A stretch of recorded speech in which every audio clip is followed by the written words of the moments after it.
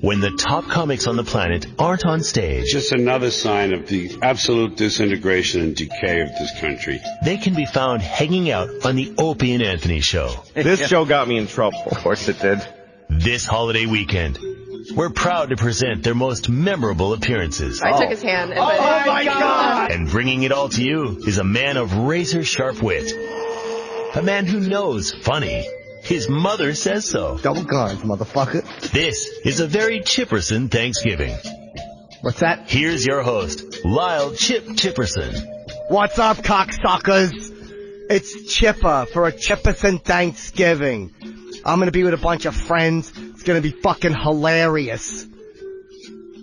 My mother would always say, the drumstick, Chipper, save that for Lamar. And I would go drumstick, but I would always think she was saying drumstick, and I would laugh. Why does the drum have a pecker? It's gonna be just like that for the next couple of days. Big laughs.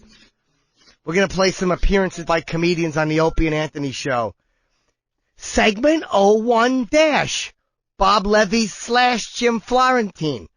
Jim Florentine is in studio. Bob Levy calls in to share stories about getting girls on the road.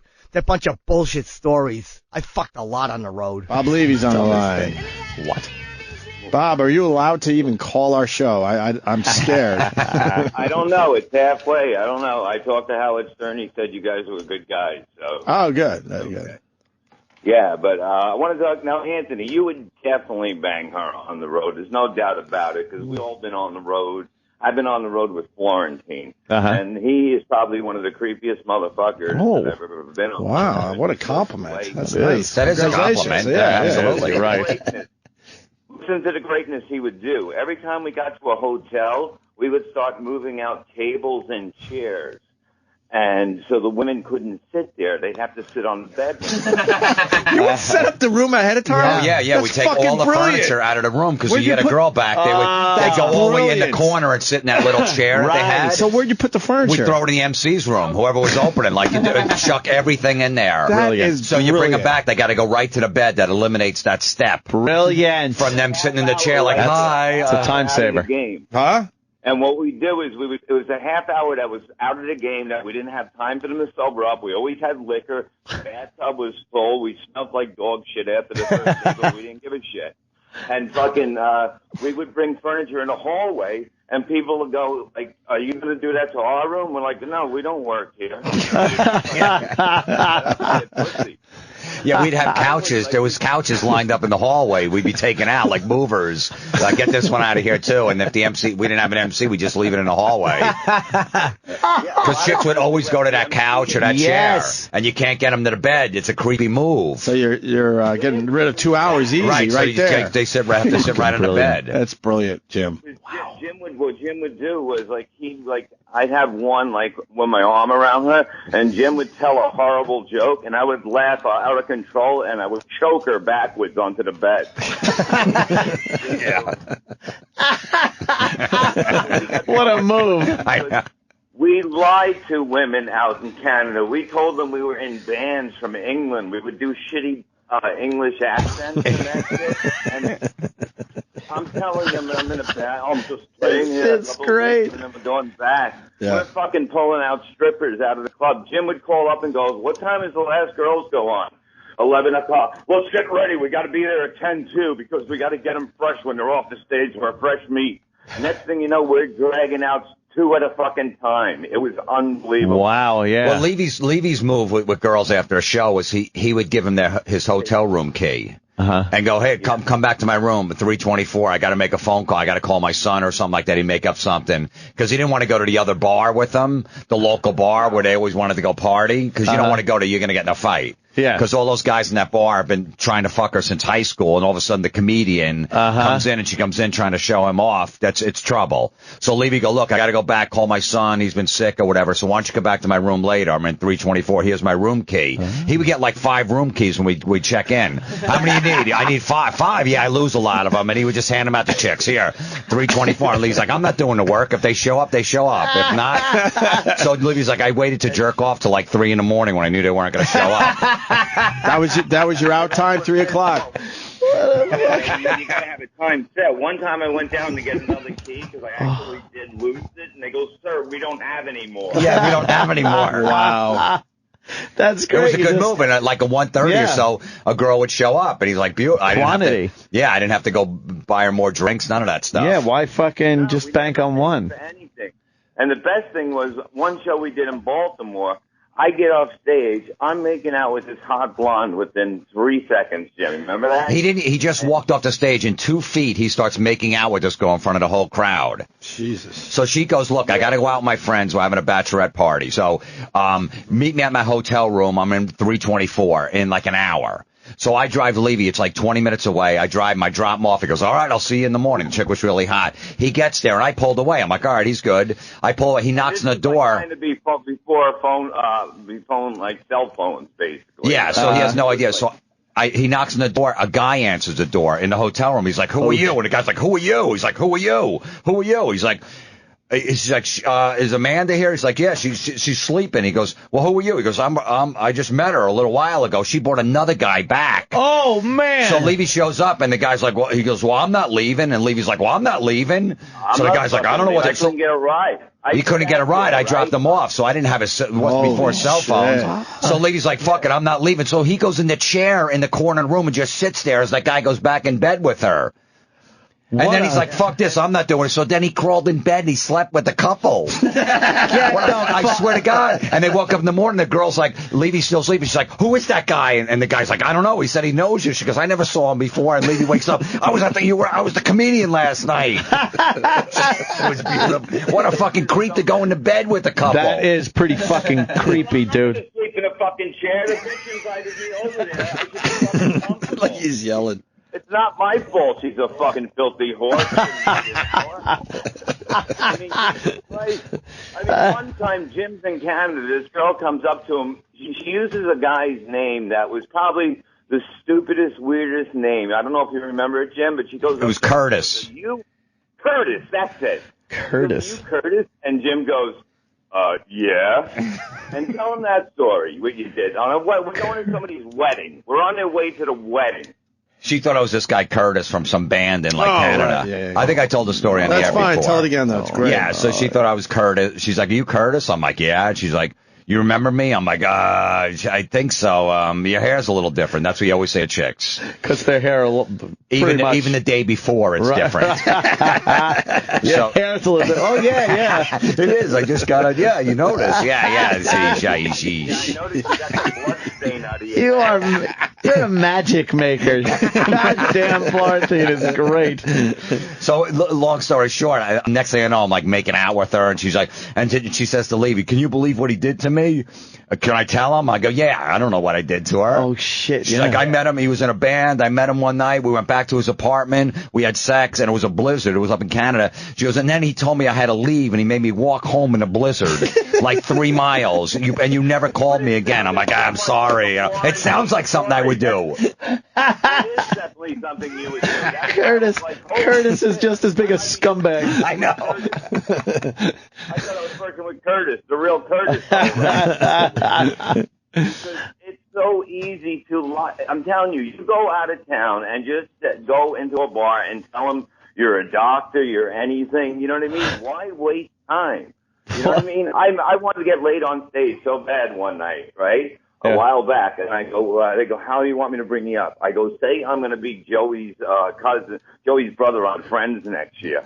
They bring me up like on that. I got fucking 10 women all over me. I pick one and get out of there. It is so simple. So money hungry fucking whores. It is the greatest fucking thing.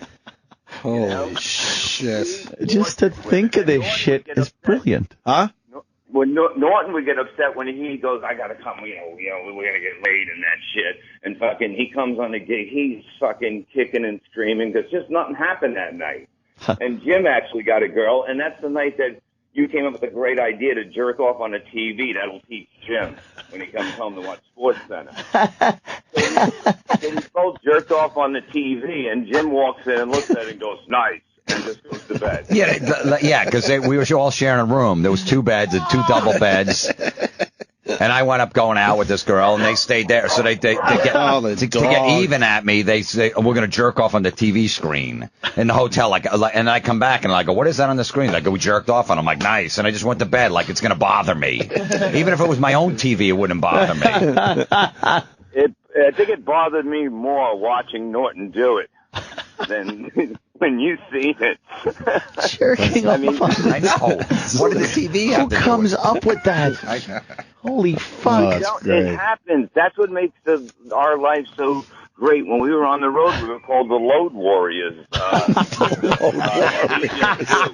Who called you the Load Warriors? Bob made that up. Okay, yeah. Great. I don't think people will walk around going, "Uh-oh, here's the Load Warriors." It was a good One one. time, Bob. One time we're doing this gig like in upstate New York, and this girl was talking to Bob after the show, and he was sure she was going to come back to the hotel room, and I knew she was, and I could see the vibe. It wasn't happening. He's like, no, she's definitely coming back, and I was in the room next to him, and he's like, I'm telling you, she's going to come back. I go, Bob, she's not. So I was like, you know what? I have to do this. I went to the friggin' phone book. I called the friggin' escort service up, and I ordered a hooker to leave his room. So like 45 minutes later, I hear I'm almost out sleeping. I hear this screaming in the hallway. Who are you? I'm not fucking paying. She's like, yes, you are. You made it. I drove 45 minutes. Somebody's paying. I didn't order yet. And screaming going on. And I'm in my bed friggin' giggling. You didn't have to leave a credit card, and I got Shirley Hempel at my some big fat black chick showed up. He's like, I'm going to go get my pimp and you don't pay me. I know your hotel room. He's like, I didn't order you. Wow. A bucket of chicken and a fucking condom, and I got to pay this fucking bitch because of Jim. Oh, fuck, that's great. We did all the fucking time to each other. And that's what made it so much fun to be on the road. No going shit. on there, being creepy fucks, and picking up women was such an easy thing. People make it seem like it's so fucking hard. All you got to do is bullshit them, and it was so simple. Sound like you were trading quality in though for a little bit of quantity, but you know it's the road. Yeah, there was fucking hot chicks, man. Oh yeah, I'm telling you. Really fucking, we were pulling strippers out of Canada. We went to a strip club. I don't know how we found a hotel next to it. There was only 7 people in the whole place, and they were all Canadian and had like flannel shirts on and missing teeth. We walk in there, we're like fucking Brad Pitt. We would get like fucking 3 of them. How many back in the room? Oh, yeah. Last night, you remember? Until you got the fat one the last night, embarrassed us. Wait, what happened? Wait, Voss has the creepiest story. My favorite story of all time. He's doing like a Tuesday night at Rascals down at Jersey Shore. Picks this girl up in his little motel, $60 or whatever, right? So he pulls and she goes, yeah, let's get a room. He's like, okay. So they get in the parking lot. And they fool around in the parking lot. So she must have blew him in the parking lot or whatever. So now she's like, okay, well, you're going to go get the room? He's like, yeah. So he's walking to the front desk. He's like, well, I just blew a load. I don't need to get a room now. Yeah. So he's trying to figure out how to get out of it. So he comes back to the car. Meanwhile, there's no cars in the parking lot. It's one of those motels where you pull the car right up to the doors. Yeah. In the parking lot. And there's nobody there because it's a Tuesday. Nobody's staying at that shitty motel. Yeah. It's in the winter in the Jersey Shore, so nobody's there. So then he comes back to the car. He's like, they're sold out. She's like, what are you talking about? There's no cars. He goes, there's a bunch of buses in the back for them tours, so there's no rooms. Now walk home in the snow. Oh, God. What a creep. We had strippers like every night, 7 nights. We got them, boom, boom, boom. The 8th night, we're ready to leave the next day, right? Nothing. We can't do nothing. I look up. I'm looking for Jim, and I see Jim, what looks like he's standing next to a cigarette machine, but it was actually a woman. And he gives me this creepy smile and wave. Oh. And we drag her to the room. You know, we said we had food or whatever. We got her into the room, and Jim starts making the train noise, like we're going to pull a train, like I'm going to be part of this God. train. We've pulled many trains. There's no way I'm going on that fucking train. Yeah. You know? But like in the morning, the guy thought we were idols, the guy that worked at our front desk. So Jim tells her in the car, he goes, I need you to duck because we're not allowed to have guests. He had her duck for 7 miles. And so she wouldn't be seen. He had what a scumbag. Oh, God. I mean, that's like, you know what I mean? That's fun. I mean, to me, that's fun. I don't. Well, of course. Yeah. No, it's a long time ago. You grow up. Yeah, there you go. That's always the excuse. Yeah, That was long ago. I mean, of course, it's like your college years. You do that stuff. Yeah, like, sure. I didn't go to college, so. Get your college in on the road. Yeah. Fucking leave. That's killing great. it. Hey, isn't it going to be great stories for our kids when they grow up? Yeah, I don't know how to explain that one. Yeah, how do you tell those? My son, look, get a fatty every once in a while. You want to bust out of a slump. You want to bust out of a I'll tell you slump. what, Jim, those Canadian women love bourbon, didn't they? Yeah. They love bourbon. We brought one MC. We wouldn't even we wouldn't get him in another room because he just wanted to come to see his family. We made him sleep in the bathtub, and he started screaming because the girl wouldn't fuck him. He's cursing her out from the bathroom. I mean, it was just a total fucking wreck. But he just didn't care. I mean, Jim, the first time we pulled a train together, he's like with the girl, and he's like, take your dick out. And I'm like, what? He's like, take your dick out. And I'm like, what are you saying? He goes, take your dick out. And then I took my dick out, and he looks at it, and he goes, I can't follow that. Yeah, Levy's packing like eight and a half. Oh, shit. It might have shrunk over the years, but you got a hammer, huh, Levy? It got bigger. It got fucking bigger, man. After every marriage, I make sure it gets fucking bigger. Is this another ploy? You go on the radio and tell people you got a big dick. And you guys work like he's now using us. You're the fucking perverted Martin Lewis. He's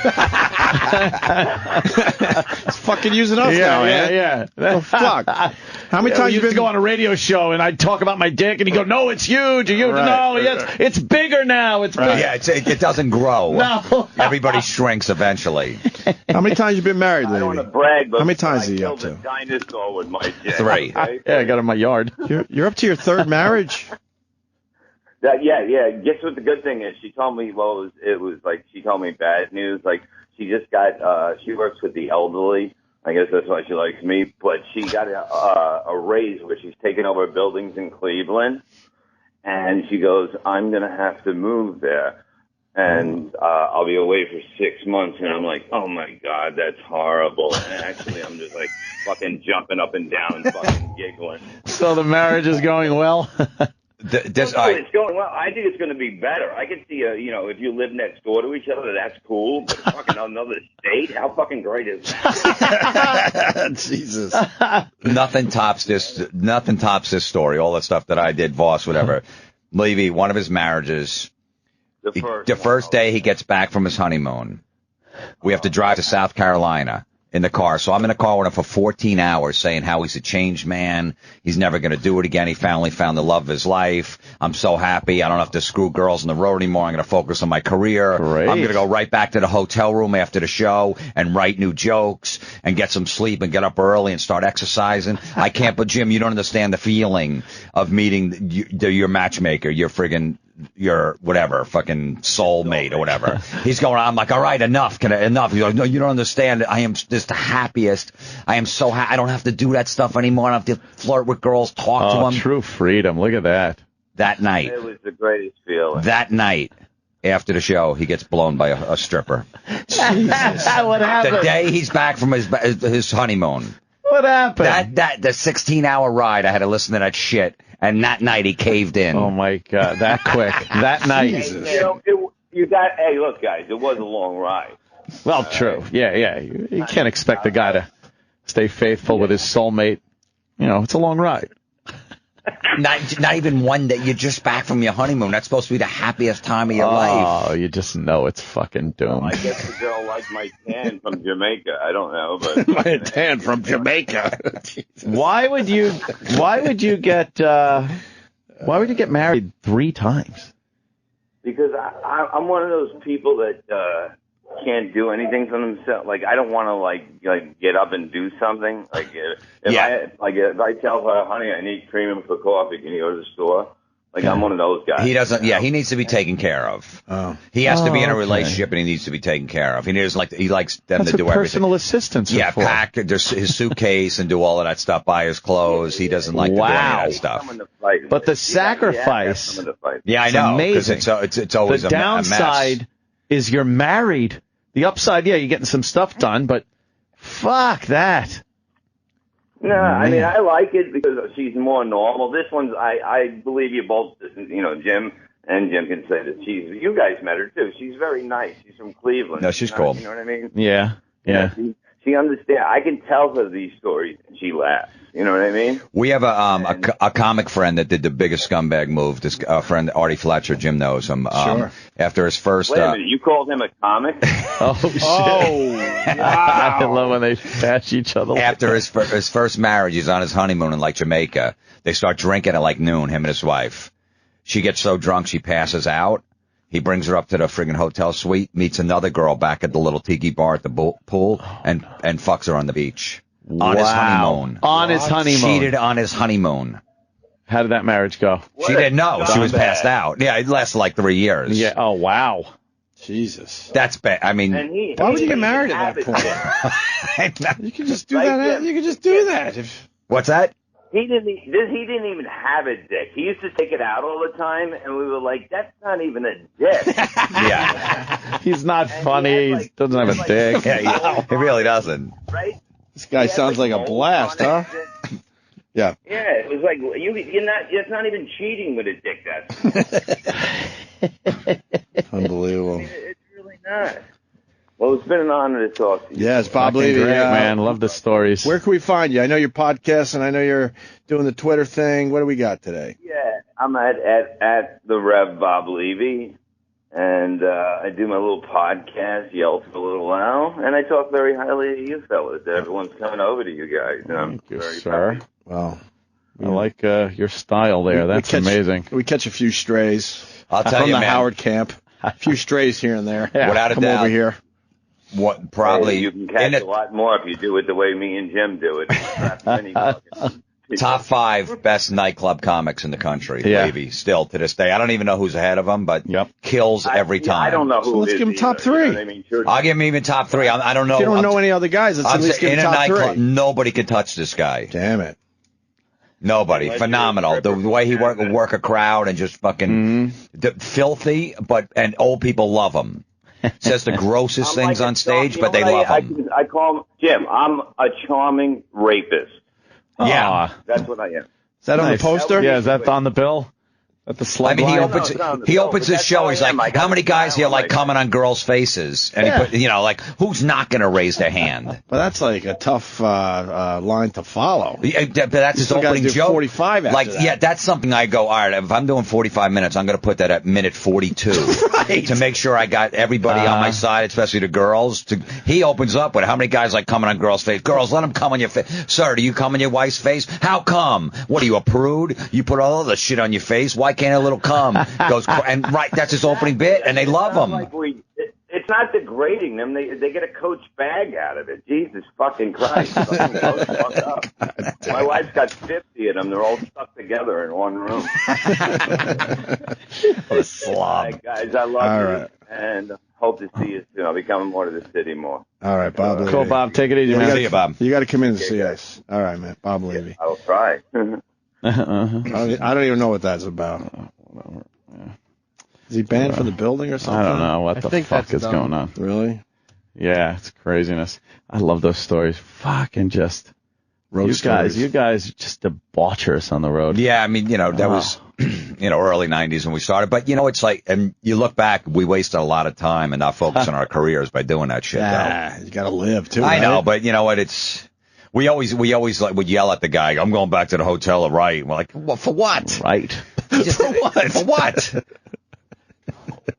What the fuck's wrong with you? Come on, we're going to go out. You're like, nah, I got to write some jokes. I'm going to go listen to my set. I tape recorded them. We're the Load Warriors, damn it. I know. Don't you want to be a part of Load Warriors? Load Warriors. That's a great name. What's that? More unforgettable appearances from the biggest names in comedy coming up. This big world, this big round globe, is theater in the round to me. I'm just here for the show. A very Chipperson Thanksgiving will continue on the Opie and Anthony channel.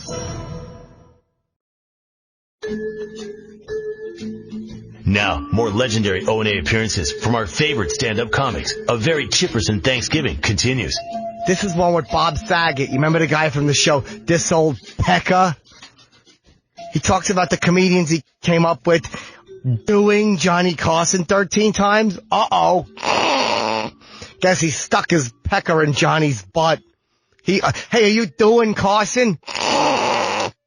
Fucking him with his shit comes out. Home run Chipperson. When I came in and you showed me pictures, is it okay if I share something personal? Yeah. Is that okay?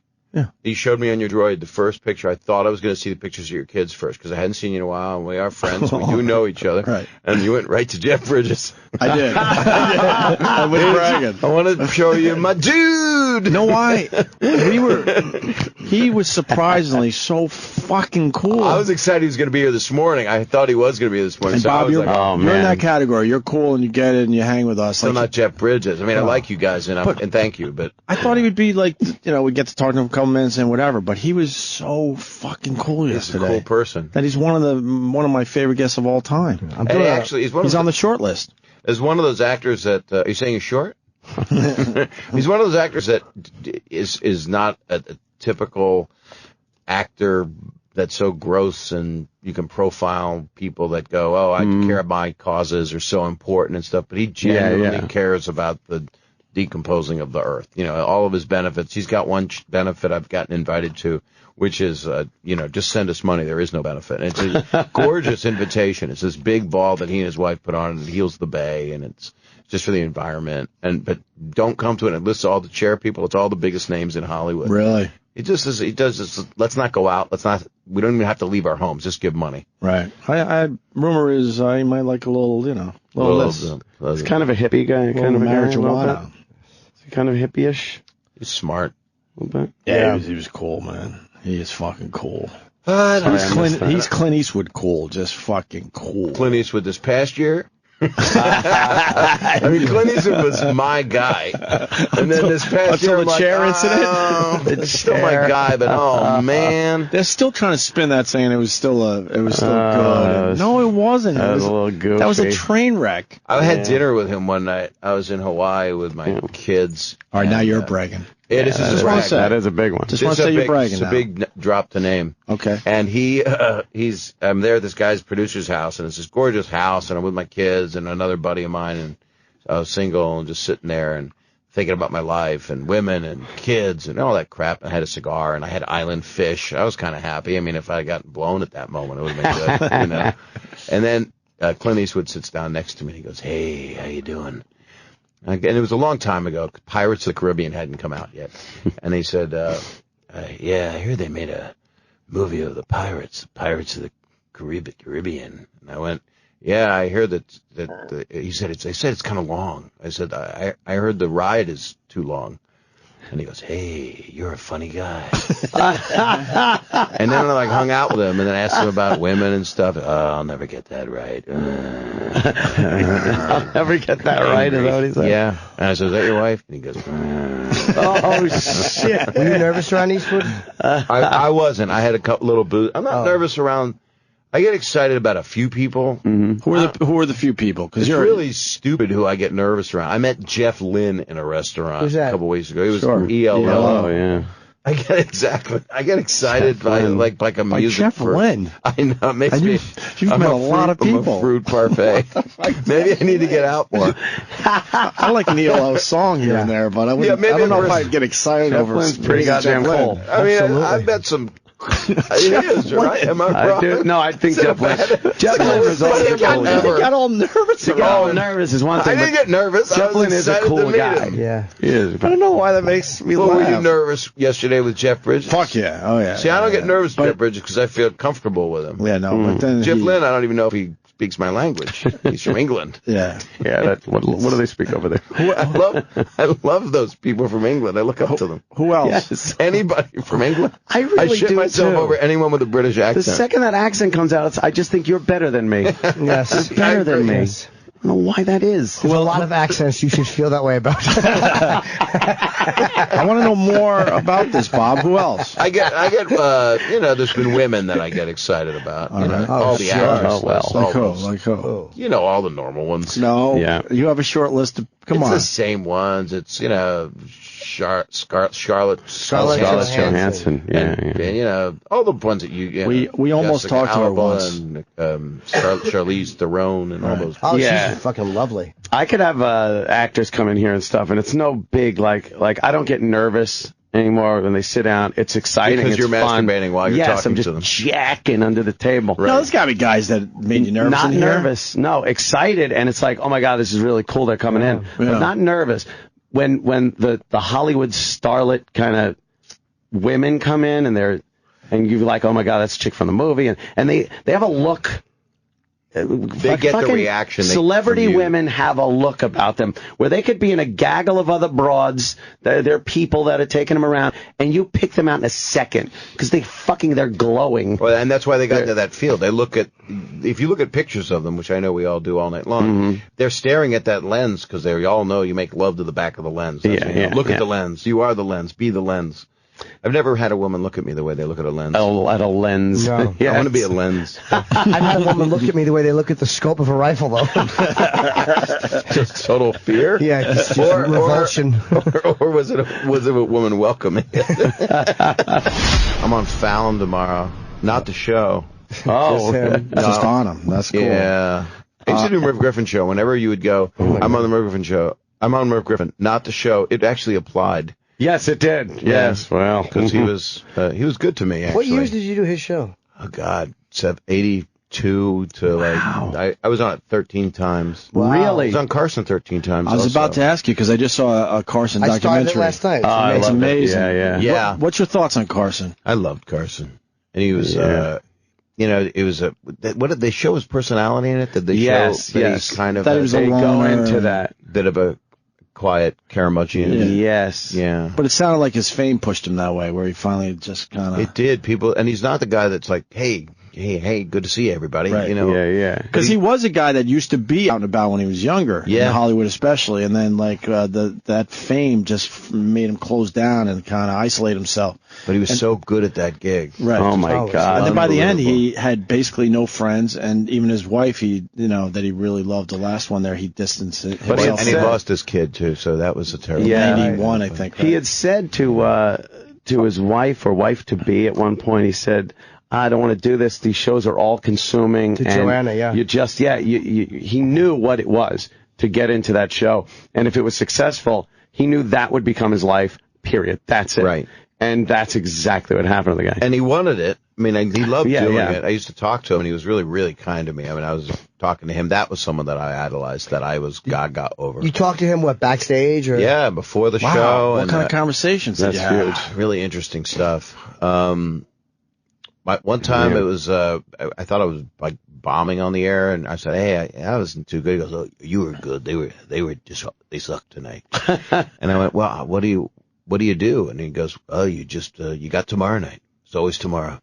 And then he probably felt it in the monologue or something and knew that they just weren't a great crowd. Yeah, you could tell right away. It was no different than what we do. Sure. You just know. But he was really kind to me. It's funny. I would tell stories that didn't stop. You know, I was like the nephew that would come on and just tell stories. You know, so I'm in there with my kids, and he's like, I said, this is true. He goes, I don't care. Just tell it. Just tell it. He would have said, tell the fucking story. You're right. I don't care. Just tell. And then he would go, and there was a music act. I remember just sitting and talking to him. I remember I have the same memories kind of with Letterman years later. Would do that show a lot also, and I'd known David from the Comedy Store and stuff from years before. But Carson that's an icon that I never thought I'd ever be sitting and talking to right like that. How did it feel to sit in that seat? Well, what was funny was I kind of knew Ed because he kind of knew my family in Philly.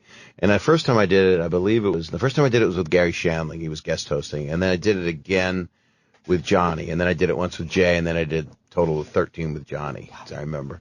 And then Johnny was, it was 2 weeks before he was going off the air. And I brought him a watch, as a joke. And it said 30 years of great service on it. And I handed it to him. Oh, this is very nice. Thank you. 30 years of great service. And then I took out 16 more watches, identical watches, like it was just a piece of shit. I gave one to Ed, and then Bill Cosby came on after, and he was, give me my watch. And I started jumping on it and trying to break it. And they were throwing watches all over the place like it was shit.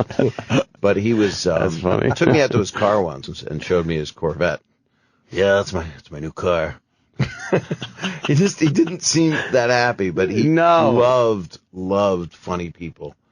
And that's what it looked like. And responded well because he knew that I loved him and I didn't invade his privacy. I was just I would just listen to him. In the documentary, they talk about how somebody had mentioned that watching someone be funny on the show, it was great because you got to see a funny person, but it was also watching Johnny legitimately laughing at it made it even better and made it feel like you were in it. You were there laughing with somebody that you cared about. And just a weird, that whole time period and everything. He was an institution, man, that just will never There wasn't never any be replaced. competition. There wasn't that. He was the guy. Yeah. No. And they explain how Arsenio Hall bit off it a little bit.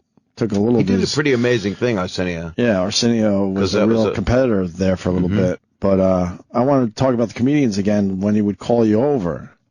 Everyone talks about the comic being called over after doing a stand-up. Right. Who are the sad saps that didn't get called over? Because now it's obvious everyone knows about Johnny calling the comedian over if he really liked them. That's the whole big thing. I only did panel, so I was really, really lucky. Oh, you never did stand-up on the show? They wouldn't put me on. The talent coordinator told me when I was trying to get on for like 10 years, I couldn't get on. When I finally had some television of consequence, then I would come on as a guest just to talk to him. But they said the Jim McCauley, who passed away, he was a nice man. He was a talent coordinator. Said your act is like a stone skipping on the water. It doesn't quite dig in. Oh shit! I want to do stand-up. I don't want to Pupkin speech from fucking Kung Fu. I don't fucking need that. I just want to get on the Tonight Show. He brought your cassette back to you and told you to go out and get some nightclub work and do some work, and we'll send somebody out to see you as soon as we can. Send us the tape. Yeah. Do you have a link? I'll wait. Yeah, but your comedy is also, it's like edgier. Well, it was just free association. Oh, okay. So it didn't find it, and it still was edgy. It was like my first joke was, I have the brain of a German Shepherd and the body of a 16-year-old boy, and they're both in my car, and I want you to see them. That was a joke. So that's not a joke, but it's just someone you say if you're fucked up. Right. And people would laugh at it kind of because like, what's wrong with this guy? Yeah. But I love the documentary. And then it got into his relationship with his mom, who. Oh man! Apparently, she could have given him a little more support. Just a little bit would have been nice. She was mean to him. She was awful. Yeah, just not. He wanted her to be proud of what he did, and anybody you'd think would be. I mean, what he achieved. But even as he got older, he just couldn't get her approval, or I guess she was watching the monologue with somebody that was writing a story about Johnny. Time Magazine. Time Magazine. Somebody. Time Magazine. A little publication called Time Magazine. And they're watching the monologue together, the writer and the mother, and they're done with the monologue, and she goes, she said that wasn't funny. That wasn't funny. And walked out of the room. Holy shit. And it wasn't even like a joke thing where she comes back then and goes, Right. Yeah, and the writer's just like, oh my God. You think she wanted to be famous? I don't know. She was Maybe. frustrated by that? She's just an obvious narcissist. Ugh. But and not a person that understands anything. I mean, that's an ego battle with your kid. That's jealous that your kid has a rise. Right, yeah. But it's more complicated than that. We were discussing the documentary yesterday, thanks to Anthony, brought it to my attention. I went home and watched it. When she died, the mom, she had a box in the closet with all his shit, all his press clippings. She saved everything. So in a way, Johnny Carson was like, oh, okay, maybe she can express, what she was feeling for me in my career. But in the end, she did show how proud she was because she saved it all. And then they said Johnny took that box, put it in his closet, and it remained there until, he died. Probably masturbated to it. Yeah. Oh God.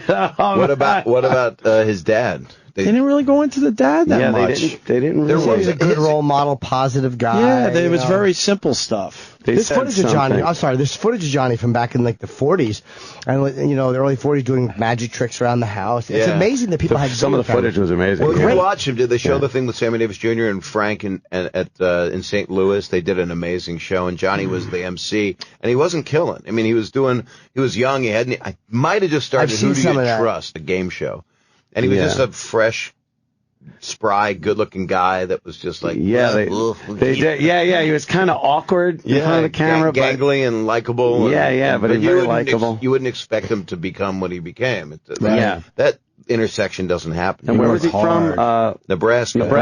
Because his father really wasn't in that a lot, but they said something about like somebody from the dad that he was the type of guy from Nebraska that loved his family so much he almost told them.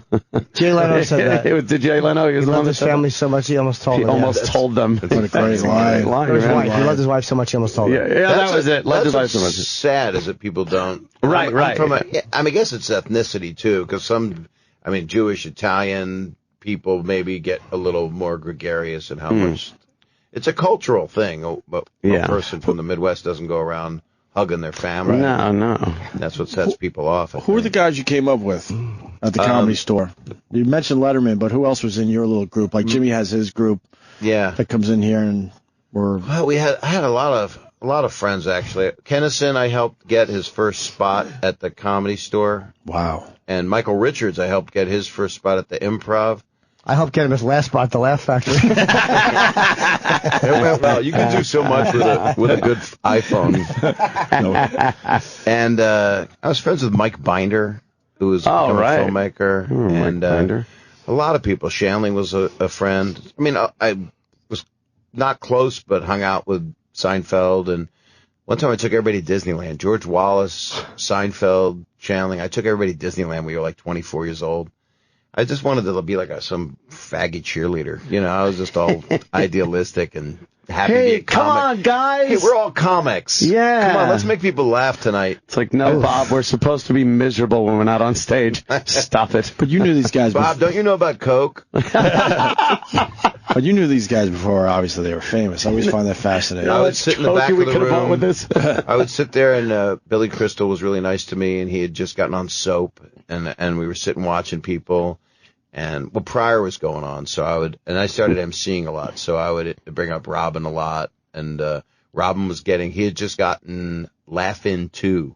George Schlatter did the sequel to Laugh-In. God, that's right. So Robin did that, and Letterman went off to go do his morning show on NBC. He was really nice. What year is all this? Like 70? 78, 79. And Leno was really nice. I mean, I know Leno is a guy that was just the construction worker's favorite comedian. You get on stage in a denim shirt.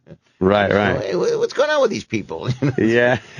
It was fun. There were a lot of. What's the obsession with the denim shirts? I think he's a creature of habit. Yeah, he's got 100 of them. It works. Like he probably feels that's my pattern. And they said Johnny was like that too, though. Very, very ritualistic, very routine. Every 10 a.m. call Fred DeCordo. He did the exact same thing every day. And when you get that gig, I imagine you're like, I got this gig. Don't fuck it up. So whatever worked yesterday, it hopefully will work today. Well, it's interesting because I'm going to talk about that a little bit on Fallon tomorrow night. The guy got the spot. I mean, it's pretty. And it tells you it's unbelievable, and I understand it because it's a crazy thing. I like it because it goes into a little more variety show type thing. It brings a little bit. I'm not a game lover. I don't want to see people do bar things on TV or whatever. I like a chat show where people just do this, but I also like that. I used to love 10 o'clock at night Dean Martin show. I used to love an attempt at people coming on and just fucking around. Different musicians come out and just doing whatever. So if there's that kind of element to a show where, God bless Jonathan Winters, someone like that can walk in, knock on the door, and just fuck around. Yeah. If the people that run the show are big enough, if it's a Dean Martin type person, and if Jimmy does that kind of thing, I don't know. He just went right to the top. He's awesome. It's amazing. He comes in to do the show, and he's a nice guy. Yeah, genuinely. Yeah, he came in to do our show when they were kind of experimenting with it on the internet. Yeah. Remember, he was doing test shows, and now look what he's doing online. It was online. They were like feeling it out. That's when we met him for the first time, and now look at him. Holy fuck. I met him. He was in L.A. and it was funny. I was on Oprah, and they had 5 comedians discovering people. And I was discovering a guy named Bob Oshak, who I need to discover again. Really funny comedian, great guy. And Bill Murray was on. And Bill Murray, via tape, discovered Jimmy Fallon, said that was the guy that he wanted to discover. And Jimmy had just started on SNL. He was one of the new guys. And Bill Maher had somebody he discovered. I can't remember.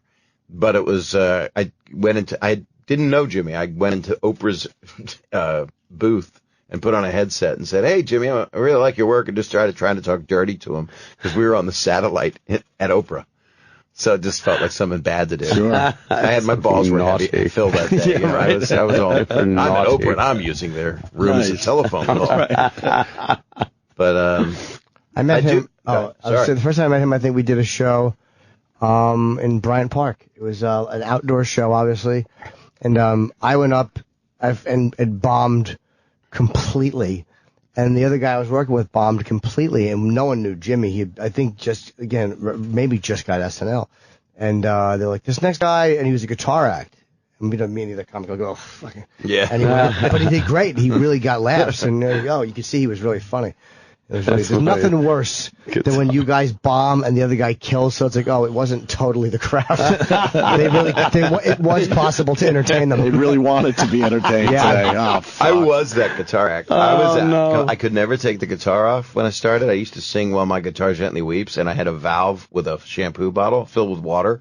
I would turn it, and water would pour out of my guitar. So it was a combination of Gallagher and a music act. And I was hated. But so bad. I was at the Improv one night, and Larry David, this before Larry did Fridays even, was standing there, and Larry we'd get very amped up before going on, didn't always was caustic toward the audience even before, so he would know legendary. Be like that. And somebody was on stage, and I'm standing next to Larry holding a guitar. So it's a scene basically from Curb. It really felt like it. Larry's watching the guy on stage, and we're right there. It's like in the Improv in LA, you're too close to the stage, and all the comics are just looking, and you're kind of lit. It's just weird. And Larry's going, they're laughing at this fucking guy. I don't know if I want to go on. And so these people are fucking stupid, and they want a fucking guitar act. And I looked, and I had a guitar on. Shit. And he didn't even realize he'd said it. And he looked at me, and then I went, and then I was like 23. I'm just so hurt. At least it didn't have an impact on your life where you remembered it. Oh my God. Well, I also agreed with him. I wish I didn't have the guitar because I was going to go up and do fucking parodies. A piece of shit that I was. And then, of course, my new special has a lot of music on it. But then Larry went on stage right after this guy who did jokes that Larry didn't like. And Larry was right. He was completely right. The guy was doing real feed the audience, pablum stuff. And Larry started and went, it's just hilarious. Very known for doing this. Yeah. So it is you people. Or someone like, you know what? Fuck you. Wow, it is you people. I don't even remember what the joke was. I just remember him going, fuck you. And next thing I knew, they said, ladies and gentlemen, Bob Saget. Because he was gone. And there I was with my guitar. Feeling like he was right, and this is going to work, and I'm a piece of comedic shit. There's so many stories of him. Of course I killed. Pitching like that. But it was, I would do just parodies. He would leave the stage, just yell at the audience, pitch. In the middle of doing something, he would just go, fuck this, and walk off the stage. It's like, what the? But that doesn't get you anywhere. He was so funny. No, it doesn't get you anywhere. Tracy always does the opposite. Tracy would be like, well, even the Virus tour, he would go, I'm going to walk him, Bobby. I went, why are you going to walk? I'm going to talk about things they've never heard, abortion. But now they've heard that. I'm going to walk them. They're going to leave.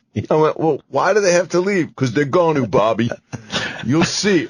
But I think that's a saver to make sure that you've never wanted people to leave, right? Not at all. No, not until I fuck them. Then I would love them to. As soon as I'm wiping cum off with a sock, I want them putting on their shoes. I saw Tracy Morgan at Caroline's, and he wasn't having a good set, so he decided to talk about his pubic hair for 20 minutes. Not a minute, not 2 minutes. For 20 minutes, he would not stop. And then but there's a lot to talk about. He was basically going to every girl in the front row asking if they wanted to see his pubic hair. And he made it into a thing, and he turned the whole fucking place around. That's nice. It's unbelievable. By the way, Jim I was going to say, you beat me by a half a second. Oh, my God, that's right. Obviously, he's taking a huge shit. He named his shit after me. I bet you it's as tall as me. At this point. I bet more mass of his own body is coming out of him. What if he created an exact opposite that just comes out of him? His twin. His shit twin. He shit his own twin out. I finally shit my great Kenny, movie. You got something on that? A lot of people don't know this, but he told me he's been holding this since last night. Why? Oh, no. That's what he does. Why does he hold? Well, he wasn't in labor till this morning. Yeah. No, he does weird things like that. He holds his shit. Yeah, we're going to have to ask him when he comes back. Well, that's a problem. I don't know. That's why bad for you. Like you that. can get hemorrhoids. You can get bowel cancer from holding shit. Shit is, you know what shit's got in it? Shit.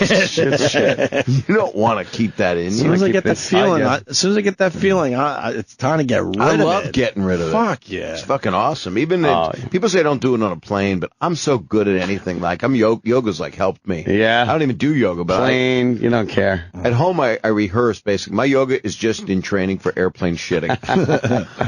Squatting, Bob. You gotta get it done with quick. Yeah. One of life's simple pleasures is when you can't cut it loose, and you get a nice long one, and it's over. Huh? Oh, you mean it just stays there forever? No, I mean you think you're snapping off logs, but it turns out to be one nice, really long one. And then you got a little amazement in your life for the day. Well, hold on. I'm still caught on the end. You don't like this stuff, Anthony? Anthony's trying to figure out if you like the sensation of keeping it in there. I think No. I'm talking when it's a giant tube steak. Yeah, you're releasing, but you're not cutting off individual logs. It becomes one really long one. But see, I can't relate to this because you need to know as he's dropping logs, he flushes immediately while he's still sitting on the toilet. I do that sometimes. Well, I like the courtesy. I want to see what I did.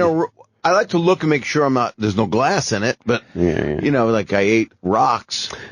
Yeah, Jimmy, what happened? Jimmy's smiling. Well, I gotta be honest. I never experienced anything like this. That's 20 minutes. Yeah, I take slow shits, but I went upstairs. I would say not a great one. It was one of those ones where it's going to be like, I felt like I was forcing out baby carrots covered in peanut butter. Oh, Jesus. Did you eat either of those things? Or everything turns to peanut butter, I eat a lot of baby carrots. You mean the ones in the package? Yeah. That's was it orange? Yeah. No. I'm saying they were small, and it was just hard to get it all going, and I'm like, oh boy, is wiping going to be a nightmare. Like, wiping can be, yeah. Nothing's worse than when your shit sounds like you just threw pebbles in the water. Yeah. Bag of rocks. Oh, it's the worst. Mine sounded like,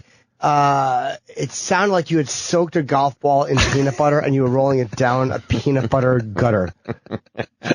Does that like mousetrap? It wasn't good. My mother's old, and I probably shouldn't talk about this, but sometimes I'll take her to the restroom somewhere, and I'll drop her off, and it's the act itself for an older person is probably about 12 seconds tops, but the maintenance can be 45 minutes, because there's old flesh you have to get through. Did you have a lot of Wait, you're putting a fanny pack? Did you shit in that fanny pack? Bob, hold on a second. You're giving us way too much material. Have you had to wipe your mom's?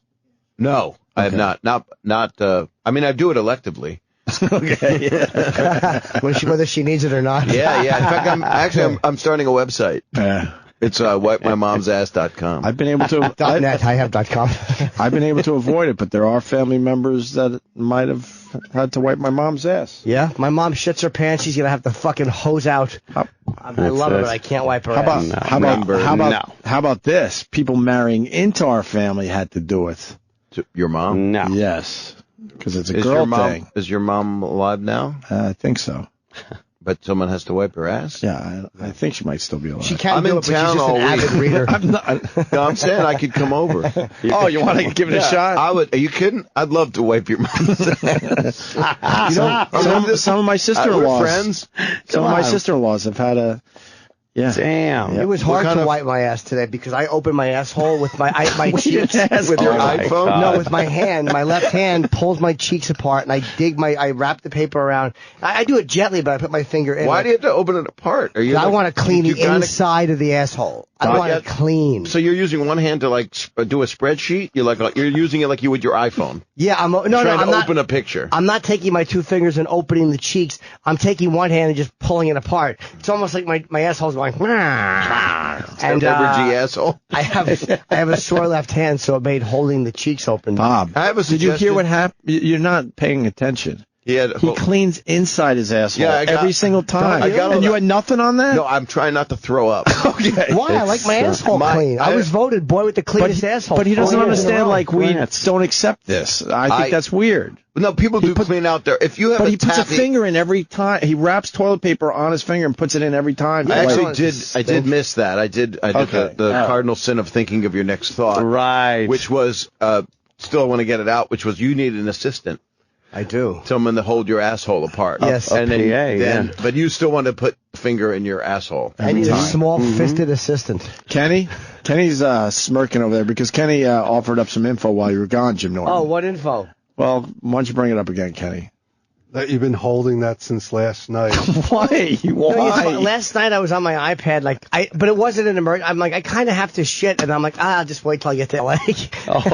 But I have to shit now. That's dangerous for you. It really is bad for you. I didn't have to shit that bad. Did you eat on the plane? Did you eat anything? I'm leaving now. Oh, you're leaving now? Yeah. What'd you eat last night? Just baby carrots, and I did a TV show, so they had craft service. So I had a few nuts and a few crackers, which I shouldn't have, but nothing too crazy. What show was it?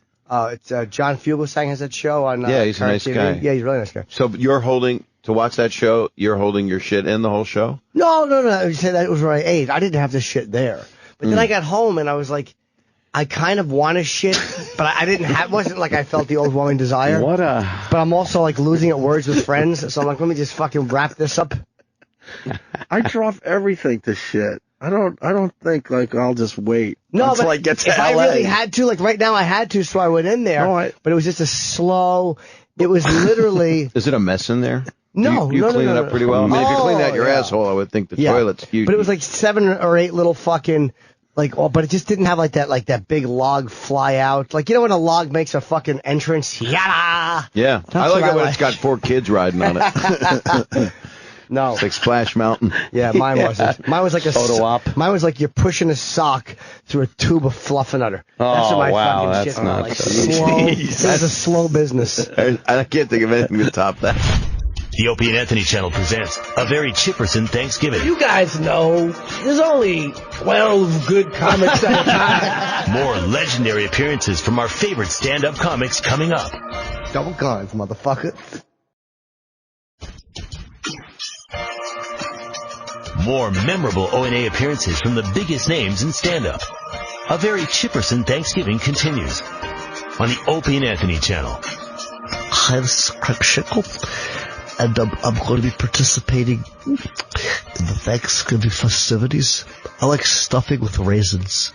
That's my favorite food, stuffing with extra raisins. In this segment, Andrew Dice Clay, who uses a lot of language that I don't really care for, returns to the show to discuss that he was in a Woody Allen picture. I like Stardust Memories, that's my favorite. But this is called Jasmine. I guess he talks about working out and things of that nature. I didn't really care for this segment because of the language. I think that you can be very funny if you don't curse too. Shickle about it. Hey, DC. What up, yo? Take a seat, Dice. You look fucking fantastic. I got to tell you. You're standing out there. You're trim, slim, svelte Dice. In the cage, my friend. You're in the cage. Me and Norton. Yeah. Look at I couldn't believe when I saw Norton in Vegas. Can you believe it? You know, the shape he's in. Yeah. You know, and I heard through the grapevine that you've been in the cage. Yeah. Going to the gym, doing the right thing. Going to the gym? No, going to the gym and eating better. Is it a lie? No. No, I'm going today. It's English, but it's not a lie. He has been going to the gym and working out like a maniac. Yeah, I go constantly. And you, what do you do? What do you do, Dice? What do you do to work out? Weights? You do I do cardio? everything. I do the cardio. I normally start with the cardio. Yeah. And any trainer that tells you to end with cardio is an asshole human being. Really? Yeah, because that's the trick. It's a trick, Anthony. Yeah? Yeah, because when you do cardio last, let's say you hire a trainer. I go, all right, stay on this for 40 minutes. I got to go. And they leave. Cardio's the most important. After that, everything else is extra. You know what I mean? Using the weights, all that stuff. That's like the cherry on top. That's like building up, you know. Yeah, when a trainer comes on, hey, you want me to train you? You know, let me work you out. Oh, yeah? I'll work you out. How does that sound? I got the trainer. You got the trainer? Yeah, he comes over the house. I got a whole room. I used to, I used to have a trainer. Because I wouldn't go. Well, you see, but I am self-motivated that way. Like, I like being in the gym. I don't. You know? I like being in the room next to my bedroom. Well, then don't. That's what I do. Don't do it. But that's what I do. You know, you've always been a lean guy. You don't need to train. Get on You could have a treadmill in your house. But I do. He does. I do. And you won't get on it. Make my mic louder. But I make my mic louder. You got to turn your headphones up, maybe too. Oh, really? Yeah. And you know how to work the electronicals. Yeah. Do me a favor. No. I got the trainer. He comes over. Okay. Comes over, and we do weights and shit, and I do the treadmill on the days he's not there.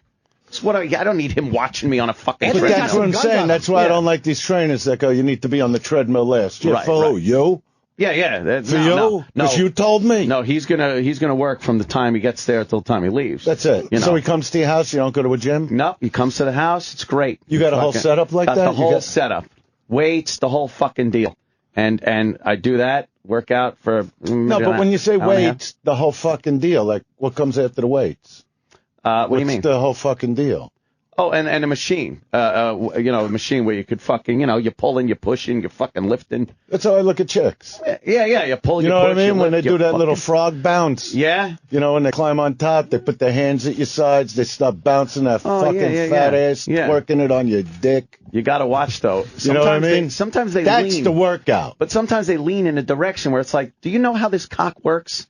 It's not hinged like a ball joint. You know at the what? bottom. I put him through. I put him through a little boot camp session first, just to train him what I need. A little training, what you need. You know what I mean? You know How what about I that mean? one where they want to hop on and then lean back. It's like my fucking. It's called a hard on, not a fucking soft on. No, but you can work that angle. You can work that angle. You can, but they got to do it slow, Dice. You lean back slow. You don't fucking. Well, you get a novice. You get what you deserve. Go back. Well, you know what I mean? You're right. I like getting them a little broken in. I don't mind if a chick's been fucking for a few years. You don't mind them a little sloppy. No, I like a girl that knows what she's doing because a lot of. Gem Mint 7. No, but seriously, when you go with a lot of these girls, right? Yeah. You know what I mean? And they give you the I'm a nice girl. I don't really do these kind of things. Like, girl, you're gonna relate. It's like, you know what? Then you're not for me. Okay. You know, I like a girl that could just sort of hop on and join the team. Doesn't need any instruction. Join my team of fucking bulls. The manual's been lost for years. You like all this twerking stuff? Fucking, they took a stripper's move and gave it a name. Right. Yes, thank you. You're right. You know, my wife's been doing that for me since the day I met her. I walk in the house, she's twerking over there. Twerking. You know what I mean? I go, they stole your move. It's become very like an African American move or something. I just fucking love any chick that has the nerve to go in a public place to a club and say, basically, this is what I could do on your fucking cock. And I'm going, you filthy animal, I want to marry you. That is what they're doing, is like, look what I could do if your cock was right here and I was on it. Yeah, I mean, think of that, how they start moving each cheek individually. Like they're showing you that. I said, you think that's some? Watch my balls. One's doing the samba, the other one's doing the merengue. Do you twerk with you know your what I nuts? mean? I twerk with my fucking nuts. Twerk with your nutsack. I just don't, I don't think they get into bed, though, and do those things. I think it's a thing they do, and then they get into bed and just fucking lay there anyway. Exactly. Lay there like fucking, exactly. Yeah, it's like, how about... Lay there like a dead fucking fish. How about your work? Yeah, there Start you go. fucking, sister. Yeah, there you go. There's some twerking. There Oh, we my go. God. Look at that big ass. That's a nice, big, fucking fat ass. And she's doing it in like a bakery. No, she's in a grocery. Yeah, there we go. Pick up the... You got another one? There we go. Now she's by the milk aisle. Yeah, she should be very proud of her accomplishment. Her ass really moves in a wonderful way. Yeah, it really is. And it's a big fat dumper. It just reminds me of some animalistic mating ritual. Well, we are animals. Yeah, but we're we're simians. Yeah, we're animals. If I was with her, my dick would whistle at her. Yeah? Yeah. My dick makes noise sometimes. That would feel good. But I'll tell you, that big fucking juicy ass hitting against your stomach and pubis would just milk your dick. Yeah, like the little area above your dick. It's called the hair? It's a pubis. No, the pubic hair is the pubic hair, but the pubis is the area right along above the penis. You know what? I'm not that. I didn't want to go to school to learn. Yeah, it's a pubis. You know what I mean? Norton knows all this shit, but she is great. She would milk your penis really nicely. Oh my God! Look at that. She's not even trying. She's just jumping up and down, and her ass is really like fucking shaking. I wouldn't say I'm attracted to her at all, but she would make you come really good. What? You're not attracted to that? No. A beefy chick like that? No, I don't like her face that much. I don't. Who's like even that. looking at that? But the ass would make you come. If you're looking at her face, she's not doing a job. I don't like that ass. But why not pick the dress up and show us the... See, there goes one cheek. Here we go. I'll tell you, Aunt, it would make you come. You wouldn't believe. You'd probably go, holy mackerel, I'm coming already. You wouldn't believe how fucking well you came with that girl. Really? Yeah. Her ass would fucking... It would milk That your really dick. is a good one. I don't know. It's too big. Twerk, you mother. I don't I like that. a fat ass. I'm not big You know on what a I mean? fat ass, Dice. Well, I like a beefy ass. I'll put it to you that way. Yeah. I do too. But we got a lot to talk about today. I got a lot going on. We're talking about fucking twerking, slobs, banging, balls to the face. You know, when you come in, we usually talk about just shoving dicks in chicks. Okay, I know. But you do have a lot going on. So you're like running the show today. Opie has jury duty. He's on jury duty. Yeah, he just left for jury duty. Yeah, he went over there. Somebody else that'll get off. Yeah. Everybody gets off. I don't even know why they have courtrooms anymore. All right, well, let's draw this out for a few weeks, and you can leave. You think that's it? Yeah, fucking justice. There is no justice. I don't think you agreed with the Trayvon the Zimmerman trial. What? No, I'm talking about that kid that stole the socks from Macy's. You know what I mean? They put him in court. That grand big trial. Theft. Yeah. I'm like, you got to be able to steal in this day and age. Things are too expensive. Well, that's true. I don't think people socks, get guilty over stealing. Socks ain't bad, and stealing like that. No, but he took like thousands of them. Oh. Yeah, off a truck. And I'm like, it's socks. You need them. Yeah, who gives a shit? Yeah. I don't care. Yeah. So you do have a lot going on, Dice. A fucking Woody Allen movie. Yeah, tonight's the premiere. I'm very excited about it. Big premiere. Very excited and about it. I'd be. That is huge. Yeah. How was it working with Woody? Woody's great. Is he great? He was great. He let me do what I'm supposed to do. Uh-huh. You know what I mean? And, from what I'm reading, it's almost like embarrassing. What do you mean? Well, you know what? I really showed up to do a great job because I knew the kind of actors I was going to work with. It's huge. You know what I mean? You're working with Alec and Kate Blanchett and, these are the, Sally Hawkins, Golden Globe winners. Uh-huh. So I was like, I really got to bring an A game, and I didn't do a movie in 12 years. Jesus. But, when I see these, the Wall Street Journal, the way they write me up, and, I'm like, this is the craziest thing I've ever been involved in. You know what I'm seeing here, Dice? And I'm not kidding around either. No, I know what you're talking now. This could be the fucking John Travolta Pulp Fiction thing for you. But that's what they're saying. They're talking about Mickey Rourke and the wrestler, but I'm like, these guys, guys like Mickey Rourke to me are the best. Yeah. To me, he's one of the greatest actors just ever. He just is. Yeah. So I understood that. And he's the star of that movie. You know what I mean? Yeah. And even though Travolta, was a supporting role in Pulp Fiction, it was still a giant part. Sure. You know what I mean? And so I get, but this is really, it set me back a little. I'm pretty overwhelmed. A little humbled? Very humble. Yeah. Yeah. I'm talking to you now just straight. I feel like I really hope I did as good a job as what he's been saying. And that's all I wanted to do. What's the character? Well, he's a very regular guy. Mm-hmm. You know what I mean? He's a guy that's gone through a lot of stuff, which I can relate to, but, I had to go pretty deep. Mm-hmm. It's like I got my own method of acting. I know how to get there. But, I just can't believe the press on this. Yeah. The AP came out, Associated Press, the other night to take pictures when I was in Vegas at Vinyl, which I've done the AP before. Yeah, sure. And they never send anybody to take pictures. And the guy said, honestly, Dice, this is the biggest story in showbiz right now. Wow. And I'm like, you're kidding me.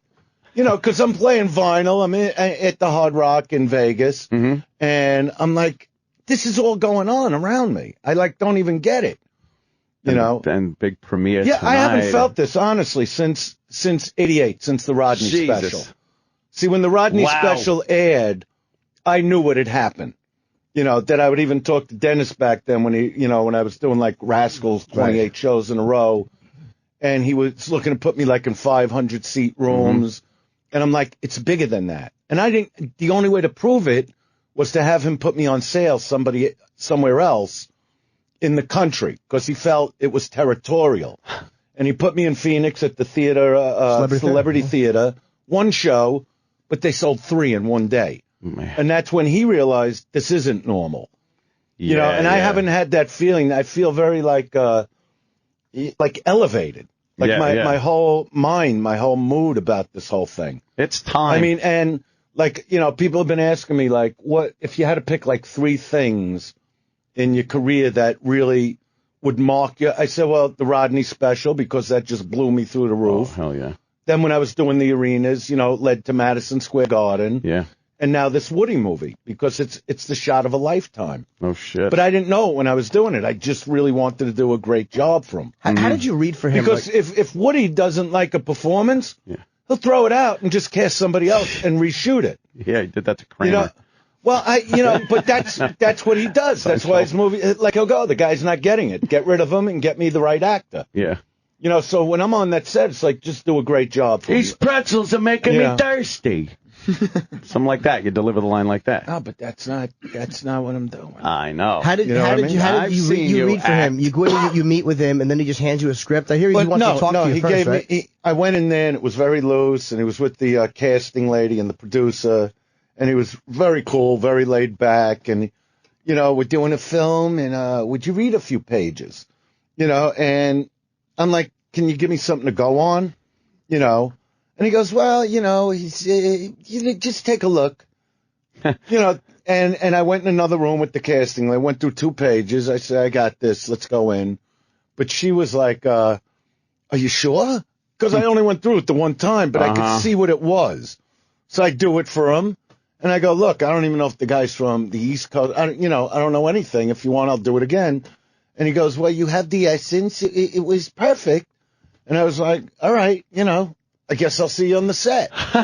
But when I actually got the text that I didn't even open it from my manager, Bruce, and I just saw you got the, it was an emotional thing for me. Wow. Because, number one, it's like something my parents would have always wanted to see me do.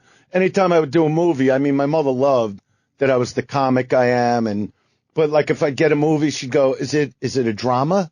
Because she loved drama. She knew I could do the drama. Yeah. And I go, well, Mom, I'm a comic. It's like a comedy, But this is like something they would have just loved. I mean, I could just see them talking about it, I've seen you act, and act like, where you wouldn't even know but it it's wasn't you're talking about like Crime Story years ago. Yeah, but even that was more animated. Yeah. This isn't as animated. But I saw, even like way early on, like in fucking MASH. When you were in MASH, that's right. I remember that. It was like fucking holy shit. That was their last Halloween episode. Was it? Yeah. That was the last year they were on. I was like, I couldn't believe I got that back then. Yeah, that was the beginning. It was one of the first parts I ever got. Yeah. And then the whole Dice thing went crazy like 8 years later. It's been a very interesting career. No shit. I know you've been part of a big part of it. You've been part of a bit. Everybody here has been part of it. Yeah. He has not been. Oh, no, I don't know this fucking guy, and I don't trust him. Good. You know what I mean? Good instinct. Any guy that looks at me like that, I don't trust. Yeah. But anyway, no, I'm just fucking with you. You know that, right? Travis is a good guy, yeah. How do you know? I have him over the house. He's come over the house. His wife, his live lovely with him for kid, a week. and you live with it. No, live with it. Fuck that. Exactly. No so way. how great is he really? Good point, Dice. Yeah, exactly. Hey, we live together. He's nice to be in here with during you. the hurricane, he did live at my house. Him and wasn't his that family. nice of him? Wasn't that nice of him? Because power was out and because he was riding a U-boat around his house. He moved in with you. Did you a favor? He was down in where are you down there? Rockaway. Yeah. So. Oh wow, that really got. Is everything all right now? Yeah. Yeah. With us, yeah. Crazy with the fucking. It's crazy. In Vegas now.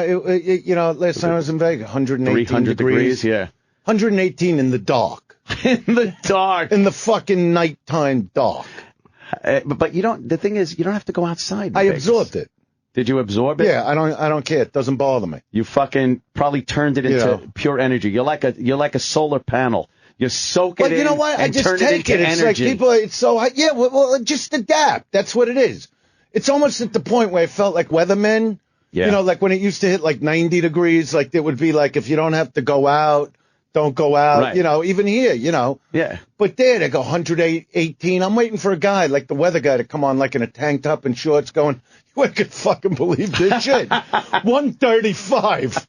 Just stay the fuck in. Do yourselves a favor. Find some broad, bury your balls in a fucking grease pit and have a good night. Grease pit. Why would he say that? Yeah. Like, he might say stay the fuck in, but why would he tell you to fuck a girl? Because what else are you going to do when you're in the house? You either whack your own bag or you have somebody whack it for you. You watch TV. Like the other day, I'm rinsing my cock off in this chick's asshole. Yeah, sure. Rinsing it off in her asshole.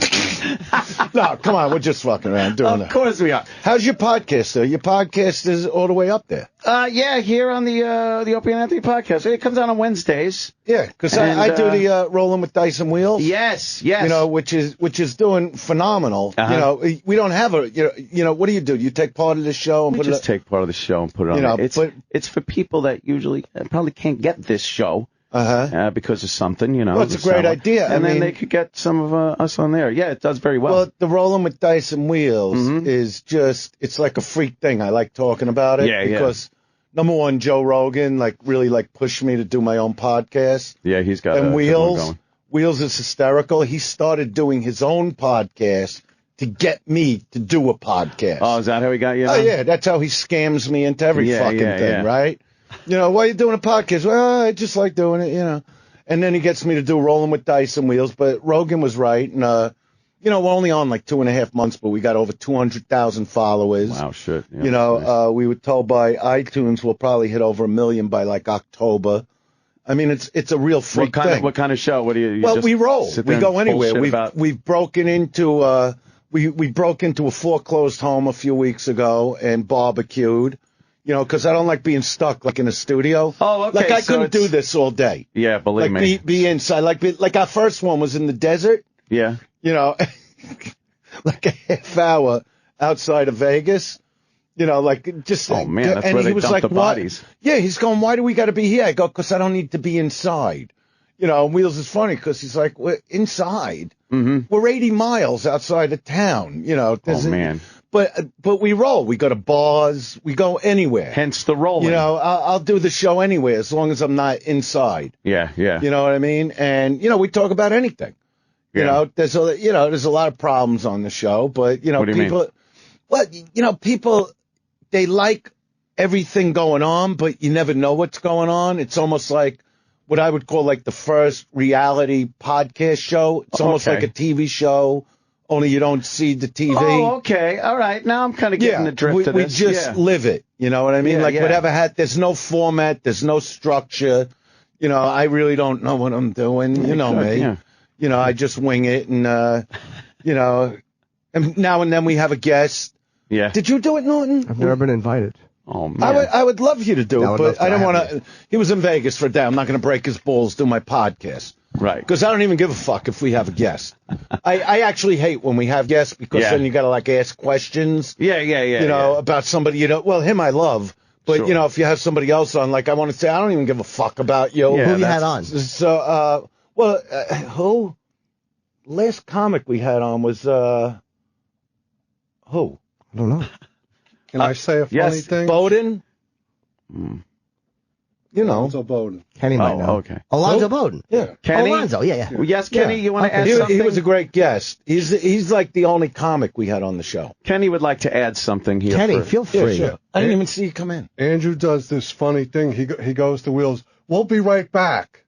And Wheels goes, what are you talking about? We're doing a podcast. We're not going. He goes, but that's what radio guys say. Yeah, exactly. So you just say, we'll be right back. Yeah. But then you don't go anywhere. Right. Well, that's what he said. He said, like, because like guys like you'll always go, we'll be right back. Yeah. You know what I mean? And, you know, so Wheels, like, says, like, no, but we're not going anywhere. Yeah. You know, so we're not back. We're still here.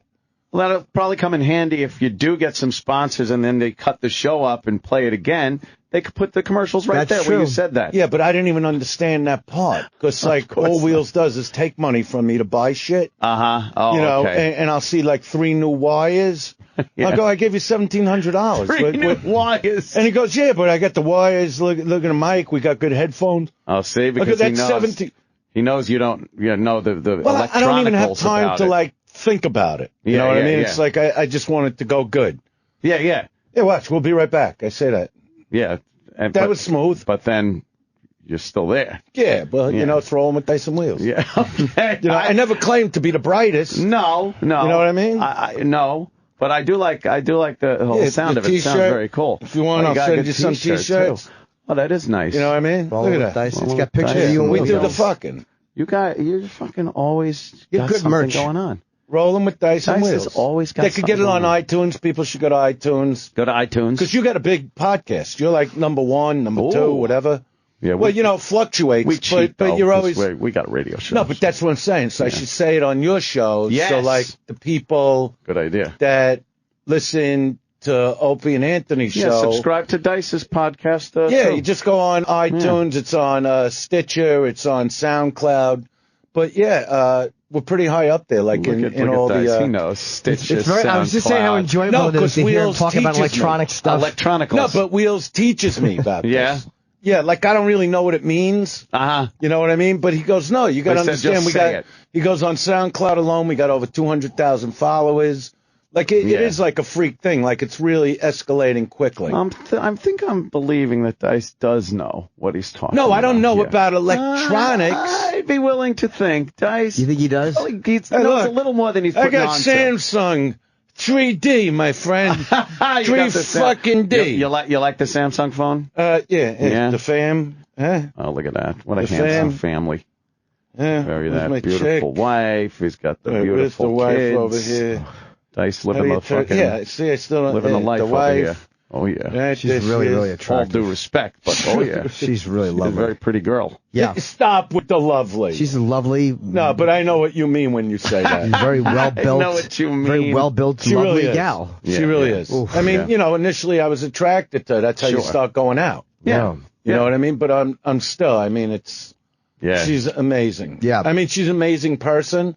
Since the day I met her, she was always calling me my movie star boyfriend but I would actually tell her, I go, you know what? I'm not looking to build that career. I think that time is come and gone. I really would tell her that. And I go, I just want to rebuild the comedy, do some bigger places, do the theaters again, whatever. The second you have a plan, and actually, way. me and Norton have the same agent, with Pete Pappalardo, and we were supposed to go on sale for the Garden again, as crazy as it sounds.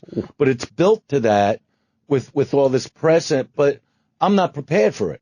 Yeah. When I come off a stage at Vinyl, you're talking about a 400-seat room, whatever it is. I'm burnt. Yeah. So I started about 4 months ago when I knew this Garden thing was coming and started like training my lower body because, years ago I would do a lot of that because I was doing the arenas and you know how the lights, Norton, they zap you in 20 minutes. You know what I mean? So if you're in a big place like that, and if I go and do that, if it's called for, if I do this one more fucking time, I did it with you guys. I've done that place. I've done 3 shows there. Been there twice. How many fucking what do I got to prove, Joey? What do I got to prove? You got nothing to prove. But people are writing in like that I shouldn't have, like canceled out to do it. And I'm like, I got to give them the kind of show that they deserve. You know what I mean? I really want to go balls out, and you got to build your lower body. Or else after 20 minutes, I'm going to be fucking zapped. You're going to be fucking. So I didn't want to. So I'm doing the regular gigs. You know what? Through going what I would call through the lean times, the last like 12 years, whatever. Playing these clubs again because it was so crazy when I would do those giant places that once I got like into the zone of doing like the Governors, clubs. I mean, there really isn't anything better, more. Of course, the money is bigger when you play big places, but it's not all about money. It's also about satisfaction of knowing you came off the stage and really just killed that crowd. You know what I mean? And there is nothing better than a comedy club. And that night I went down to the cellar with you. I went on after Norton. We both killed that. But it's so satisfying as a comic. Yeah, well, that's why what I mean? Initially started doing it. But if it's qualified, I don't want to do arena. I don't want the same career I had. Now I'm getting ready to do this thing. It's a new talent show. It's called The Big Big Show that I'm co-producing with this guy, Tommy Habib, who has the show Cheaters on. And it's a talent show. It's like an updated version of The Gong Show. And I was signed on as the head judge and Tom Green. And there's a girl we can't mention yet, only because she's not completely signed. And we'll shoot one this summer, and then we're moving it to Vegas to do the whole season. And, it's going to be hysterical. I mean, Tom Green is hysterical. Oh, yeah. He's on the podcast a lot. Yeah. He'll call me from his podcast and go, I want to do your podcast. It's like people remember when they used to have beepers? I'll beep you. You beep me back over here. Yeah. I hear me now. You know what I mean? But I'm saying, everybody, I'll do your podcast, you do my podcast. Yeah, everybody's You don't doing do my everybody. podcast. Big I ain't gonna do. crossover. Why would I do Rolling with Dice if you're not gonna roll over here? It's like when the Flintstones would be on the No, Jetsons. but I just saw Adam Carolla. I've done his show. Yeah. You know, which he does at his restaurant in L.A., which is a great show, live audience. Yeah, we just had So him it's the like other day. doing a stand-up shot. His restaurant. I in his studio. He has a restaurant. He does. No, he bought this fucking joint. And yeah, And now he's got some and everybody's booze and drinking stuff. like He sells some mangria. booze. Yeah, the mangria. The mangria, and you're just on stage getting drunk and killing the crowd. Christ. Yeah, I love it. Oh, I love drinking now. Oh, yeah? Do you really? Oh, You got back in? Well, no, I was never in it to start with my whole life. I've seen Dice drink No, once. Tom Green got me into drinking, and I Holy thank him for shit. that. Oh, no. because my whole life I was very straight laced. for that. No, well, because I got to give somebody the PQs. Sure. What is that called? Kudos? Yeah, what does that even mean? Kudos. Like thank yous? Yeah, it's silly. Recognition. It's the dumbest fucking word I ever heard. Yeah. But I thank him for that because, when we do the podcast, I could drink. Yeah, you know what I yeah. mean? What's your poison? Well, my wife normally just gets me some concoction with like a lot of rum and shit. then I give her the concoction. Good. Pating. That's how I end the load. You know what I mean? I always, that noise, pating. Pating, like a that the spittoon. dick makes on It's that like last shot. The spit hitting the Yeah, spittoon. like, pating. You know what I mean? Yeah. So she makes a concoction. So when I started hanging with him, he got me quickly into first beer. He's got the Tom Green beer out now. He's got his own beer because he drinks so much. He's so good at it. Are you a happy drunk or do you get a little belligerent? I have a fucking great time. Are you good? But I you're fun figure, to be I'm in around. my 50s. When am I going to start having fun? Exactly. You know what I mean? What are you going to do? What's better than having a couple drinks, going to the gym, pumping iron? You don't even realize you're fucking doing it. You're just having a great time, Sounds laughing. like a good way to get injured. You know actually. what I mean? No, but use the Yeah, machines you're when driving, you you're drink. waving at everybody. Yeah, what the fuck you do? No, I don't drive when I drink. No, I don't do. good, I don't Dice. drink. I Can't like do to that. drink and sit. You know what I mean? Just have fun, right? Yeah, what's better than Time. that? Some people get nasty, though. No, but I don't. people I hate just that. have fun. But there have been a couple problems on the podcast because we do it at weird play bars and stuff. Uh-huh. So people will come outside when I'm trying to do a show and they try to talk to me. Yeah. And I'm drinking. Get the I'm fuck like, outta here. Yeah, and then they start talking to my wife or Eleanor. Oh, boy. You know what I mean? They belong to me. They're with me. Yeah, you got to set it You know what I straight. mean? You show some weakness, they're going to Yeah. be all So over your shit. that's when I get a little angry. How do you like the electronics, the cigarettes? Oh, yeah, you're The smoking the electronics not electronic bad. cigarette. Do they help the craving? Well, you know what? I'm smoking one. So one of the companies, advertise on my show and give me a ton of money to advertise their electronic. Oh. So I won't say the electronic I'm smoking, Uh-huh. but if they're smart, they get to me now.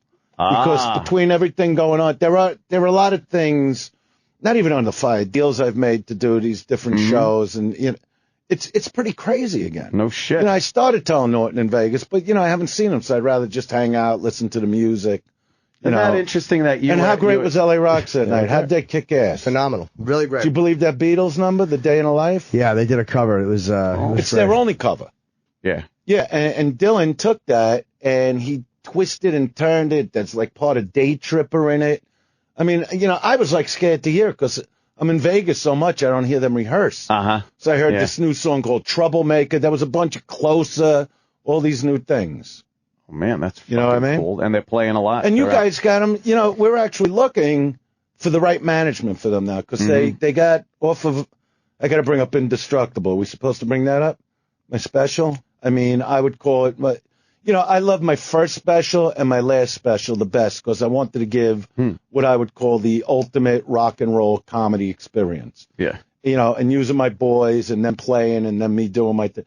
It really came out incredible. And download it now. But when does the DVD come out? Does it say if they want the hard copy? It does. It says the DVD is now available. Coming out on DVD doesn't say. It's now available for download. Does not say when it's coming out on DVD.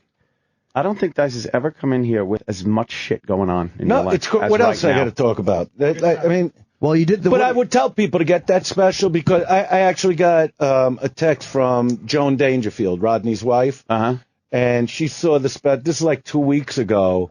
and she just sent me a text that she was going to tape it that night, because now they're playing the special like crazy on Showtime again. Yeah. So she was going to tape it, and she wrote, couldn't stop watching, flawless.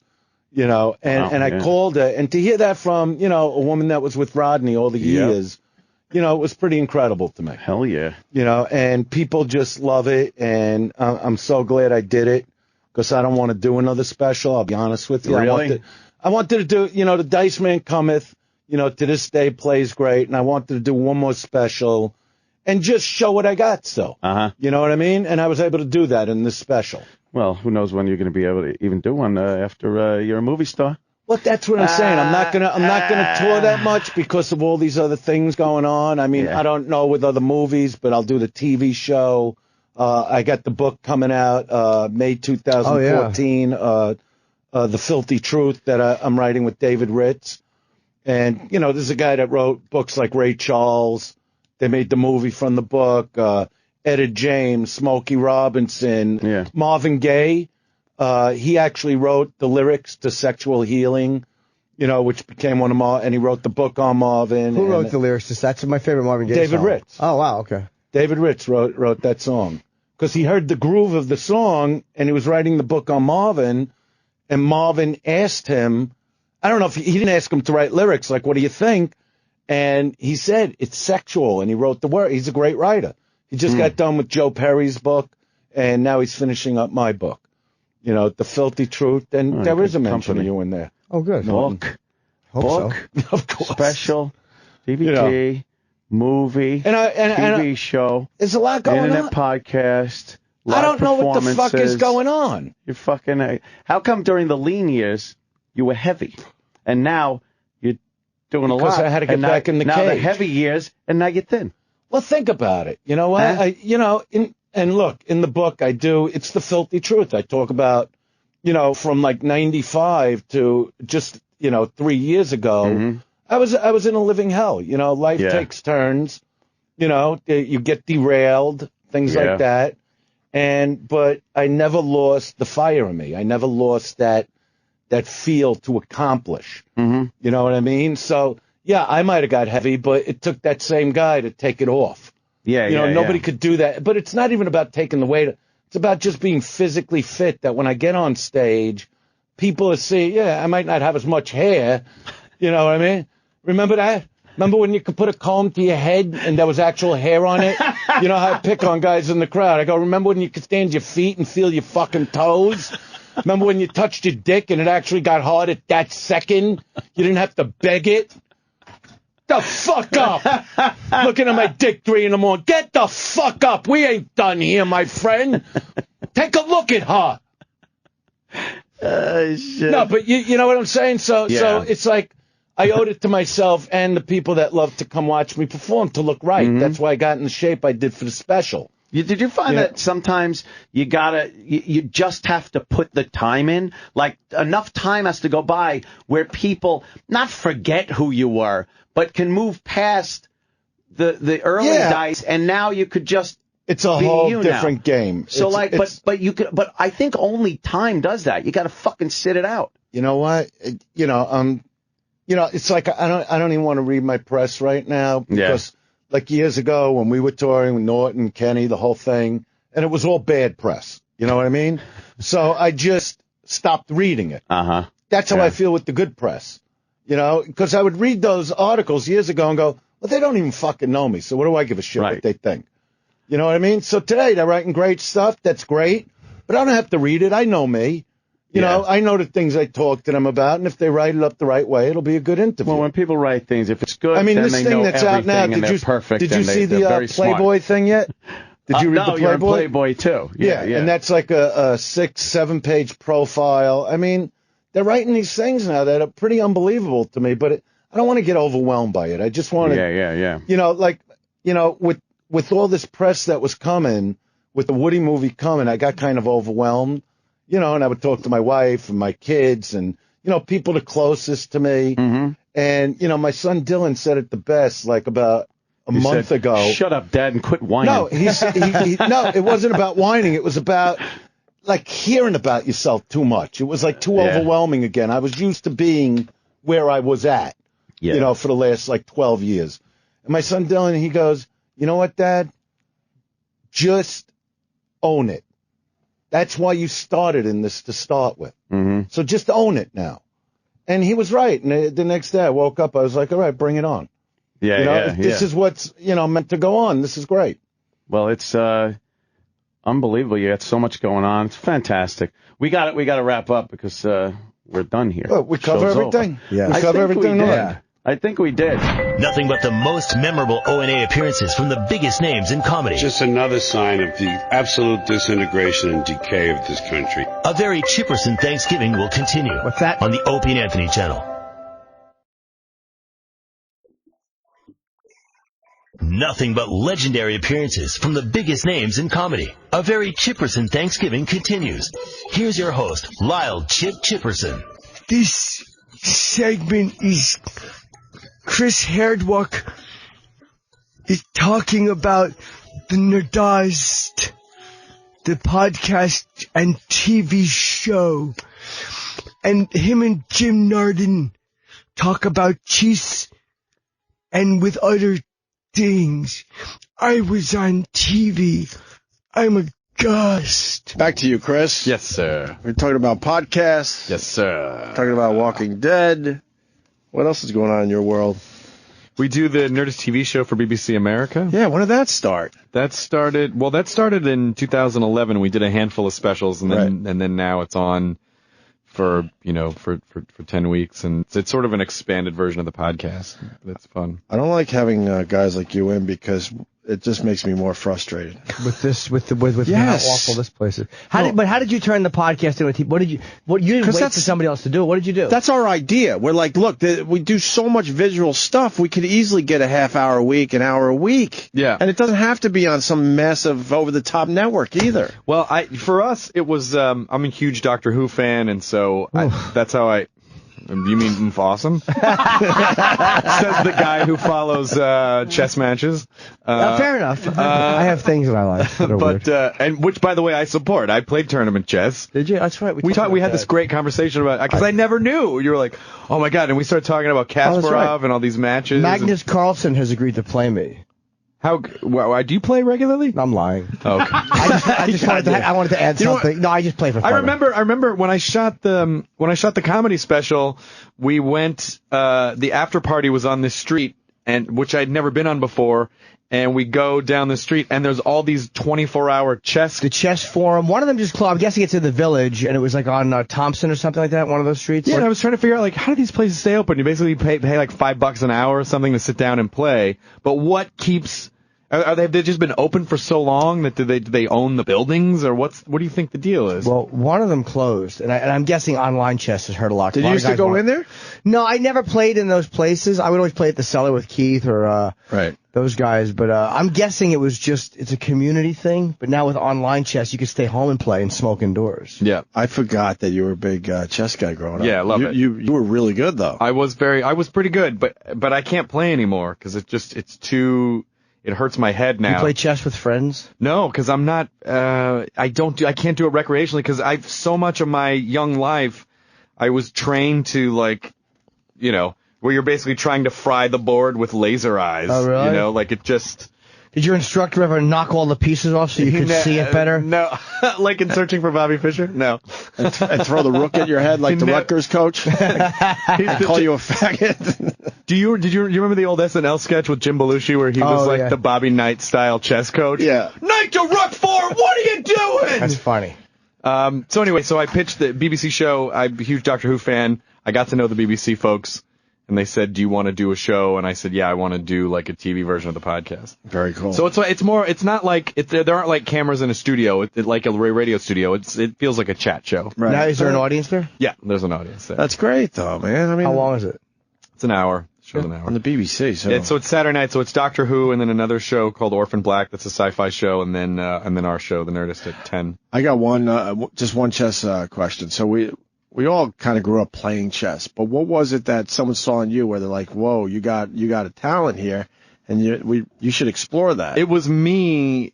You just knew? Well, it was me just loving the game so much, and my school, I just happened to be lucky enough to have a school that had the head of the math department also was the computer lab, and he was also the chess coach. And so right in that room, so he basically set the table for us we'd play chess before school, during lunch, and after school. And then in between, you'd screw around on the computers. It was this bank of Apple IIe computers. And, so that's where a lot of it, they used to post the ratings on the wall every day. They'd print out the ratings, the USCF ratings, and. I belonged to a secret chess club. Ooh. And, we were a very secret society, but we would greet each other by seeing each other and going, checkmate. Why don't you tell Kate that when she was in here? Because that's all I need is damn panties all over the studio. Oh, chess boy. Do you think she was interested at all? She literally couldn't have, if I picked a scab and held it up to her, she couldn't have been less interested in me. Had nothing to do with me. If you had met under different circumstances, but yes, like me with a ski mask and a gun and her tied up somewhere. I mean, it's gotta be really intimidating to come into a room of dudes where everyone's talking real fast and there's a lot of testosterone. And excellent way to put it. That's why I like Chris, because what you should have said is it must be really uncomfortable to come in where guys are talking and the one with gray hair and the misshapen head hits on you. It's a really nice way to fucking phrase that. Thank you, my friend. Of course.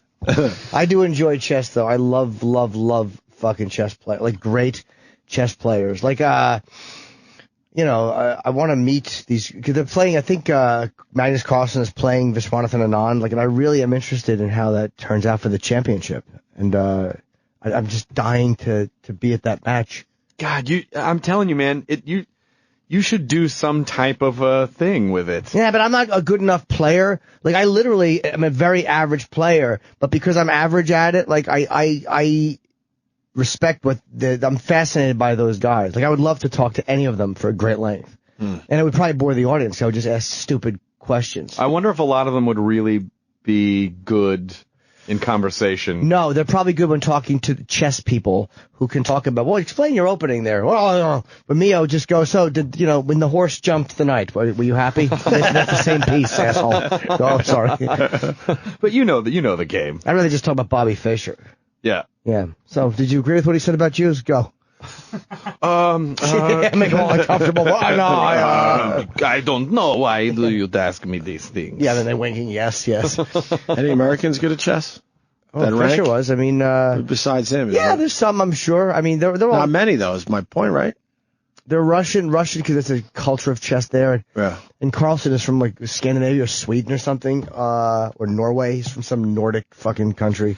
America, like other countries will take kids where they notice an aptitude for something and make them, like they will exploit those in terms of musicianship or sport, or like ballet or something or chess. And in America, it's basically like pageants, like that's pageants right. are what are America. It's sort of what they do with their. Sad. Yeah, it really. We have the first black grandmaster, I believe, is American.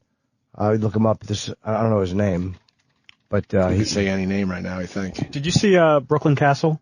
That documentary last year? I did not know, but I remember that. Yeah, it's very good. It's about a group of kids from a Brooklyn chess team. Right. Yeah, I wanted to get them in to interview them actually. Who's Ashley? Maurice Ashley, yes, the first black GM. You know something about chess there, Travis? Just Google it. No, I just like good documentaries, and that was. I love a good documentary. Brooklyn Castle. Speaking of which, Vice is on tonight. Let's not forget, give those guys a plug. Vice is on tonight. Shane Smith's show. Love those guys. From HBO, Vice on HBO. It's going to be I haven't seen it yet, but I know the show. It's going to be fucking. It's tremendous. It's going to be good. He saw the first 2 episodes. First 2, and they showed part of the Korea episode, which was oddly moving. Like, because it wasn't all about Rodman, because there was a couple of the Globetrotters there, and they were showing some of the game. But then they're showing the Globetrotters interact with these kids, these North Korean children, and it was really amazing to watch these kids being just spinning the basketball on their finger, the old trick they would do. They'd never seen anything like that. Like, American kids see that shit on TV all the time. They'd never seen it. And to watch them reacting to it was really moving. It was great. Wow. Vice guys are fucking tremendous. They were all there, too, at the premiere. Shane was there, fucking Sarouche, all of them. The whole fucking, and the one guy was telling us about getting drunk with Kim Jong-un. It was very interesting. And then Shane's teasing that one line. Was it in Afghanistan, the borderline? Oh no, Pakistan, India. Pakistan, India. The border, in Kashmir. He went right up to the line. He was kind of fooling around with it a little bit. It was great. And basically, if you go over the line, they will shoot you. They said that they will. If you walk into Pakistan, if you take one step over the line in Pakistan, they'll shoot you. And they mean it. They're not bluffing. Went right up to the line, just kind of tiptoed around a little bit. This is not a Cuba fucking U.S. Guantanamo thing where they're not actually going to shoot you if you put 1 foot over. If you ran in, they might. But if you put 1 foot over the line in Cuba, they're not going to shoot an American. But in Pakistan, India, you put 1 foot over the line, they'll shoot you dead. Yeah. I know I'm saying that like an authority figure. And they're never going. I'm repeating what I heard, but with fervor. And they're never going to figure that one out. No, they hate each other. Yeah, it's Hindus and Muslims. Yeah. They're not going to figure that one out. Oh, what do I know? Yeah. I just want to know the Carlson Anand match. That's all I care about. Can you look it up? When is it? If I can get tickets, tell Roland to book them. Thanks. So, Chris, when are you sleeping if you got all these projects? I don't sleep very often. I sleep on planes. Do you really? I can't sleep on planes at all. I don't have a problem sleeping on planes. I ever fall asleep while you're getting blown? That's happened to me a few times. Jesus, really? For real. Getting blown, is that where... Yes. Oh, a mouth bath. Yeah. Oh, what a great way. Are you kidding, though? No, I've been very tired. I've been very tired. Jim, you're fascinating to me because I think you should do a political show or something. It's because the girls come in and you sort of make like, I'm gonna put a ski mask on, and you make these, but you have so much insight into things. I really think you should do some kind of political something, or I don't know. Thank you. Nobody agrees with you. I agree with you, but nobody agrees with you. You're a fucking smart guy. You should really, you could fucking take over. Weez says he likes talking politics with you. One of my uber liberal friends. Weez is a real liberal. He's not a fake language police liberal. All in liberal. Yeah, but he's a guy. He's a liberal who just did time in Vietnam, served 2 tours, and fucking hates the government and doesn't trust them. Like that to me is what a fucking he's a denim jacket wearing liberal. He's not like one of these guys who wants you fired if you don't hyphenate properly or. But he always likes talking politics with you. Well, you give him you give him a good run. And I'm reasonable. I don't disagree with anything he says. Give him a good run. So. Well, Are you on the road a lot? Oh, God, is he? I am, but not as... I just shot an hour, so like I'm back now for a while. I got a few dates. I actually got Caroline's next week. Yeah. And then I get Stress Factory, a few things local, Baltimore, and then I'm done with the act for a while. It's like you want to just start over. Sure, yeah. That's where I am, because my special aired in November, so now I'm building the new... Which is the best. It's fun. It's a fun the weird thing about this is I shot the special. Normally, once the special is shot, I have no more fucking road work. And it's goodbye material and right to the Comedy Cellar. But now I still have, I'm going to probably work up until July. Once the special airs, I will not be doing the material anymore. You can't. I found what's interesting is that when I did the special last year, it basically was born out of a bunch of shorter sets that were stitched together. But now that I'm forming the set on the road that when I've gone and like tried to do guest sets, 10-minute guest sets, I fucking struggle because I'm like, oh God, I don't know, this one bit needs this other bit next to it to contextualize it, and it's sort of hard to because I'm not just like joke. So it's been sort of weird, but it's great. Like to do the hour is great. But it is hard when you walk into a place. They want you to, all right, we'll do a couple minutes. And it's like, all right, well, my opening joke, I can't do that because I fucking say cunt in it. My next joke is racial. I can't do that. Like they think that they just do a couple of minutes. It doesn't work that way. Because you sort of have to let the audience get to know you a little bit before you go deeper, so that they're like, okay, they're already on board. They know you're not threatening. They know that So it's sort of some guy in L.A. was like, oh, I'm starting up the show. Do you want to come do 7 minutes? And I felt like a dick. I was like, I don't know if I know how to do 7 minutes anymore because I don't have just like 8 jokes for a 7 minute set. And you got to try. I did live at Gotham last night, and Chris didn't care. Mazzilli, the owner of Gotham, he goes, do older stuff, whatever. Because I couldn't do anything I had just shot. Because if I aired something live on TV before it out of my special, they would have fucking decapitated me. Yeah, of course. So I'm going through a lot of material, which was fun to do because I haven't done some of it in a while, and some of it I've never done on TV. And there was one new bit that's just not going to stay in the special that I did. And it was weird to have to time it. Because, it's live television, so the guys wrap it up, and he's like, you better fucking finish quickly. And at one point, I just look at the crowd, I'm like, look at these girls. All right, be right back. Did you really? Yeah, because I knew, I would rather just go out, just saying something silly. That's funny, than in the middle of a joke, and when you can't fuck with the advertisers. Right. You just can't. Yeah, we don't fuck with the advertisers ever. Well, in fact, that's the beauty of not having any. Yeah. There's nothing to lose. We risk losing no one. We can't offend our advertisers. Chris Hardwick is at Caroline's this weekend. And, of course, it's Nerdist on Twitter. It's the Nerdist podcast. It's Nerdist.com.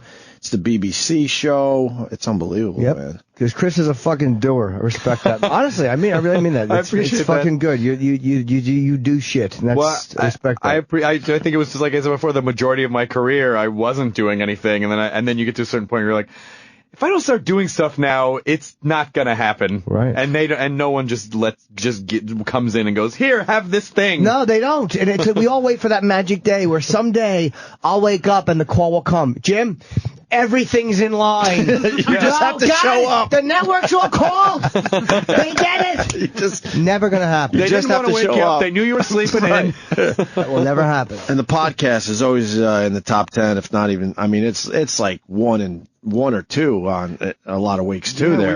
We've been pretty fortunate about it. It's just fun. I just like doing the stuff that I do. I think that's the best thing. Is if you like what you're doing, everything's gravy. Do you do it by yourself like Bill Burr, or do you have guests?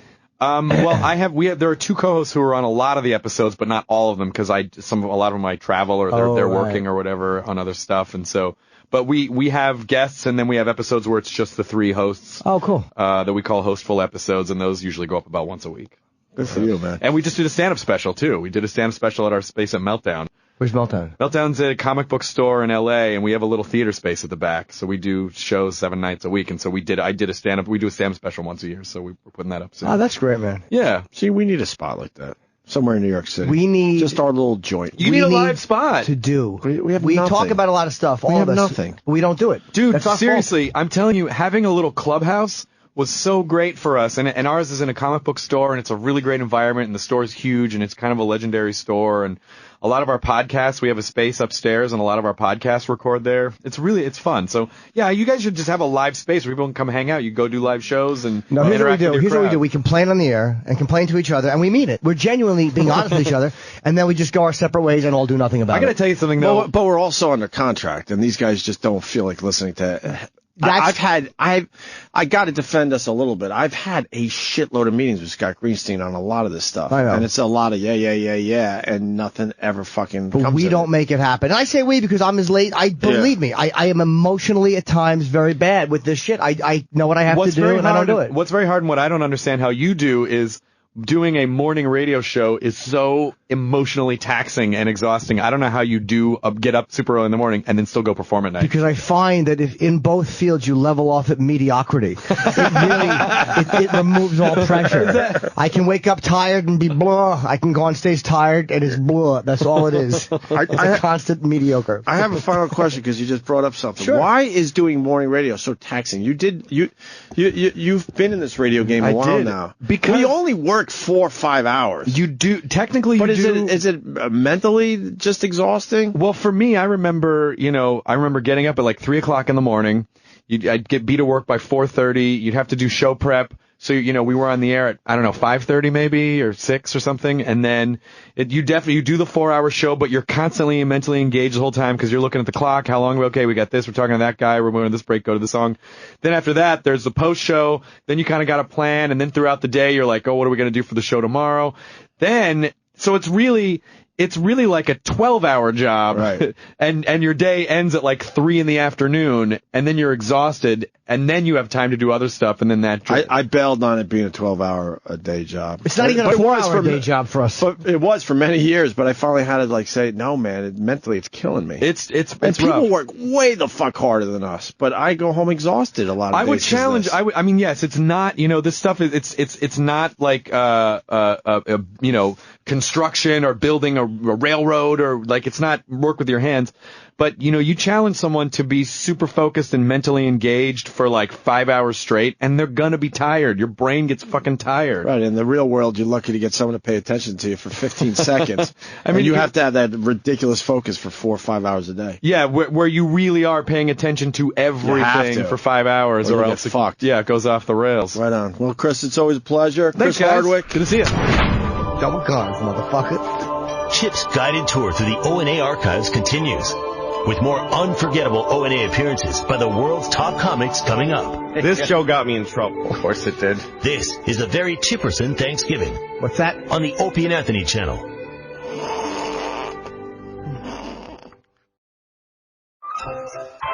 The most memorable O&A appearances from the top names in comedy. A very Chipperson Thanksgiving continues on the Opie and Anthony channel. Yeah, this is fucking when Colin came in, talking about that new stupid unconstitutional thing. He's just talking about the Constitution. I fucking started heckling him during it. I was like, yeah, it's, when you roll it up, it's shaped like a big pecker. Fucking place was cracking up. So this is Colin talking about his dumb play and a bunch of other comedians and whatever. Fuck you. Colin Quinn is here in studio. Good morning, guys. Hi, Carl. Hi. Look at that mic is like all limp in front of you. Fix the mic. Well, help Colin. Exactly. And then you could pull it closer to his sit closer to the face table, instead of. Yeah, there you go. You're sitting back in the middle of the room. What are you doing, Carl? I hear you're hitting up Rachel Ray after this. Yeah, I got to head over to Rachel Ray after this and do some promos and promoting promoting the new Constitutional. The new. Yes. Now you've got a whole new gig going for yourself. Yeah. And what's this one based This one's on? the one that based on what you saw, Anthony, early on. I did. I saw it over there. Anthony came early, almost a year ago. Yeah. Wow, that was that long ago. Yeah. Holy fuck. Took you that long to put a Constitution show together? I would have had this together 2-3 weeks. Yeah, right. Tell me about it. Yeah, it was very funny. Nice. And that was early on. You'll like it now. Yeah. Where can I see this, Carl? Oh, the Barrow Street Theater. Yeah. Theater. Yes. They spelled it wrong. They spelled it TRE, Barrow Street Theater with TRE at the end, .com. If you want tickets. You spell it both ways. Oh, all right. Maybe that's like the English spelling or something. Theatre. Yeah. It's only a block around from the corner from the Cellar. I'm going head to head with the Cellar. I told you that the other night, Jimmy. Yeah, I know. Taking down the Cellar. Yep. It's been empty every night. I performed to 2 people, and they were both waitresses. I'm like, where is everybody? Like, you know what's going on around the corner, don't you? Yeah. Carl. Yeah. So what are you going to do with this? You're doing 5 weeks of previews at the Barrow Street Theater. Then where do you go after that? Are you going to Broadway with it? I don't think so. Oh. No. On the road? I don't know yet. It's really all kind of happened very suddenly. So it's been a whirlwind. Are we getting Are we getting another multimedia experience? Well, it's kind of hard to say. It's in preview, so it's kind of, yeah. You don't know much about this, Carl. No, I don't. Well, I didn't expect these kinds of questions. You guys are really, we are really. You guys are really zeroing in, and it's starting to annoy me. We are drilling I thought I'd come yeah. in, you trash unconstitutional, you trash the fact that was going on Rachel Ray, and then we move on to trashing other people that we know. I think we hit a couple of hot topics on the news. Do a little veiled racist trashing. Veiled? No, exactly. What am I talking about? I hate how veiled racism sounds. It's phony. I like being authentic. I like saying the word veiled. Yes, that is true. Yeah. No, of course. We're very happy for you, Colin. And how come no Wednesday shows? Now we'll get to it. Jesus Christ. No Wednesday. Is that like the theater day off or something? No, that's what you do too. I don't know. It's actually not a bad question. That's what's so annoying about it. You're supposed to do matinees on Wednesday. Oh, that's right. No, not in the Village. I'm doing matinees on the weekend if you'd like to stop by. Oh, okay. Oh, Saturday and Sunday. Yeah. I mean, it's convenient. You're in the Village. You're out having a nice afternoon with the family, walking around, doing a little shopping. And you're like, oh, let's catch a show before we head back to the PATH trains. Yeah. Is that that just takes up your whole life for the entire length of when you do this, doesn't it? Yeah. It's all encompassing. Yes, it is. No time for yourself. There's no me time. You're right about that. No you time. And guess what? I don't want it right now anyway with this weather we've been having. Oh, well, let's talk about the weather. What a great segue. And I tell you, this is what it's supposed to be April showers, not May showers. Right. Yeah, it's like God pissing on you, right, Carl? Right. Oh, well. I guess that's one way of looking at it. Fuck. You tweeted something about you and Conan having a beef, and it was this fighting Irish family. Oh, yeah, the Joyces and the... And I wound up watching all these documentaries on these bare-knuckle brawlers in Ireland. They're pretty fucking interesting, man. Hilarious. Yeah. Yeah? All they do is fight over some slight... The Irish. Well, they're tinkers. They're like gypsies. And you read the comments in the because it was like, I'll meet you in Longford. Now, you never showed up, Joe. Have it. And they just keep arguing, and then they beat the balls off each other. Really? But then the comments, you can tell they're the most hated people in Ireland, because underneath it's like, they're useless cunts. Hitler was right about killing gypsies. You should kill every fucking one. They do nothing. They add nothing to society. And it's like all these great comments, but just brutally, like Irish written so well, but just like a combination of cursing and like literary, just fucking, just trashing these people. Really? Everybody hates their guts. So they hate each other, and everybody hates them. Everybody hates them. Why are they doing this? No, they've been doing that for hundreds of years to settle interfamily beefs. They have Hundreds two of guys, the Joyce, McQuinn, McDonough, and there's all these different families, and they just have these big beefs, and some of them are really funny guys, but you can barely understand them. What is that about? Why do the they Irish? hate each other? And a lot of them, Amazing. honestly, and I'm not just saying this to be inclusive to our to fill in for Opie today, but a lot of them do look like Scorch. Really? Yes. Do they? Yeah, facially. They have facial. Look them up. There's just something about them. This one guy was talking about how he keeps his fucking hands hard. He goes, I soaked them in Joe Joyce, yeah. Joe Joyce. I soaked them in petrol for 20 minutes a day. Yeah. He soaked his hands in gas for 20 minutes a day. It's not even gas, petrol. It's like cheap Eastern European knockoff shit, right. probably. Yeah, very low octane. Very high in fucking additives. That's a fight. His wife must have hated when his big fucking hard rock hands went into her pussy. Oh, just burns her pussy? Yeah. They don't finger each other in Ireland. They just have regular sex. Oh, you think? Regular missionary position to have kids. Yeah. I remember a friend of mine, when I was a little kid, went to Ireland, and he was like 10 to visit his relatives, and he came back and told us how he had to have these fights with all these little kids from this trailer, and he started describing Tinkers, but we didn't know what it was, you know what I mean? Oh, shit. It's like one of those things that they're like, hey, Yank, come on, Yank, and they made him fight every day. And it was the same thing. What a vacation. You're just getting fucking the shit beat out of you. That sounds horrible. He was a wild kid anyway, so I'm Was he? Oh, okay. It does seem like if you go to Ireland, you're probably going to get in a fight. Like they like to mix it up. Well, if you're in the bar the whole time, obviously something's going to happen. Like the Donnybrook. I always see every piece of footage of Ireland, I see it's fucking dismal out. The weather is cloudy. I have zero desire to go like to Ireland. today. Yeah, here in our own home. Yes. Well, I'm surprised that Jim is like a sunny day enthusiast. He's like, I don't want to go to that dismal weather. Jim is. He smiles when he sees sunshine. He's a goddamn. I didn't realize he was a fucking Brazilian supermodel that liked to lay in South Beach all day. I get the doldrums from some of that weather. What the fuck is this? Well, I don't. You don't go out before it's dark, do you? Like No, any I don't. respectable comedian. I just don't care for. I just don't care for overcast weather. It really dampens my mood. I don't blame you. Yeah, people they put those fucking lights on themselves. They look into a fucking light all winter long because they get seasonal depression. I have said so they have to look into a light. I think our own Troy Kwan right there, he has one. Yeah. And it's so your body and your eyes can see some type of what would be sunlight, simulated I'm worried sunlight. about all the other shit. You worried about this? What about pesticides? I was pouring water on my strawberries. Poured his water all over your strawberries. Only because I knew if I reached for your coffee, which I wanted to do, and smashed it, you would have caught me too early. Yes. I had to go with what was available to my hands. Now Jim's moving his items away from me. Well, I told you, this creep started it. Many years ago, I was trying to have a lovely cup of tea at the Comedy Cellar, as I like to have, and suddenly I go upstairs and I was like, they gave me mint tea instead of regular tea, I don't like mint tea. Turns out to be they gave me regular tea. It was not the staff's fault. I want to emphasize that. Oh, no. This asshole was chewing gum and stuck his gum in my fucking tea. I was drinking his goddamn gum, his gum juice. Holy shit! You thought it was mint tea. I was like, mint tea. I don't like this. Minty, He's sitting there fresh. smirking at the table.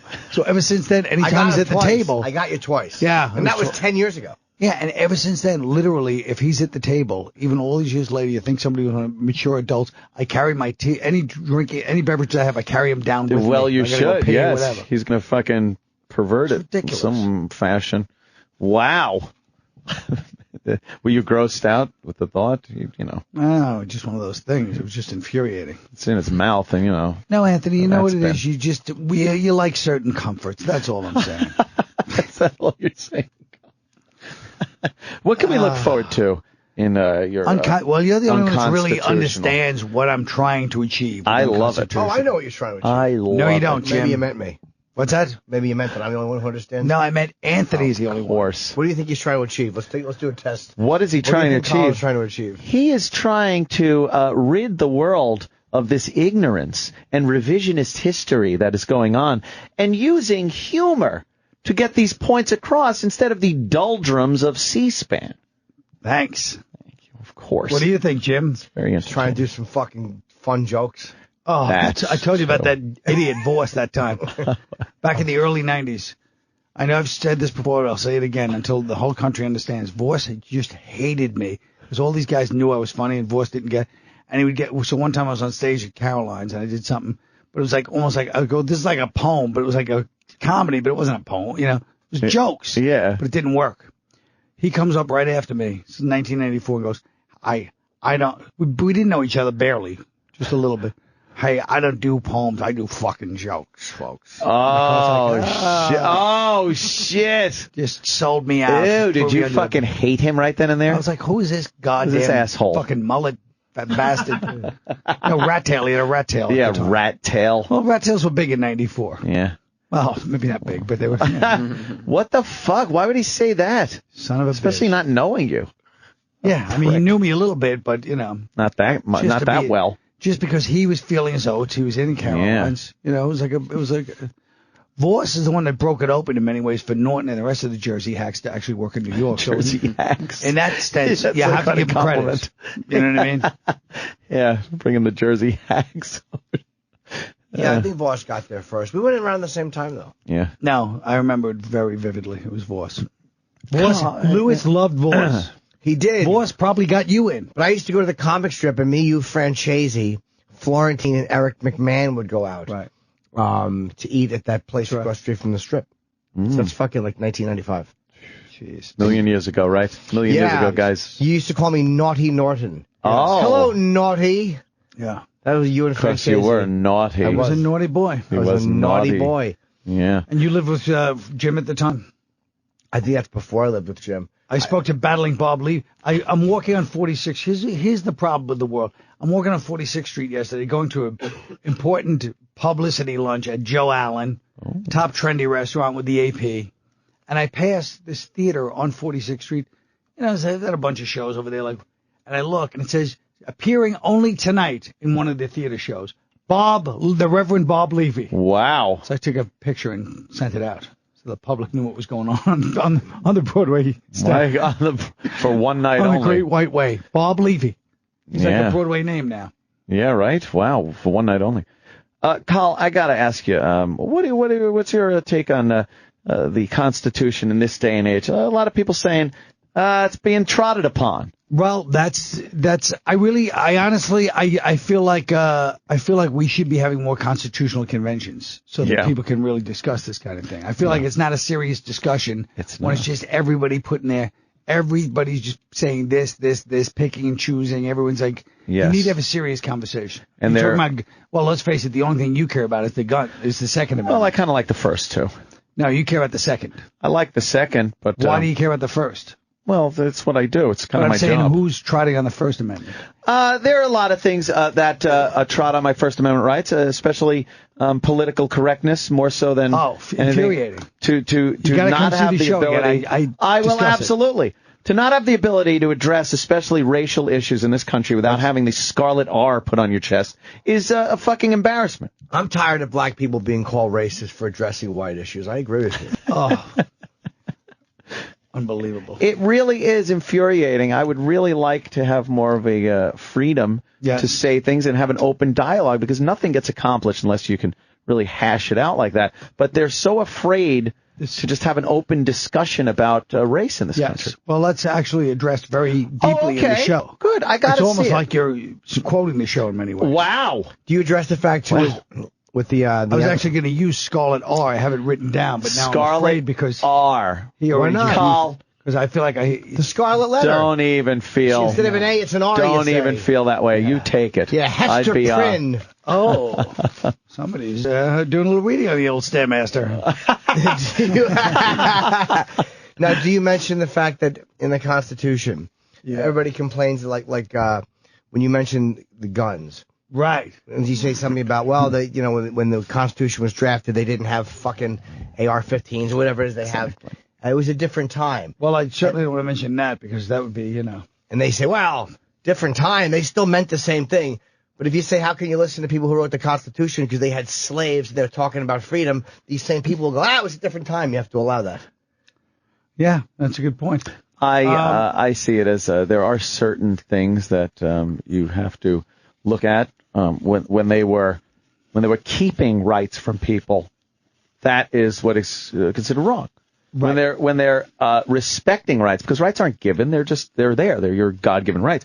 And when they're respecting those rights, that's a good thing. So with the Second Amendment, they're respecting your right to bear arms. As of being slave owners, they are taking away someone's rights. So you can make that distinction, Jim. They're not the same thing that you're really talking about. But it's the overall point and the view of how we say that was the times. Well, so we throw the entire document away because they were slave owners?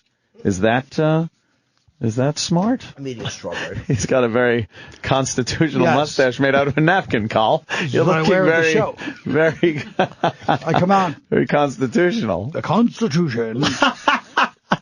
But that's this little whatever this was here is exactly why the show now it's more important now than ever. If you see one show when I say now, this year, I only mean 5 weeks. Right. Because despite Jim's plans for me to tour all over the goddamn country. Right, he has you everywhere. I'm sick of this thing. I've been doing it a year. Right. 5 weeks and I want to fucking see it, make some goddamn money, get the fuck out. Well, I want to go see it. And, I have to make one more comment about that because a lot of people do bring up it was muskets back then. Yeah. They would never, have it with assault rifles and whatnot. Do you think when they wrote the Second Amendment and said you have the right to bear arms, that they weren't talking about the absolute top-of-the-line weaponry of their day? The musket? They didn't say, well, you have the right to bear this. It's not as good as our amazing assault musket. But so as time went on, you got better weaponry. And during the course of their own lives, they saw weaponry advance leaps and bounds. You thought they thought that was just going to stop right there? They knew it was going to advance. Personally, I don't think they saw the degeneration, the way society would degenerate into school shootings. I don't believe they saw that coming. From what they've seen all over the globe back then, it's horrible. Regardless of what they thought at that point, this is where we are now. Right. And we have to look at things and how they're affecting us now. And the point I'm making is simply people are, and this is all of us, are selective when they look at something like, well, that was the times. Like, we say that at certain times when it suits the argument, but to say that was the times when they wrote about muskets, it's like, well, they meant it to continue. Well, then, given that that's what the times was, so we can move along. Well, that's what the times. That's all he wants. That really is all I want. Is that's that all one he point? wants. All he wants you to do is go, hey, you know what? That's an interesting point. Then Jim, we can fucking move along. What an interesting point, and I gotta agree with you on that one. This is about states' rights versus federal rights. Thank you. Yes, that's what I'm trying to say. Yes. And the show covers it. Don't worry about it. Okay, good. I'm sitting here going, guys, just come to see the show. Then you can really make your arguments. Yes, and you'll be informed. Oh, you'll be totally informed. Yeah. I don't like New York state's rights. I don't like what they've done with the Second Amendment as far as that goes. But overstepped their bounds, but it is their stupid right. It's their right. It's the people. Well, they're right. Yeah. The states' rights are limited by the Constitution. Right. So I think they're overstepping their boundaries in some respects as far as the Second Amendment goes. I really do. Second, you mean Mayor Bloomberg? Yeah, and I think also that they're putting legislation in place that does nothing. That whole when Cuomo wrote into law that you have to have a magazine with 7 rounds capacity, 7 rounds, 7 bullets.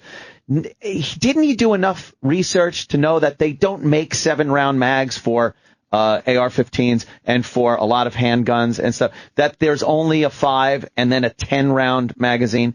So then they're like, okay, we fucked that up. We didn't even know about magazines when we wrote a fucking law about it. What's that? More unforgettable appearances from the biggest names in comedy coming up. This big world, this big round globe is theater in the round to me. I'm just here for the show. A very Chipperson Thanksgiving will continue on the Opie and Anthony channel.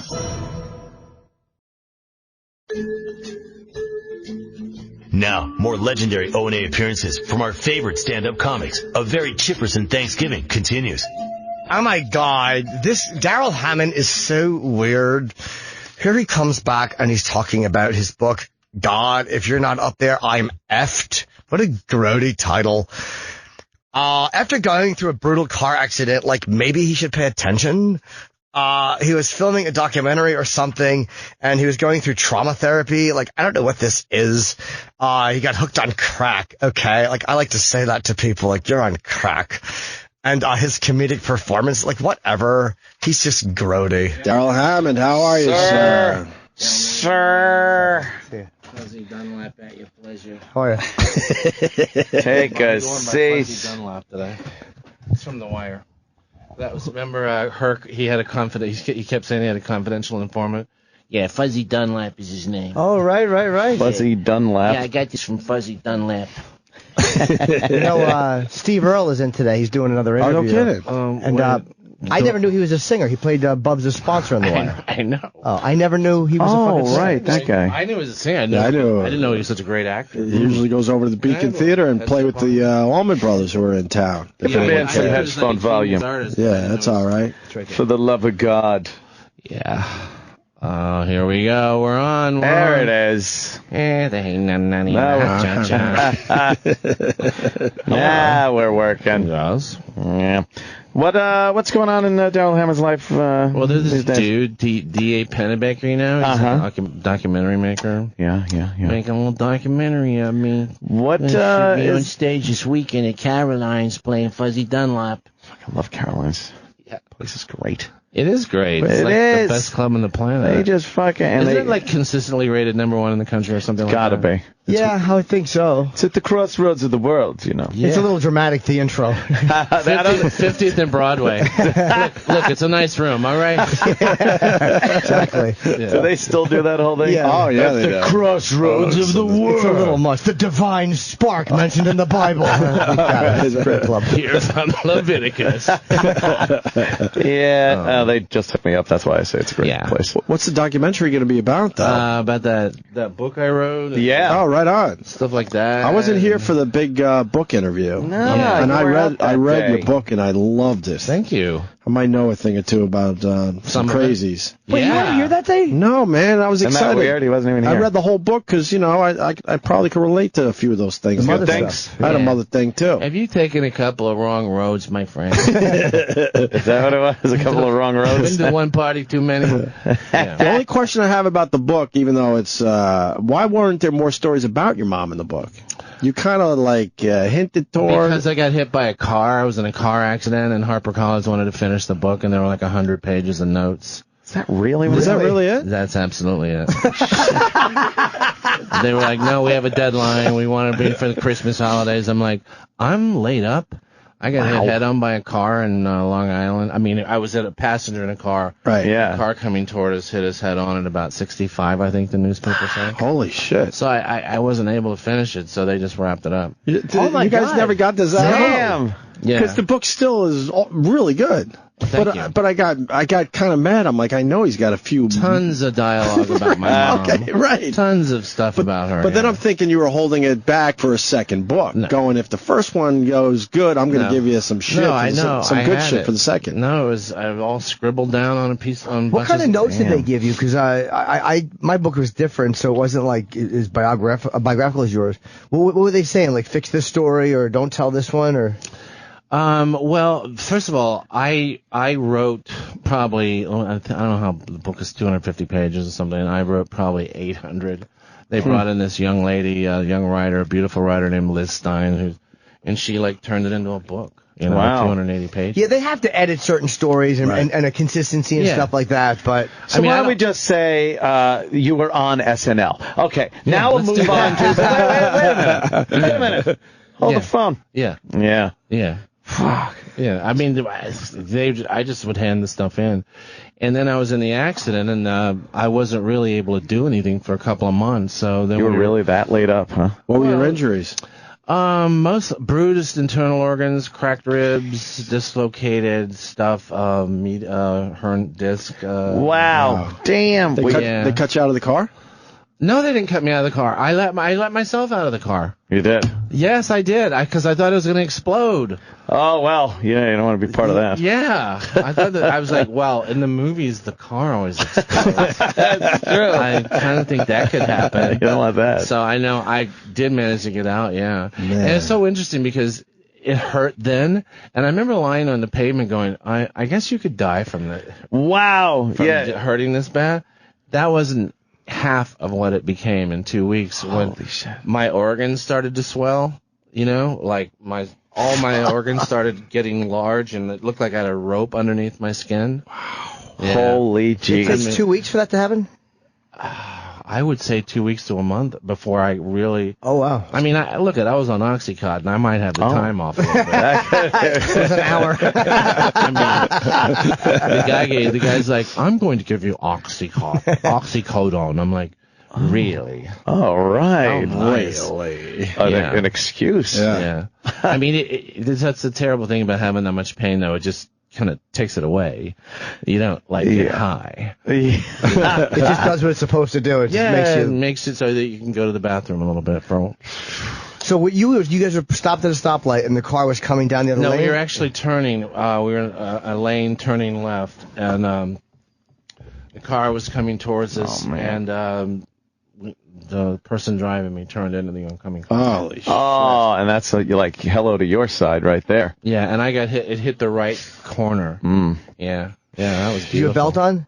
I had a seatbelt on, but it was the airbag that saved me, but also caused the injuries, but it kept me alive. Yeah. Without that airbag, you were dead. Splattered. Oh, wow. Splattered all over the pavement, the windshield, It's fucking horrifying. And you remember it? Did you see, I almost had an accident once, and it's weird how it unfolded in slow motion. Did you see it, or just all of a sudden you felt it? I was reading my script, because I was in a play on Long Island. I was going to the show, and the driver screamed, "Oh my God!" like that, and I was like, "Really? What?"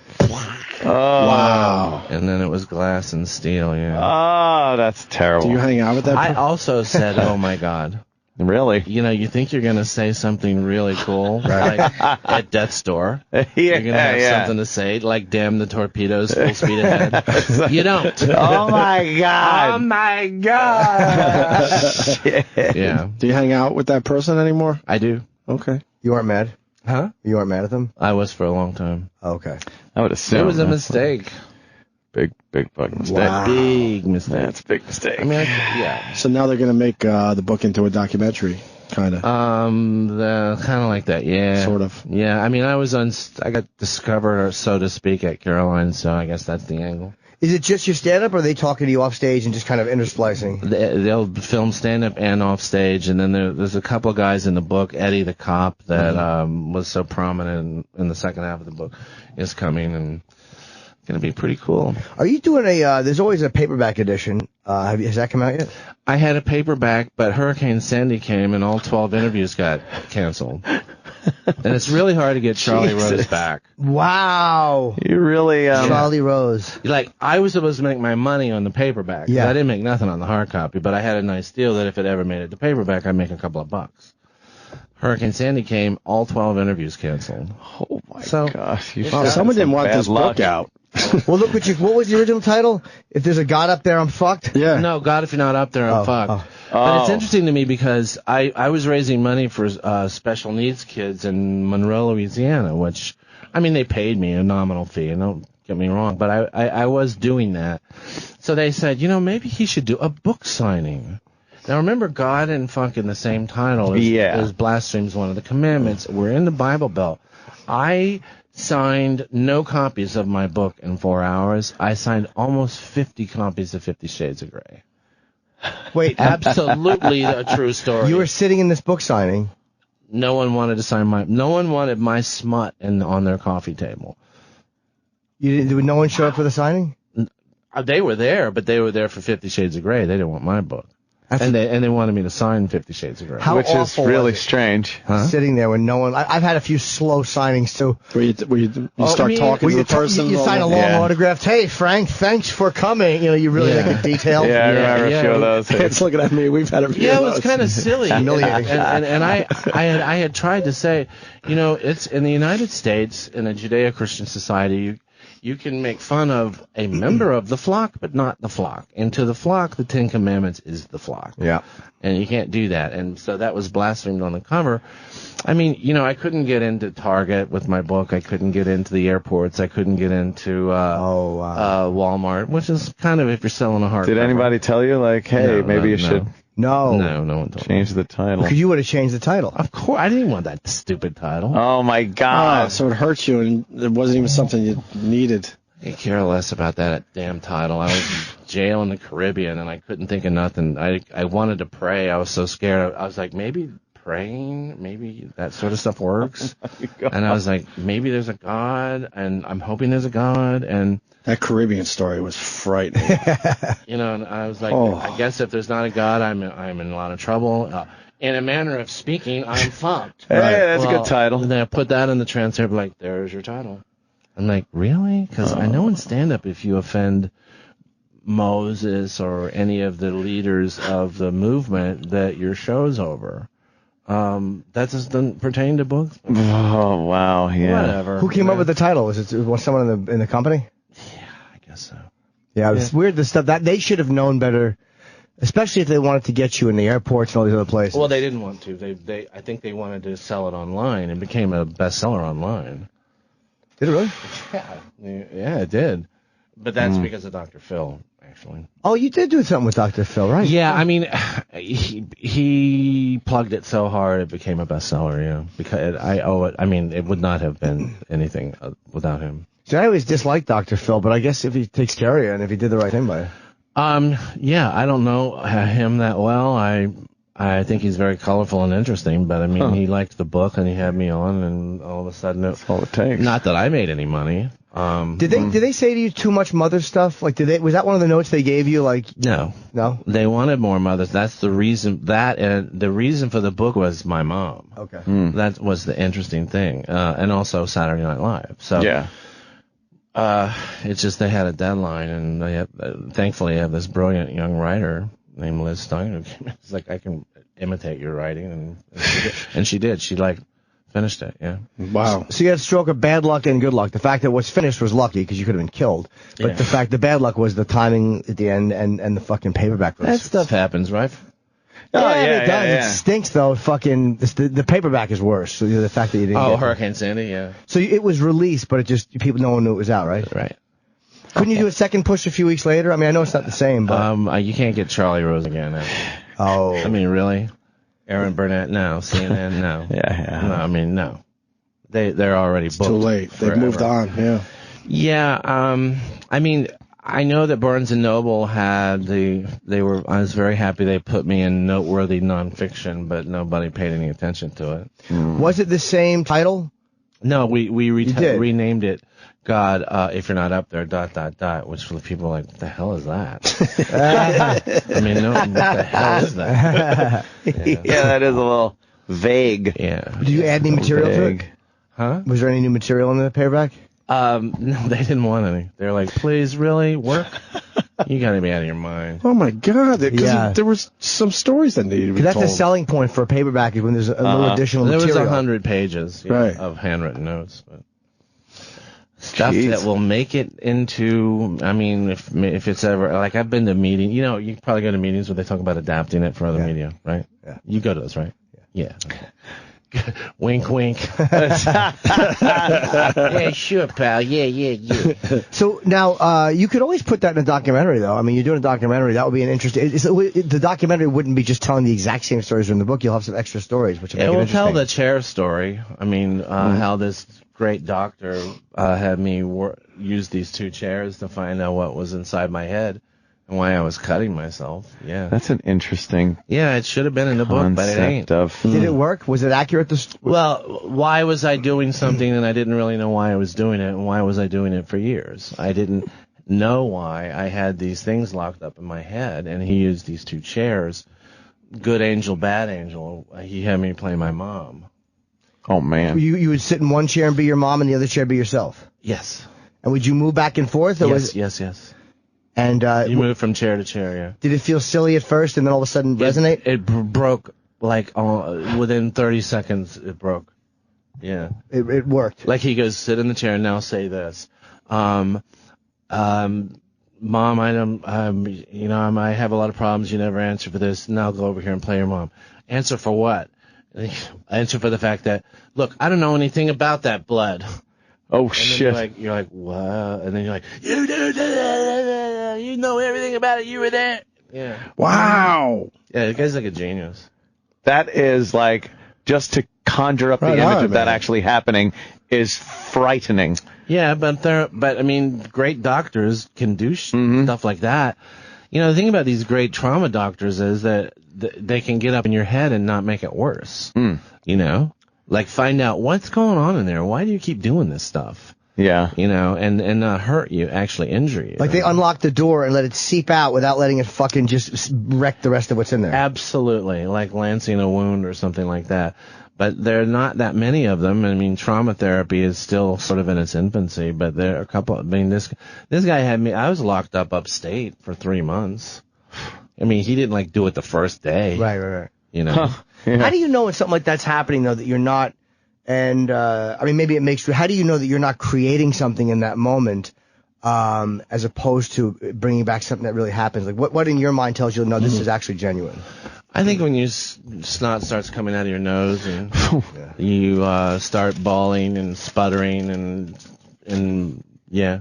Is it like, oh my God, I forgot? Like, do you have things where you're like, I can't believe I forgot that? Yes, absolutely. Because I had the world's best mom. That's what they called her. World's best mom. Sang in the choir, quoted verses, a counselor, a spiritual advisor to the community. And then when people's backs were turned, she was doing crimes against nature. Jesus. But that's what predators do. I mean, they create a front. You know, like, oh, look at that. I mean, like all the great predators had a great front. And it's usually church or civic groups or national pride or something like that. What was her motivation for being so, I guess, cruel?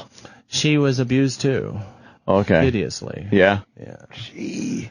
Yeah. Wow. Some people are able to like turn that around, aren't they? Like make it like, okay, I was abused, so I will never abuse. Well, you know, it's a difference in degree. But in essence, it's the same thing. I mean, you can push a person into, you know, like me, I become a cutter and a drinker, and I'm a ne'er-do-well. And then someone gets pushed farther than I got pushed, you know, they become like a bona fide sociopath. Oh, jeez. Yeah. Do you ever think you had the potential of going over the line? I think we all do. And just becoming a serial killer bad? We could all, I believe, if you give us, don't you think? Oh, of course. You give us the right circumstances, we could all be something that we'd be ashamed of.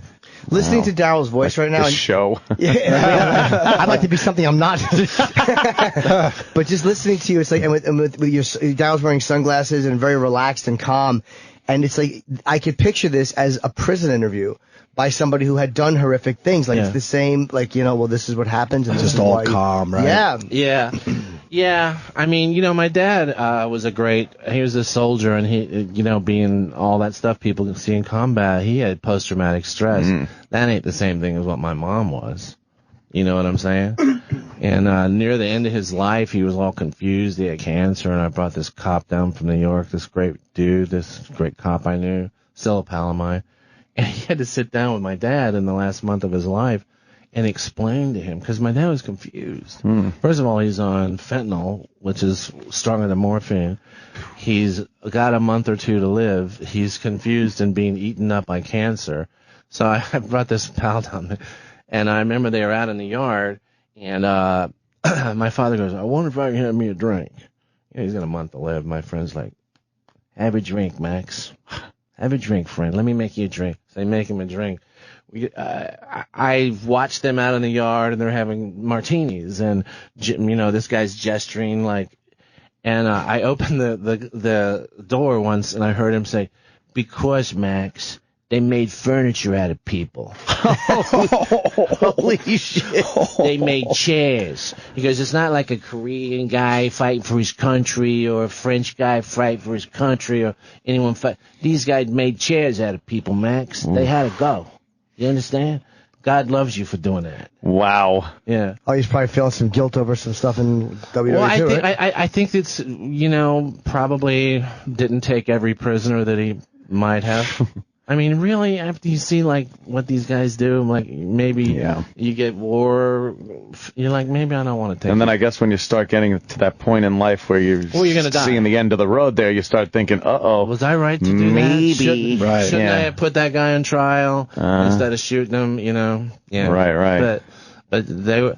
It's really sad, but they were bad guys. They had to go. They had to go. Sorry. They made furniture out of these people. Max, they made furniture out of people. That's a fucked up thing to hear when you fling the door open. Yeah, he's out there going, he's like, there's a lot of types of cruelty in this world, Max. I mean, you understand? I mean, like, unintentional cruelty. You say something to your daughter, your son, you go back and you apologize, you make it better. But then there's the kind of cruelty on purpose and for fun, Max. You understand? On purpose and for fun. You understand? Intentional. You know what I'm saying? These guys made chairs. They made linen out of people and kids. You understand? Like that. Wow. Man. Kill these son of a bitches. Straight shooter. That's all. Shoot them. That's all. You can't talk to these son of a bitches. Did you have any resentment against your dad for not stepping in? Yes.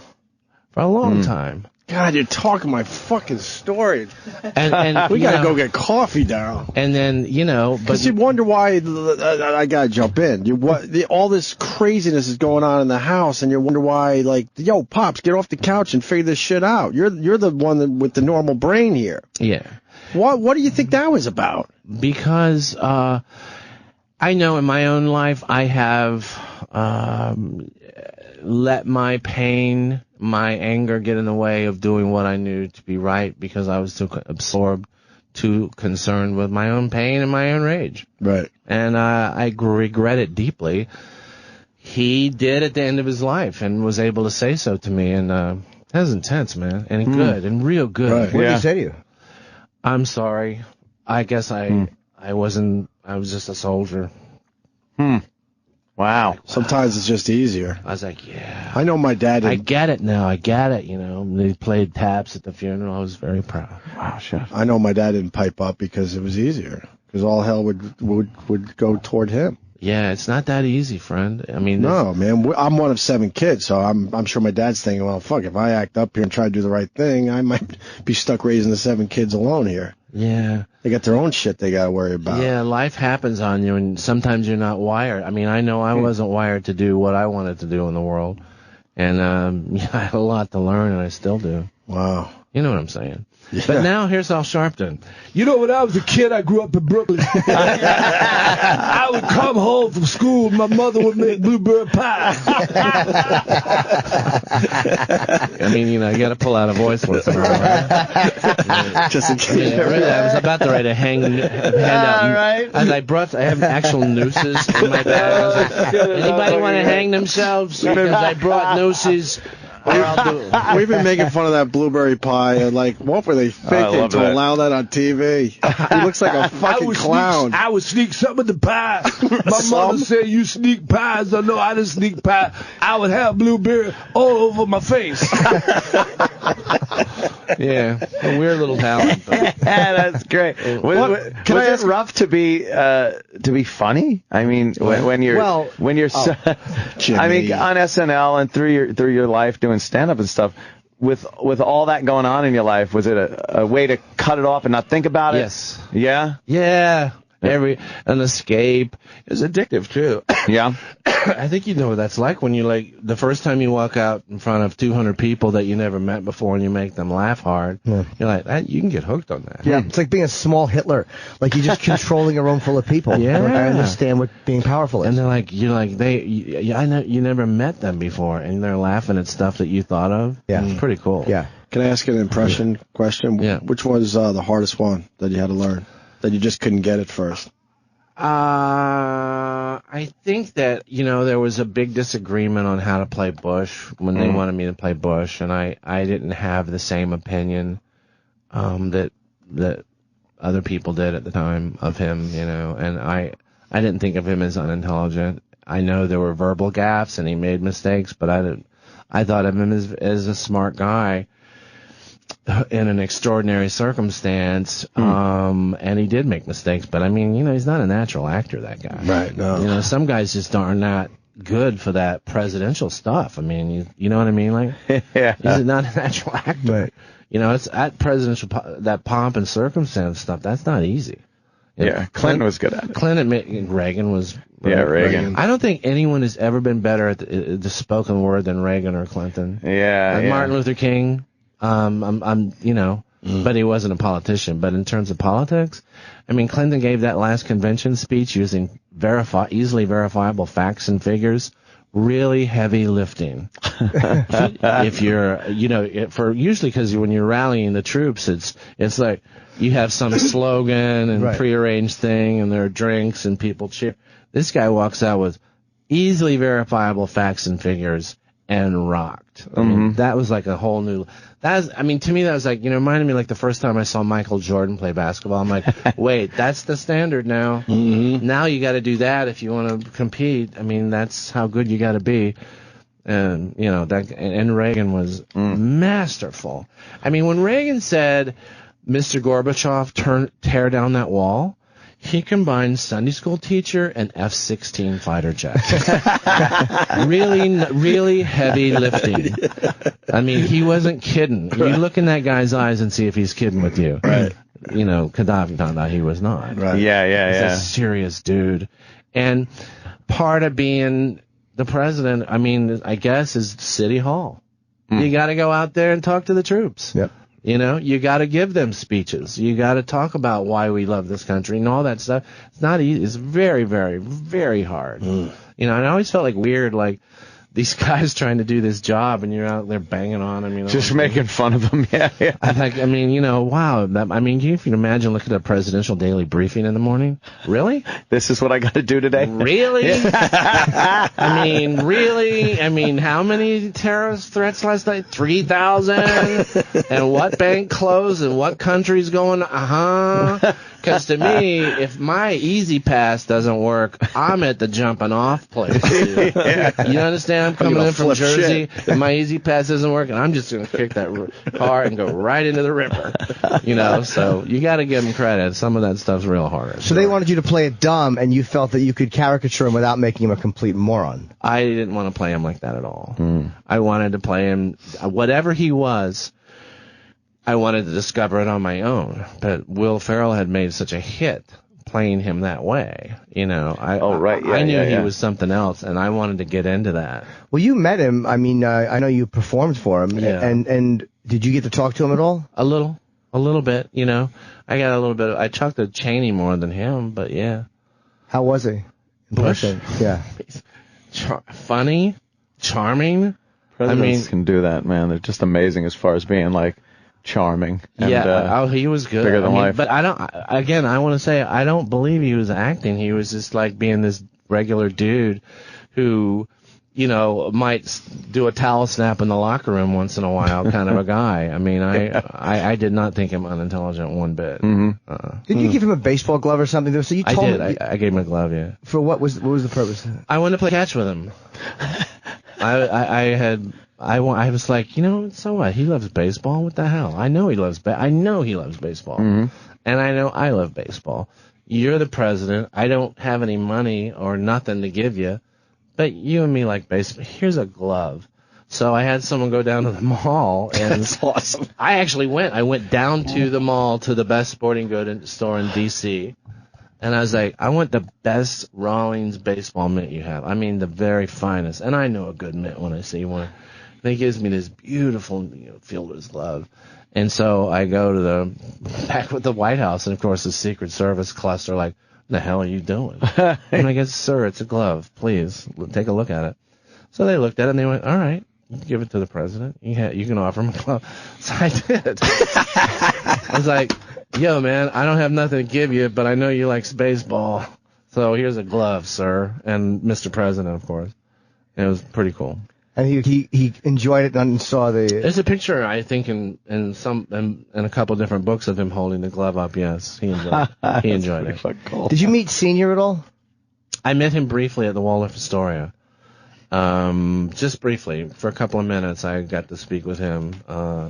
that was pretty cool. Vic Henley tells a story about him, and he says that when you meet him, because, you know, he has such a bad reputation as being a wimp and all this stuff. But, I mean, remember that reputation he had as Reagan's VP? I do, yeah. But he was head of the CIA, and Vic said you feel like you're meeting a fighter pilot.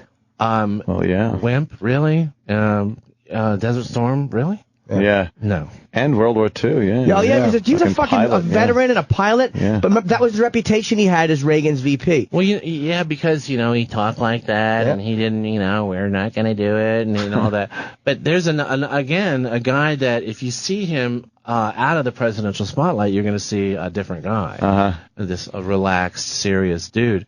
But when they prop you up and go, hold your head here, hold your hands here, say these words. Wait, the camera's not on, the lights, you know? Yeah, if you're not an actor. Yeah. And both of those, that was the thing I always liked about the father and the kid was like pretty, you know, it's not, you're going to find out what they're thinking. There's a picture of you and Bush. That's a great shot. Yeah, see? That's a great picture. Yeah. And obviously with Clinton, Both you have holding him. the glove at the same time. Would you like a picture like that, Jimmy? Dude, he's met 3 presidents. Four. Obama? Yeah.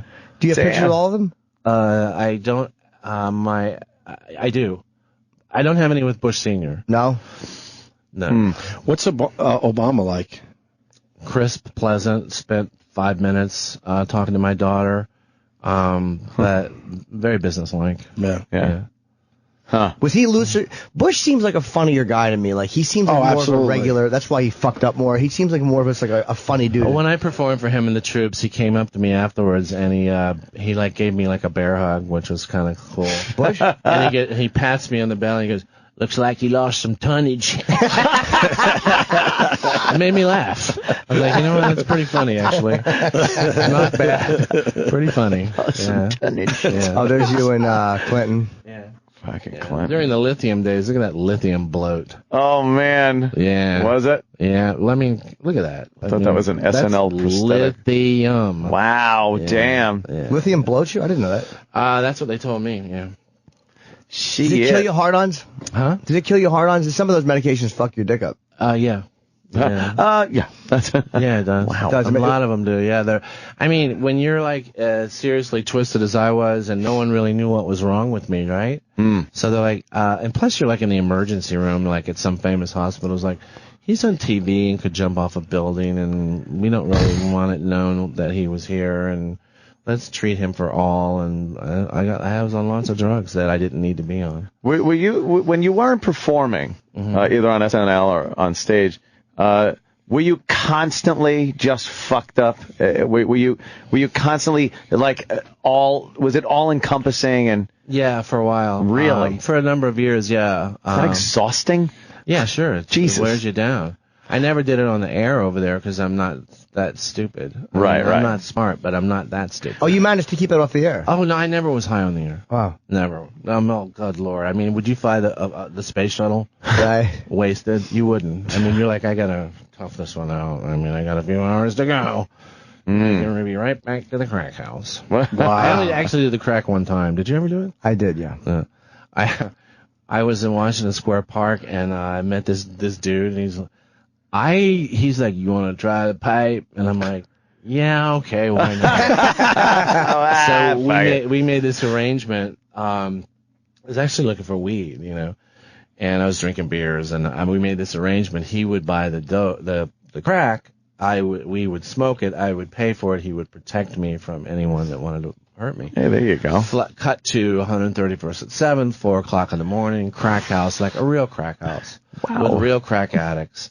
And we're there, and I don't know how to smoke this stuff, and I'm doing it. And I don't know, have you ever done it? No. Like scares the shit out of me. Take like your best orgasm, multiply it by 5, prolong it 12 hours, you can see the appeal. Do you understand what I'm saying? I understand. And that's not, it's even better than that. So I'm there, and I'm in this house, and you know, only white guy there, the owner of the house, but the only reason I say that is because see how I dress?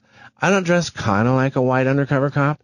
I dress exactly like that. You know what I mean? It's all black. Black sweatpants, a black jacket, and a Yankees hat, of course. The glasses. I mean, that's undercover. Right. Yeah. So the guy walks up to this guy who was protecting me and buying all the drugs, and he goes, "Yo, Simo, man, I don't want to be no disrespectful to you or nothing like that, but you're wrong about this dude here. That dude is police." And he goes, and Seymour's like, "He ain't police. I seen that motherfucker on TV last night." Oh, shit. From across the room, this woman, topless woman between puffs off a crack pipe goes, "That's Clinton." I mean, really? Even in a crack house? I mean, really? You're that popular? I mean, is there anywhere I can't go where people don't love you? Can't get away, man. Who was the guest host that week? Do you remember? I don't remember, and I don't even know if I was on the air that week. Wow. But that's crazy. Yeah. Yeah. Aren't you took the record for being on the longest? Yeah. Oh, yeah, by far. Which is what, it was 10 years? 14. 14 years. Wow. Yeah. You miss it? I do, but I also know it was time to go. Yeah. Right? Yeah. But sure. When you go back for occasional... I just did Dumb Pardo this weekend. That was you. Yeah, you knew it was somebody else. Fuck. No, I read somebody said that was a fake Pardo. Yeah. And it's like, it was really close. So was it Kevin sounded Hart telling exactly us? like it. No, I read it somewhere. Oh, yeah, okay. And then, but I didn't. Think you They played didn't say who it was. Oh Did you play shit! that? I didn't notice it. Play the opening montage. I saw Kevin's monologue. I did not notice it. But I was very proud of that because that guy is hard. Why'd they ask you to do it? For whatever reason, he couldn't make the show. Oh, okay. Yeah, but from what a lot of people are like, no, that was him. That was like you fucking nailed it. It was pretty close. Damn. I listened to it this morning. I thought it was pretty close. Yeah. To introduce Kevin. Is there anyone? Yeah, Kevin Hart. I guess it helped hearing him for that many years. Yeah, we're just waiting for the 14 years. Yeah, you got to hear. I was around him all the time. Yeah. Did you ever do it to him? No. I mean, one time he had laryngitis once. Yeah, that'll be it. If you could just fast forward to the end of the cold open. One of Philadelphia. Yeah. So you sick? He does a pretty good Obama, that guy. Back up. Sam, please, you're fired. Back up. Here we go. So Godspeed, America. And live from New York, it's Saturday night.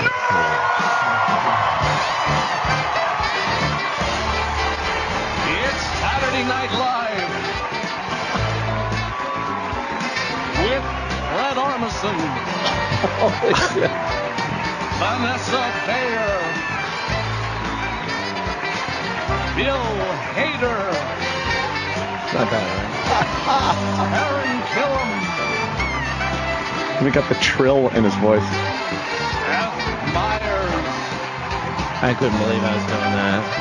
That was flipping me out. Bobby Moynihan, Nassim Hezron. I thought I was going to mess up when he said musical guest. That's what I was afraid of. Oh, really? Yeah. Jason Sudeikis, Yeah, a lot of people. It's a long list. Yeah. Kenan Thompson,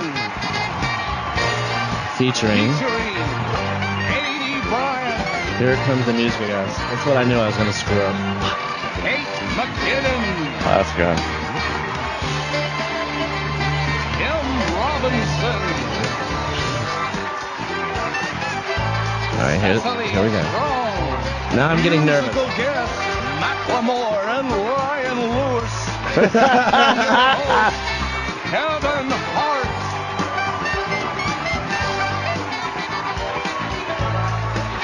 ladies and gentlemen, Kevin Hart. You poured it on there. That was Isn't that good. trippy? I didn't notice that when I first saw it. I mean, now that I know, I'm like, oh, okay. But it's fucking damn close, Not man. bad. I did not notice that watching it. It's fairly close. Yeah, I was proud of that one. Yeah. Is that all he does there? Is just the announcement? Was that my? Yeah. Okay, that's cool. Yeah, all the articles. Yeah. All the articles said it was. Has he been doing it since the very beginning? Yeah. Oh, yeah, he's been there. How old is he now? Don't know. He's got to be well into his 80s at this point. The voice of SNL. I mean, what a fucking, that's a cool gig. Right from the beginning. He said, Chevy Chase. That's crazy. Richard Pryor. Yeah, I mean, it's so weird. Like watching him do like vocal warm ups at SNL. Oh yeah. Like one day he had gotten off the elevator and there was a sign beside the elevator, and he would walk around and read labels from things while he was warming up. He's like, sexual harassment seminar. And he really talks like that, right? Really? And that's his voice. Like this coffee really blows. It's no, Holy quite a set of pipes. Yeah, huh? Very recognizable voice. That's why it's really hard to do a fucking warm up too. That's yeah. Yeah. What color was he when you saw the impression? Orange. Yeah.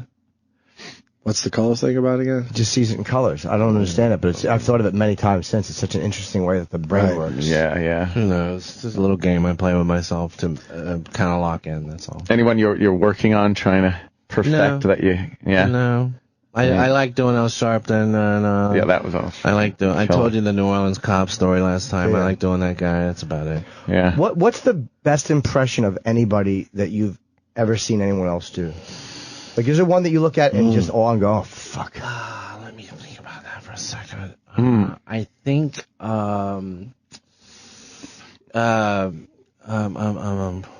come on, give me a minute, because there's a couple. Sure, yeah. I mean, I've said that and I go, that's the best impression I've ever seen. yeah. How about you? Name someone. I mean, it's hard. There's so many great ones. I mean, your Sharpton is fucking. That's dead on. For the obvious reasons that it sounds like Sharpton, has all his inflections. The fact that you're a white guy doing Sharpton and most black guys can't. That's just an amazing impression. Yeah, thank you. I love Jay Moore's Colin. I think is an odd one. Yeah, that is an odd one. Jay Moore does Colin Quinn. And it's so also, on the ball. I believe his Christopher Walken. Of course. Walken's amazing. But his Colin, I think, is better. Because with Colin, at least with I never Walken, heard him do Colin. Well, yeah, it's not one he would try to pull out because everybody would be going, "Who is that?" But it's amazing, his Colin. It's like talking. We had Colin in here once talking to him. He's a terrific impression. Oh, he's fucking he's a psychopath. And that who is a saw brilliant that? You know, is he really? I didn't know that. Well, yeah, I say that with affection. Jay's nuts. Yeah, Jay will tell you that. He's fucking crazy. Jay's batshit crazy. Yeah, he's batshit crazy. Oh yeah. That's why we all get talented along. motherfucker. I'm a little bit too. Of course. I like the obscure impressions that you know, just out of the way ones. Yeah. Yeah. Yeah. God, I know there have been a couple where I look at it and go, wow. Were there any Rich Little did that you liked, or did you not like him? Was he like a hack when you were a kid, or you respected him? No, I loved him, and I still love him. Yeah. I mean, he did more great impressions than I guess anyone I've ever seen. He was the go-to guy back in the 70s. I mean, I feel like I probably had like 5 or 10 great impressions in my life. I think he probably had 100. Jeez. He did a great Carson, He didn't do Clouseau well, and I never forgave him for that. But he did an amazing. He did an amazing Johnny. Oh yeah, you have a Rich Little story, right? Which one? Who was it you met that brought you up on stage or whatever? Maybe I'm mixing up. That was someone else. Oh, someone else. Okay, someone else was at. No, it was Daryl. When? Sure. When you're first starting out? Who's the performer you stood online to meet? Oh my God, who was that, pal? Tell me. I don't know. He was on the show. Brought him up. Oh, I don't remember. Oh no, that might have been Kevin. No. Kevin Pollak. Oh, it's Kevin Pollak. Okay, You're right. Sorry, Kevin Pollak does it. Sorry, speaking of great impressions, how about the Shatner? Kevin Pollak's Shatner. He's a great really Walken, good. too. He does a great Walken, but the Shatner Shatner's great. He has all the inflections. Not really touchable, yeah. Yeah. And it's probably awful just as an impression, just being asked about other ones. But I'm always interested in what would impress you as being a fucking. What would be the number one out there? Yeah, or which ones do you look at and go, everybody likes that? The guy it's that easy. played Bush on Mad TV. Oh yeah. Is he the one that died recently? No, Frank. Frank Caliendo's great. Caliendo. Fabulous. He's a great impressionist. Fabulous. Yeah. I think that's his Bush is, I would say, as good as impressions can be. Yeah, he really does a great fucking George W. He does a lot of great ones. Yeah. Lots of great ones. Yeah. The guy who died, who did him and looked like him recently. Yeah, he was very good. You think Caliendo's is better? Absolutely. Oh, okay. Yeah. That's the best Bush I've seen. The other guy just looked more like and him. as good an impression as I've ever seen. I think Jay Farrow's Stephen A. Smith is wonderful. Who's Stephen A. Smith? Commentator on ESPN. Oh, see, I wouldn't recognize him. Yeah. We got Jay doing Colin Quinn for 20 seconds. You want to hear it? Yeah, 20 seconds, yeah. Or Daryl. This is quick. Yeah, Colin's on the phone and then Jay's in studio. I think the American people, no matter what, are determined to prove they're not racist. Stop giggling. Be a professional, for crying out loud. You know what I'm saying? Stop talking like that. You know what I'm saying. Yes. Do I have a head injury that nobody told me about? Why wouldn't we know what you're saying? You just said a simple, salient point. Brilliant. He gets the words that Colin would use, the way he'd use them. The way you slide into a salient mumbling. But yeah, it's a mumble slide that Colin does when he talks. Absolutely brilliant. Unreal. Colin's hilarious. Unreal. Jay gets smarter when he does that impression. He's a dumbbell and he does that impression and he's fucking a genius. It's amazing. He gets into a weird mindset. That's what I admire about a great impressionist is when they get into the mindset of the person and you can see them thinking like it's really fucking incredible. Do you ever imagine that your face looks like the person's face when you do the impression? Do you? Because I've noticed over the years trying to do certain people, it helps to like almost imagine you're making the same mouth or nose, some kind of physical thing. Even though you know you're not looking like the person, but it just to have that image, it kind of helps. Yeah, sure. I mean, when I was doing them, I always tried to pick up on a couple of mannerisms, physical, facial. Yeah. Did you ever do one that you didn't believe? Like when you're doing one, I've done plenty of shitty ones. And you feel like I'm Daryl, I'm not the person. Like you just can't. Plenty of fucking shitty. Can you give us one example that you hated?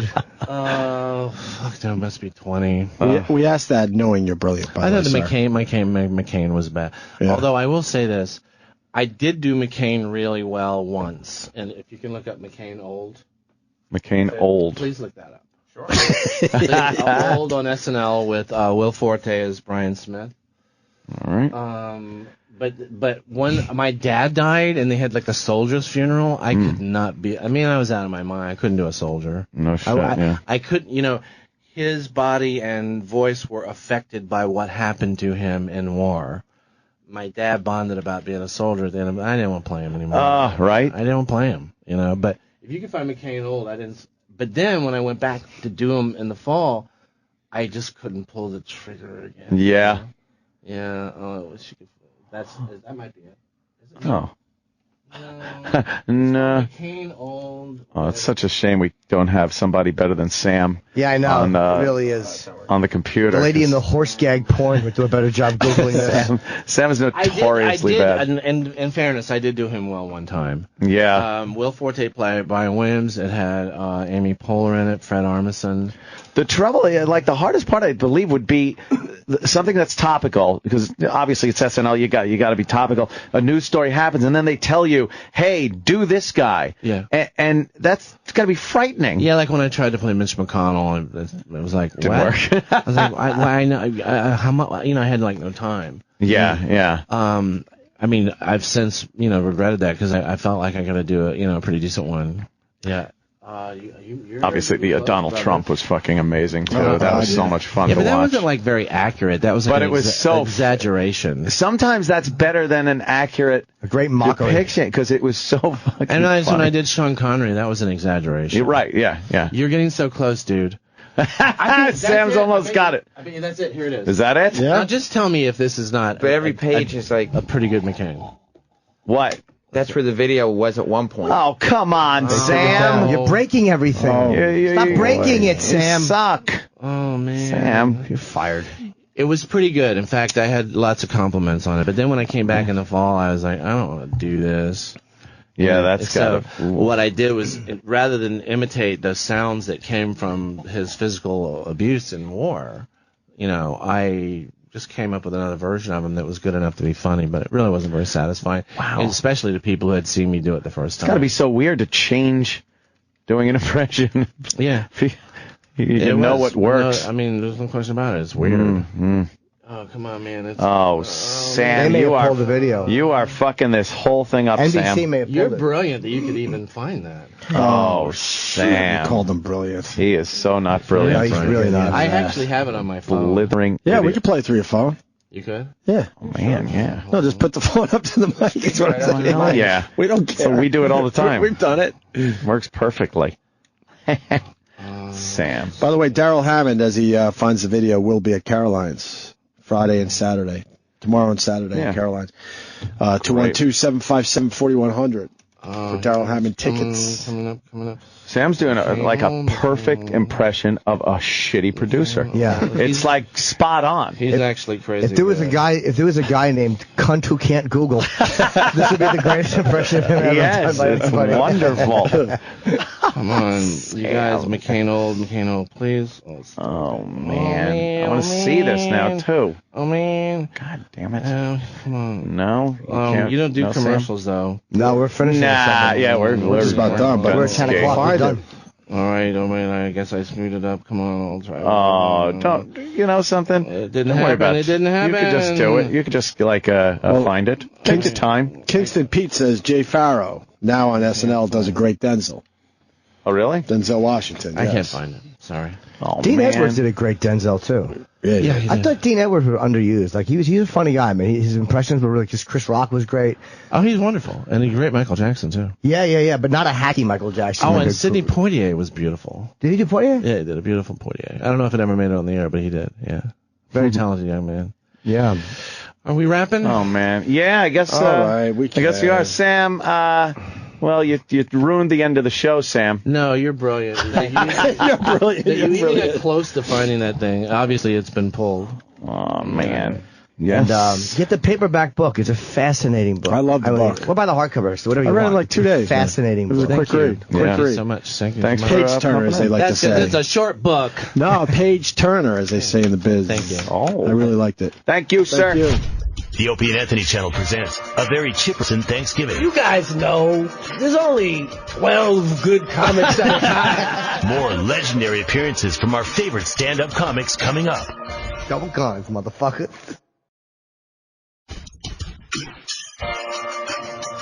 More memorable O&A appearances from the biggest names in stand-up. A very Chipperson Thanksgiving continues on the Opie and Anthony channel. Yeah, this is Joel McHale talking about punching Chevy Chase. Why would he punch Maryland? And the future, I just paused for the laughs. And the future of community and discussing talk shows like Jeff Probst. I fucking love Jeff Probst. I miss his show. I DVR'd him when they were on. I just watch him over and over. Jeff Probst. I want to be him someday.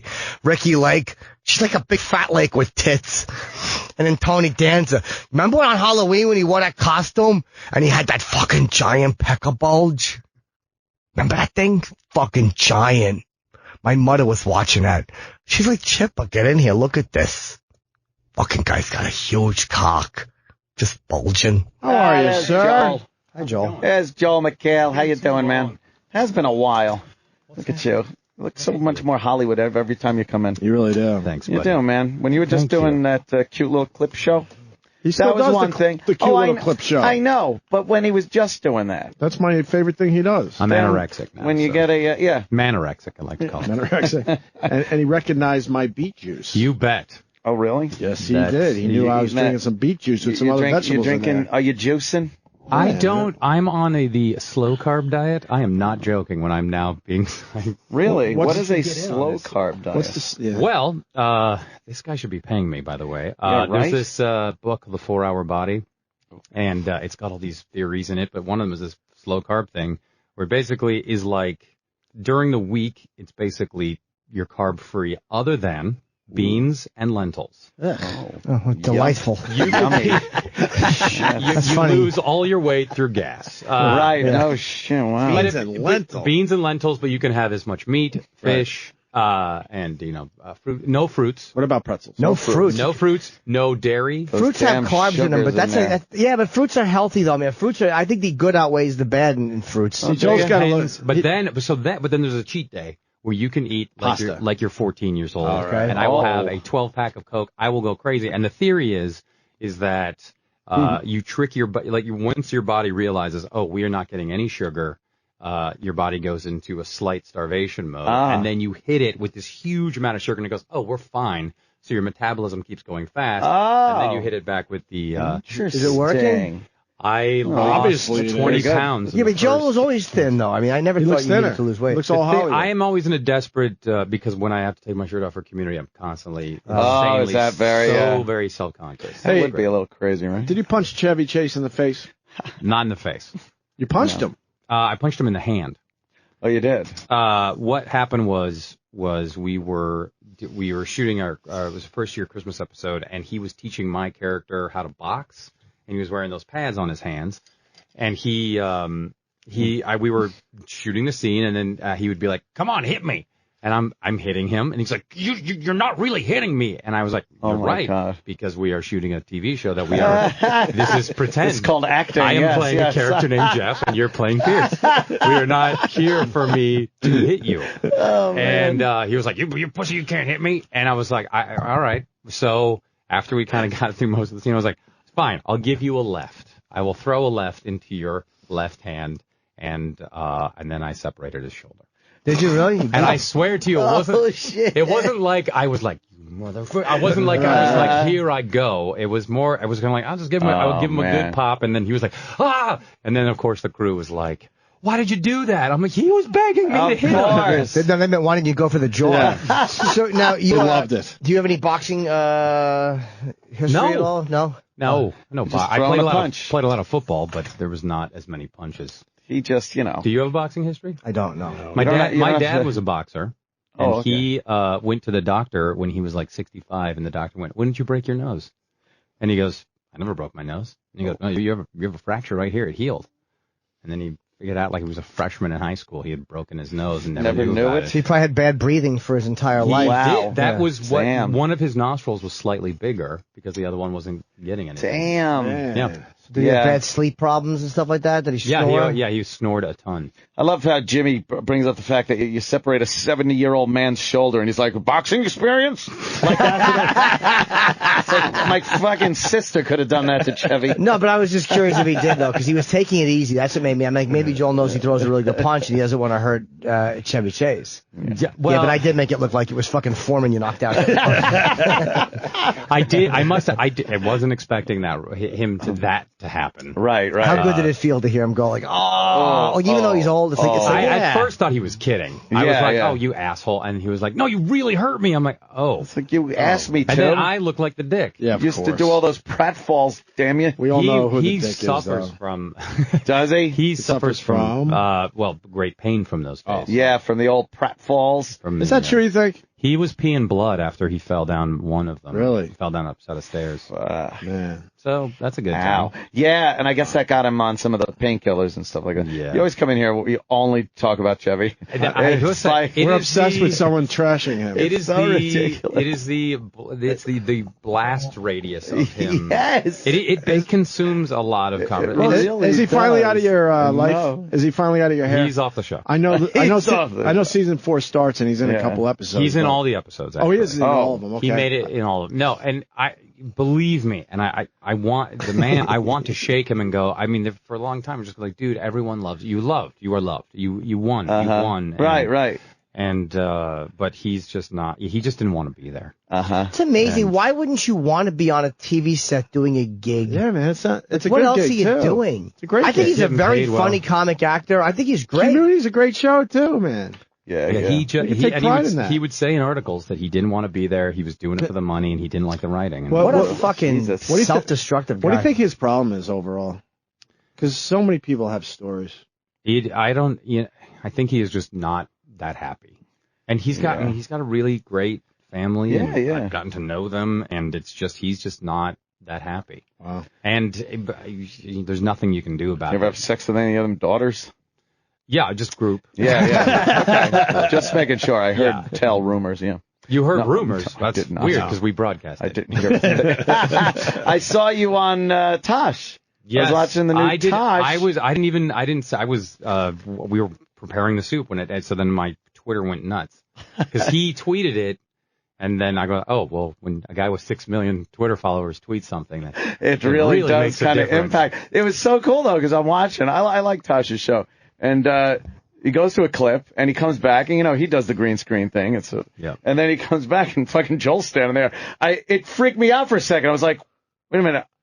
What am I watching? Great. Yeah. And then it just went to the next. Then it just went right to the next clip, and then Tosh was back. It was a clip. Well, it was. I just No, it was him. It was Honest, in between. I did the joke and then Where set up. would- And oh, then, so- were you acting like you were, Tosh? Like no, it was doing my thing. He was doing his. That's so It was on my cool. set. It was just It's the oddest fucking thing. It was. That's great though. It was really That'll cool. get people Knocked me for a talking. loop. We wanted it to be. Yeah, we didn't let anybody know, and it just happened. Yeah, right. We wanted it to It be was cool. Smart. Do you like Tosh? I have never met the man Really? in my life. That's hilarious. So No one has met him. It's weird. have you met him? Where the hell is this guy? I met him once. He interviewed me for Comedy Central in Yeah. Florida. I was doing a festival. I don't think he's been doing that anymore. No, it seems like he's gone on to bigger and better things. I had a half-sold room while Cheech and Chong sold out across the street. He's got fucking 6 million Twitter followers. Oh, my God. Probably 5 years ago or something. I was in. I remember my girlfriend and I were fucking arguing at the time. So I'm guessing 2009. You know, by the Through arguments. 2013. No, because I think we were arguing because she worked at a fucking clothing store and there was a guy in the dressing room and she noticed how big his cock was through his underpants and she kept going back in and giving him pants. And I'm like, you were fucking looking. And then it bothered me. And then she goes, what did you not, like she said to me, did you not know that you're not an Abercrombie model? She said that to me. Holy shit, what a fucking... You have a good girlfriend. That's the ex-girlfriend. But then I wound up, Yeah, but that was a turning point for me because then I wound up getting turned on by the fact that she was staring at this big bulge and it changed our relationship for the better. But that was the weekend I was in Florida. So did you have to then every time to get turned on? Would you be like, let's go? All I would do is talk to her about it. To a beach. No, I would just make her tell me about it. Was he a nice guy to you? I never met him. No, Tosh. Oh, he was great. Yeah, well, he interviewed me for this he was doing wraparound interviews for Comedy Central. Yeah, it was very cool. We reached out to him. He just won't do our show or acknowledge that we're asking. So. Oh, really? Who Yeah, are you asking? Our fans have got a hold of him as well. He has a lower level of desperation than I do. Oh, man. Also on at mentions though, when you got 6 million. We had Mike Tyson in here last week, Joel. You're in good company. That's pretty good. All right. How's his face? He looks good. He looks great. That tattoo on his face. It really. All of a sudden, you get used to it. It's weird. Because it's a famous tattoo now. That's why it doesn't matter. Yeah, you are used to it. You're just kind of like, no, it's that guy. If someone you work with came in with that tattoo, it would be really creepy and awkward. But it's Forever. Tyson, and now it's the famous tattoo. Yeah. Does So he still get differently. paid? I heard he got paid. He was paying in that documentary. He gets paid $1 million just to work out in the casino. Really? All year Jesus. round. Yeah. We got the. Does he really? That's how he looks.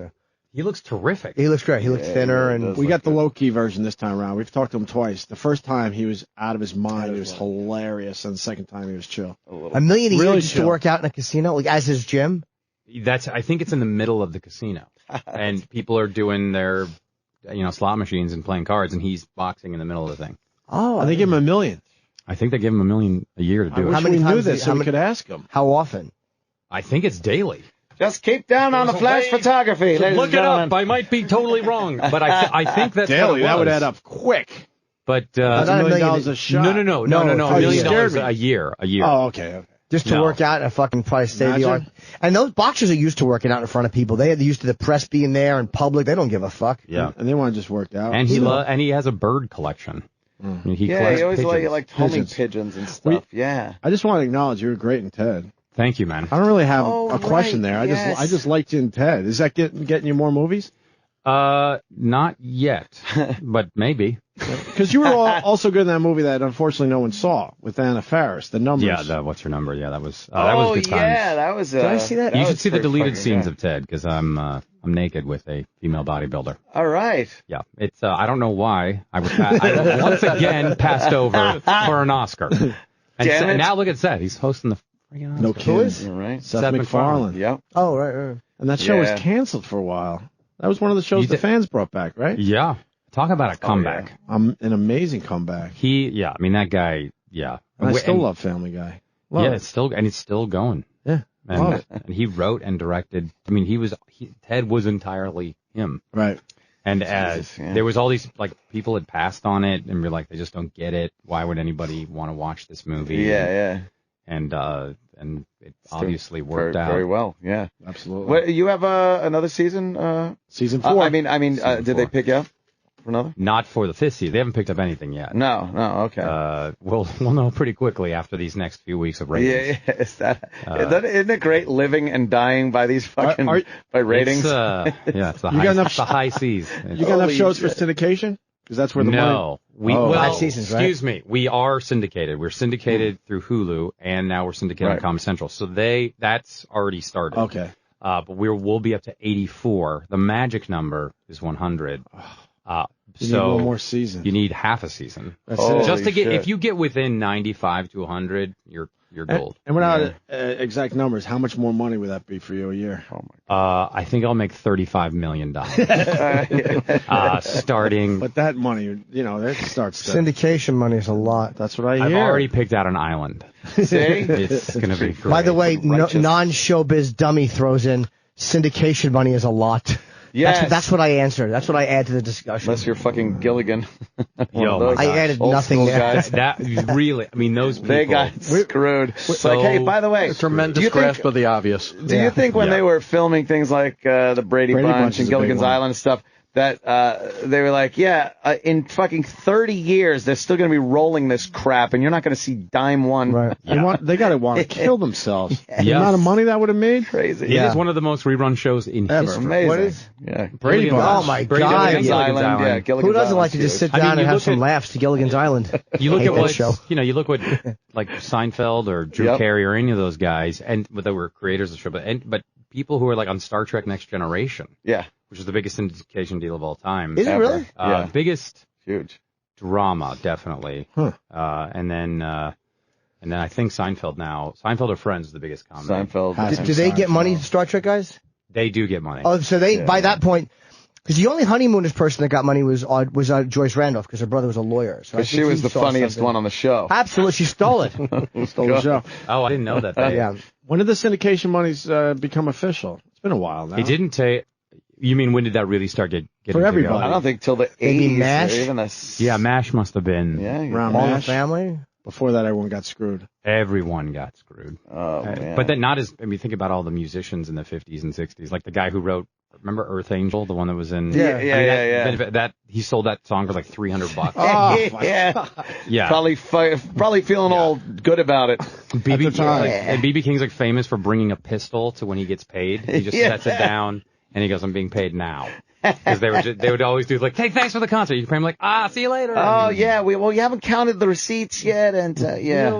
We have a printing press for money that we have to get to warm it up. Yeah, it's a good. I mean, but they did make. Well, I don't know if they made great money, but in conventions and things. But, yeah. But it wasn't nothing like syndication money. It wasn't what they should have made. That's kind of the thing to do is get a little bit part in a sci-fi show.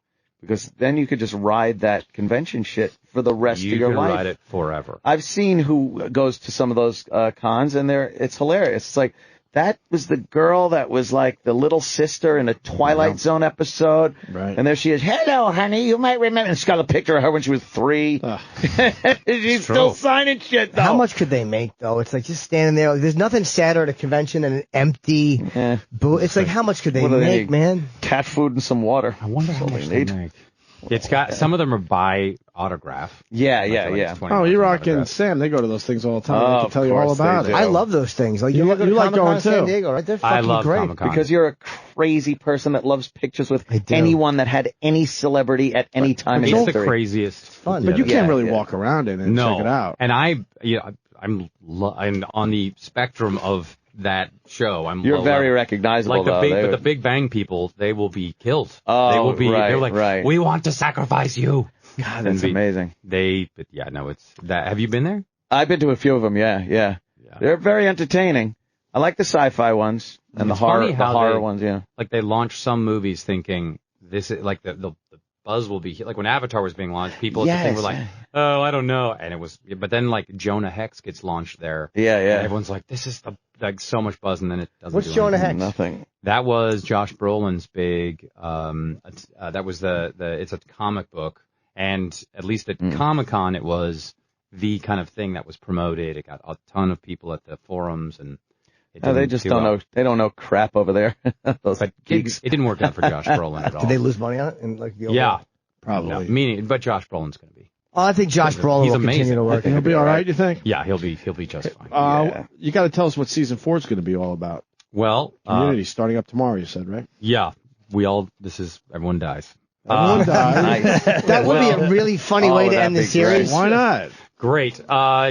We will have a lot of holidays, which is gonna our Halloween episode is gonna be awesome when it airs on Valentine's Day. It's gonna be very, very confusing. We have Thanksgiving and Christmas, so it's gonna be. Yeah, you threw in a lot of holiday episodes. We were supposed to air on October 19th.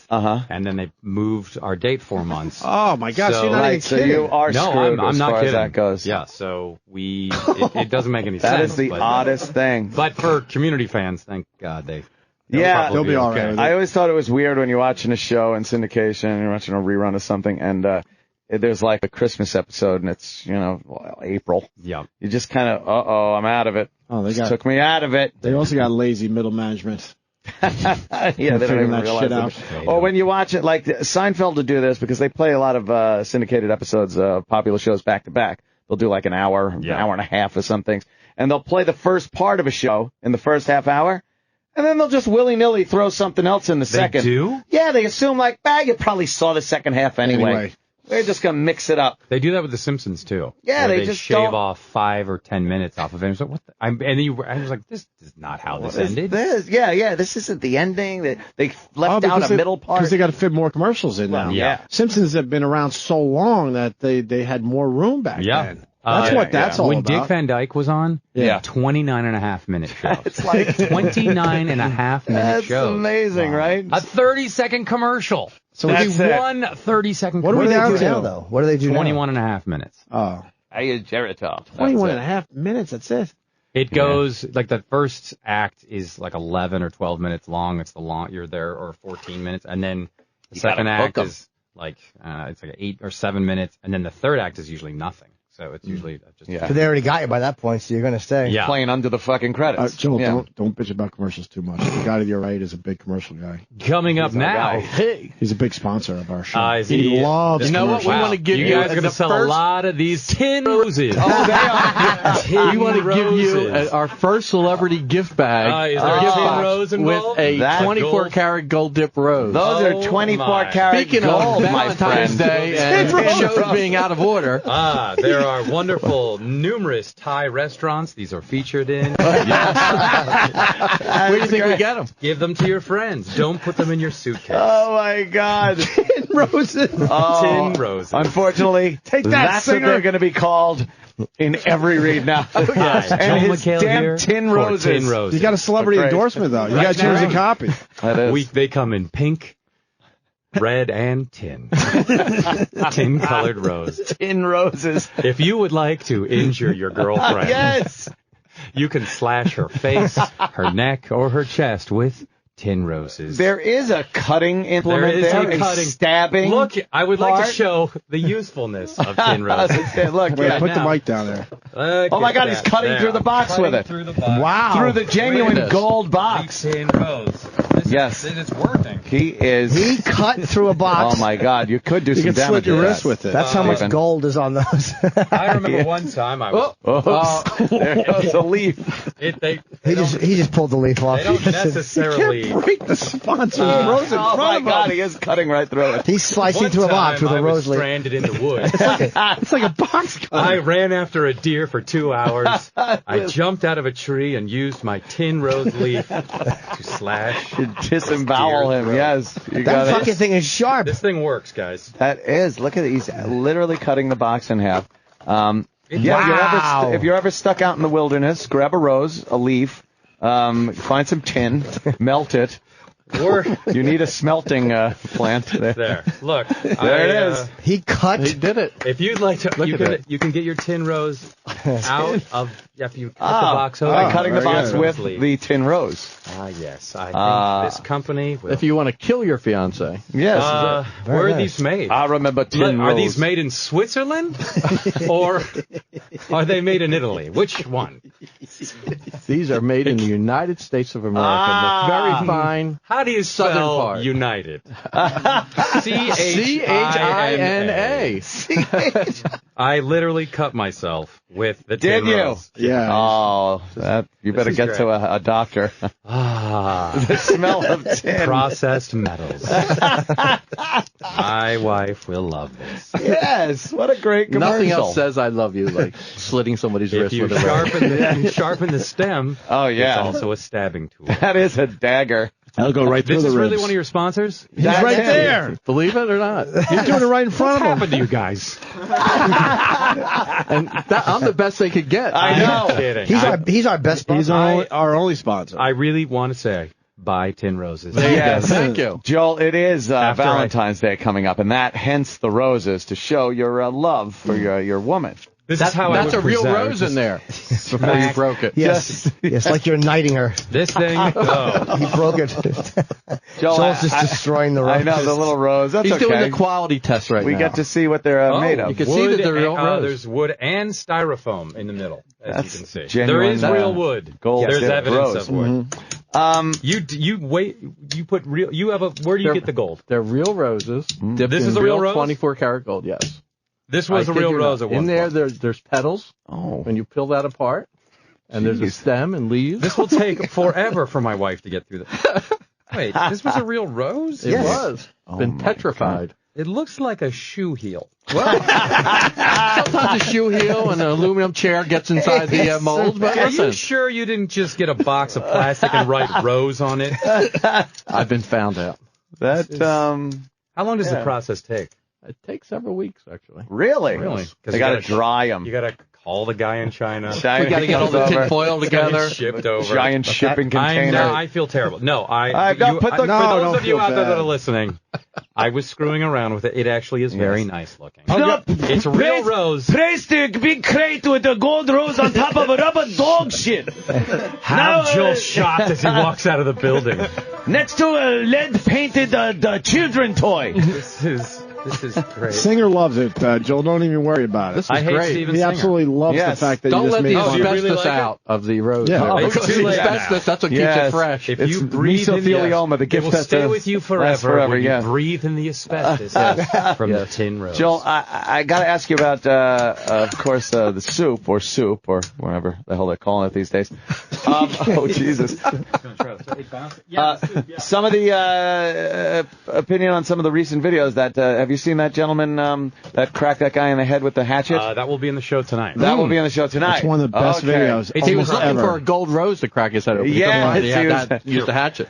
That guy rules. So Lamb. I would have taken one swipe with the gold rose. Could have slit his wrist or hit him over the head. What do you think of that guy? It seems like it's out of a stoner movie. It seems like it's out of Biodome. It really- or Undercover Brother or something. Yes. Where you're like, this is too good to be, this is too real. Too many good things in there. It's a crazy guy, the car, hitting someone, people coming to the rescue, and then a guy grabbing a girl, and then the stoner guy hitting him with an axe. and where do you get the- where do you get the hatchet? He was traveling with it because he was homeless. Yeah, he I probably guess had that with him all the time to protect himself. He's a homeless hitchhiker, so you got to have some kind of weapon. Well, when I need to eat, I just kill someone. Yeah, with a But this hatchet is or worth it.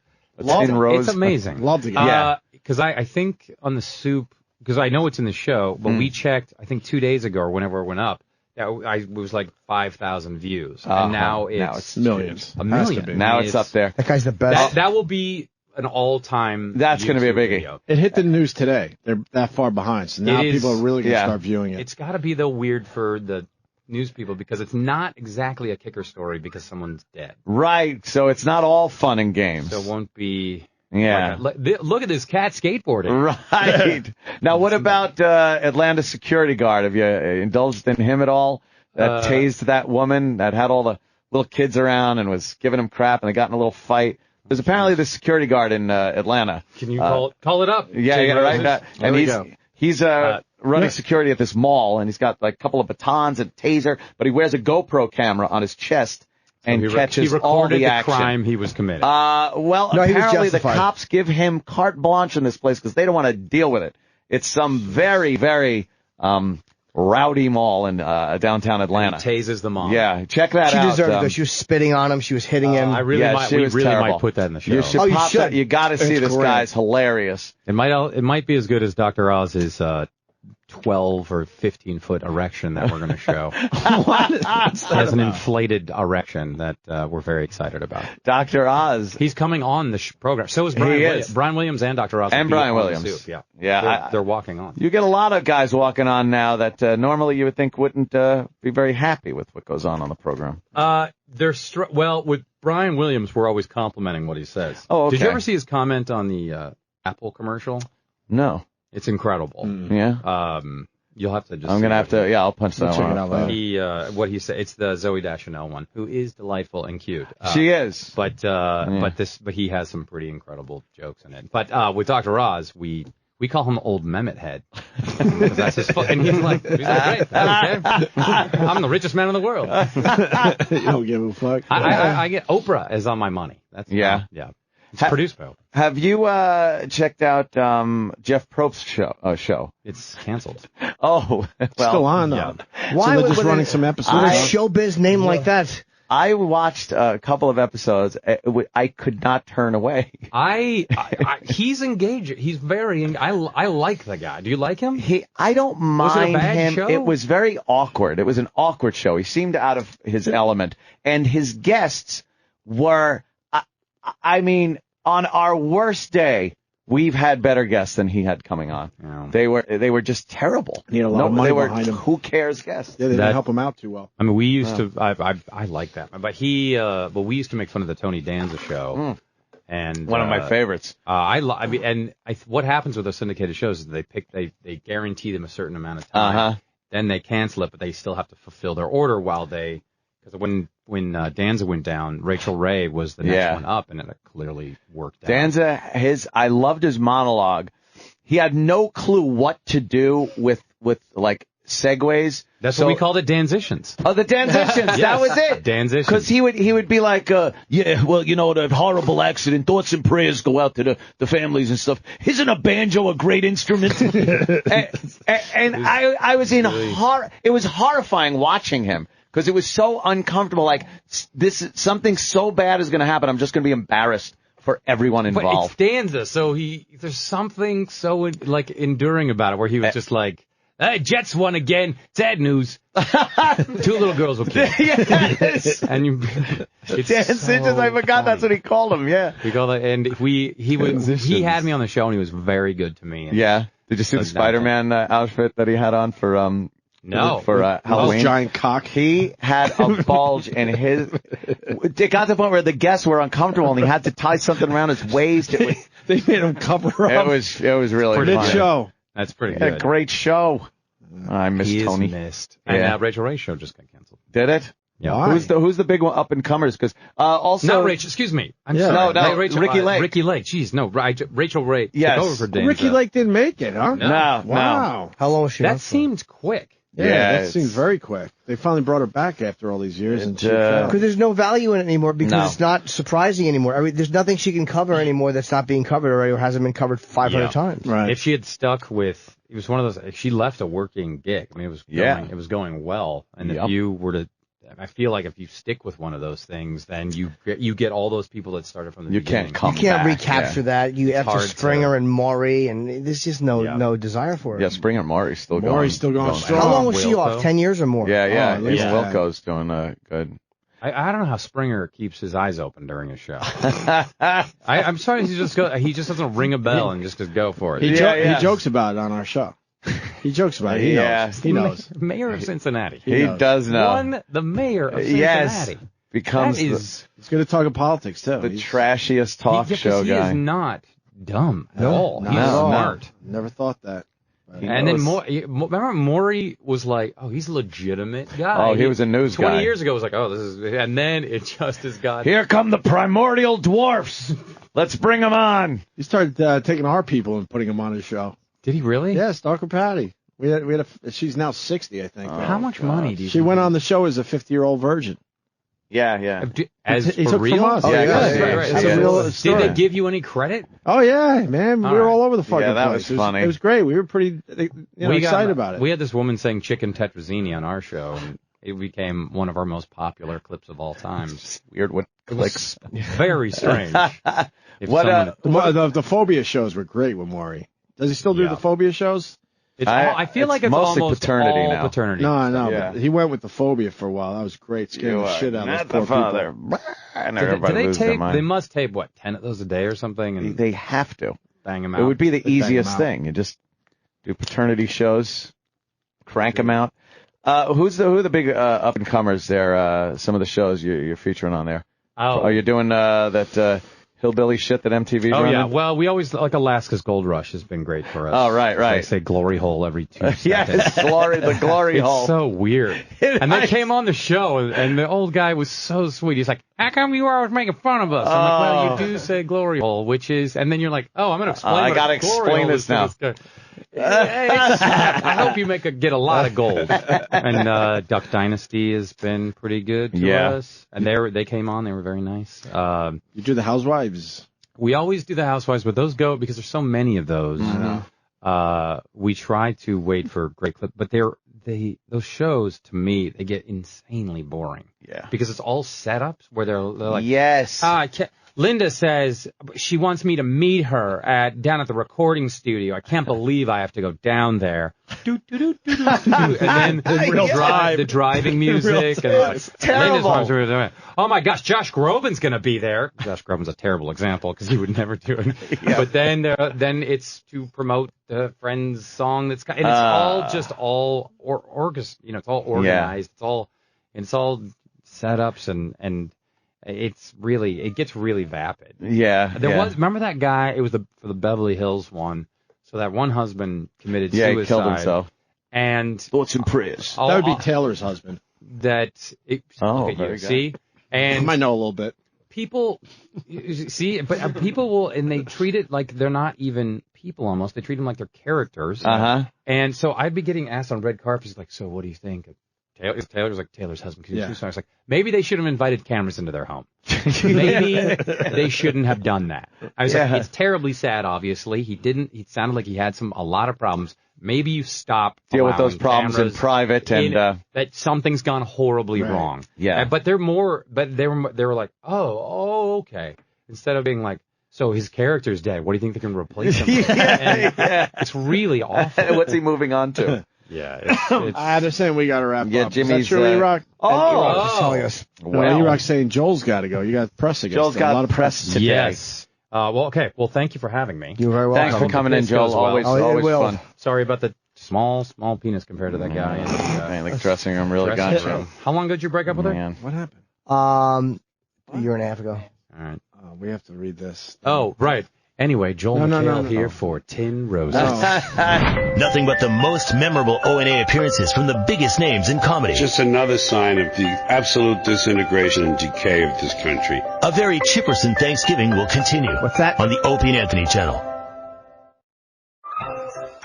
The most memorable O&A appearances from the top names in comedy. A very Chipperson Thanksgiving continues on the Opie and Anthony channel. Oh. Hey, who's the famous DJ on the 70s channel? His mic is way louder than it should be. Can somebody... it makes me mental. I have to get this in while I'm here. Get Danny in here, please. JJ Walker. No, JJ something. JJ Walker's a black... Spider Harrison? Yeah, no, but it's Spider Harrison under a different name. It's Spider Harrison. He calls himself J.J. Walker. That bassy voice? Yes. But it's... He calls himself J.J. Walker, but it's not. Why is he so Spider loud Harrison. when he comes on the mic? It Is makes he really me loud? fucking angry. Spider Harrison. J.J. Walker on the 70s. Why be J.J. Walker when that's Jimmy Walker from That's what he fucking... calls himself, yeah. I It's had 6 it right. p.m., right? Tell him to turn down his goddamn mic.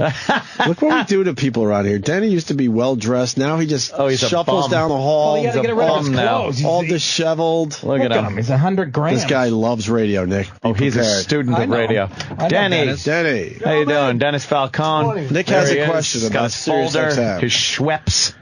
2 pens. 2 in case one runs pens. out. Are you listening to Jocktober, by the way? Yes. His Sirius hoodie. Is this good shit? It's the tried and true contests. Those are the national contests. I did them when I worked for Clear Channel. Did the same things.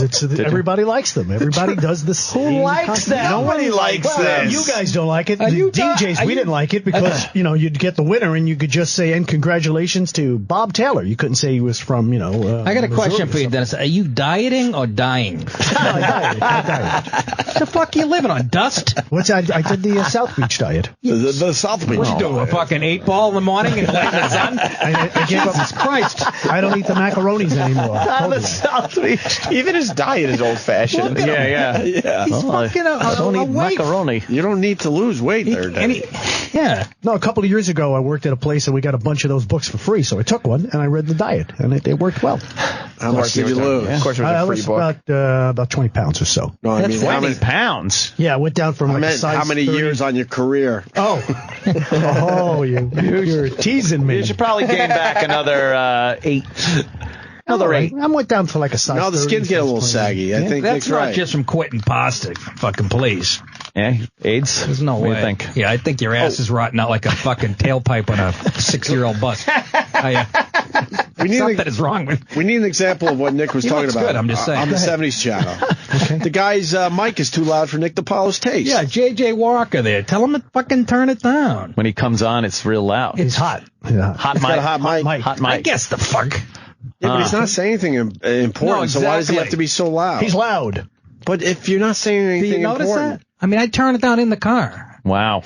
Okay. Is he a boss jock? He's a boss jock, so you don't turn it up louder in stereo and rip off the knob. Hey, how you doing? He seems like he's hurting for attention. I know he's been around forever, but he's a good jock. Yeah, he's a good jock. Why does he have 2 names? And why is he a good jock? What makes him a good jock? He's got good pacing, good timing. Good jokes. He just sounds good. There's no jokes. It's the unfunniest thing I have ever heard in my life. Here's Spider Harrison giving someone a shout out. Keep in mind, he's Spider Harrison on Hits 1. Right, it's the same guy. He's J.J. Walker on the 70s. He's got to change his name. Of our own shows. We're not making fun. We're just observing. It's an homage. Okay. I'm a guest. I can shit all over it. Yeah. I don't work for the motherfucker. This guy? Countdown with the first set of Wallfellas. People like me at Facebook.com/Spider Harrison, Spider with a Y. Spider with a Y. Including Tim Alford from Fort Hardy, British Columbia, in Ottawa, Ontario, Remy Bronte, New Brunswick. I want to hear him on the set. I can't hear you. That's not doing it It's like justice. he's terrible. He's like on a Radio Shack color radio. Yeah. Coming through the little flavor radio. You'll have he'll be playing music, and then he'll be 8 times louder than the music. Good. But we have celebrity guest host Flo Rida on for me, counting down the top 45 on Sirius XM Hits 1. So that's not it. I'm just hanging out. What's the camera? That's not it. This is all in his house. What? He doesn't even have to come to work? He doesn't come in. He doesn't come in? He doesn't even have to come in? He lives in Florida. He's got a studio. Why the fuck do we have to come in? I don't know. A lot of guys don't They have come the in. easiest radio job to begin with, and they don't even have to fucking come in? I don't understand why Sam is giving away all these secrets behind the curtain. Oh, yeah. Denny doesn't like this. I don't like that. You can do radio from anywhere. That would rule. I would sit on my couch and just fucking, that's why what? That's my end goal. Oh, that'd be great. But if you're a music jock, which is, let's be honest, no one gives a fuck about what you're saying. It's all computerized. You're right. At the very least, they should make you come in. Show up. To make it look like it might be a He real sounds job. good, man. I'd sell my soul for a voice like him. Oh, my God. Why did you bring Come the on, company seriously. man in to ruin this segment? That's why we Danny, do it. you got a actually. great radio voice. No, I don't. Nah, he doesn't. Greats on everyone. He really doesn't. I'd say that. I like that. That old fucking. Are you the fugitive? Ding, ding, ding. The fugitive. Oh, wait. I Denny. might have some. What do you might have? Let's take a listen. Got some sound? What do you got? The radio. This is like the first time in my life I ever asked a girl to marry me, and she said yes. This is his J.J. Walker demo. Yeah, I know. No, you just need to play him introducing a song like that. Yeah. And it's all He loud. just fucking makes it. It's annoyingly loud. All right, so he's got a good voice. Who gives a fuck? Well, that's what people liked back in the 70s. I don't know if they ever liked it. Yeah, it was just there. No, it was a hook by the industry, created by the industry. Thank you. It sounded good, though, but you have a very authoritative voice. What would that mean? That you just sounded big. If a guy was introing Freebird, but his voice wasn't like that, then you're not listening to Freebird? Didn't sound big. Did not sound big. Who gives a fuck? You still get to hear Freebird. It's like the announcers in a sports broadcasting booth. Yeah. Who gives a fuck who's in there? I'm watching it because it's the Pats and do you want to listen to Denny Green doing an NFL game? I want to listen to Denny Green doing anything. Remember the coach of the Vikings? I know who he is. Yeah, another guy that did not have the strongest voice.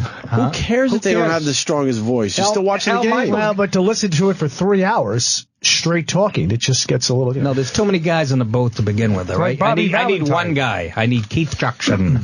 I How do you sum up a rivalry between Michigan and Ohio State? Well, it's about not liking somebody since about 1939. It's the best. I go on one voiceover audition in L.A. I'm coming out. I'm coming into the building. Who's coming out before me? Oh, no. Wow, no kidding. I went in, I handed the script to the guy. I go, I'm not interested. Yeah. Is this, Well, now. He said, wow. Good luck, you little guinea. That's JJ? Yeah, Y100 Miami. Back in 90. What are you doing? Picking every fucking show that I don't want to hear him on?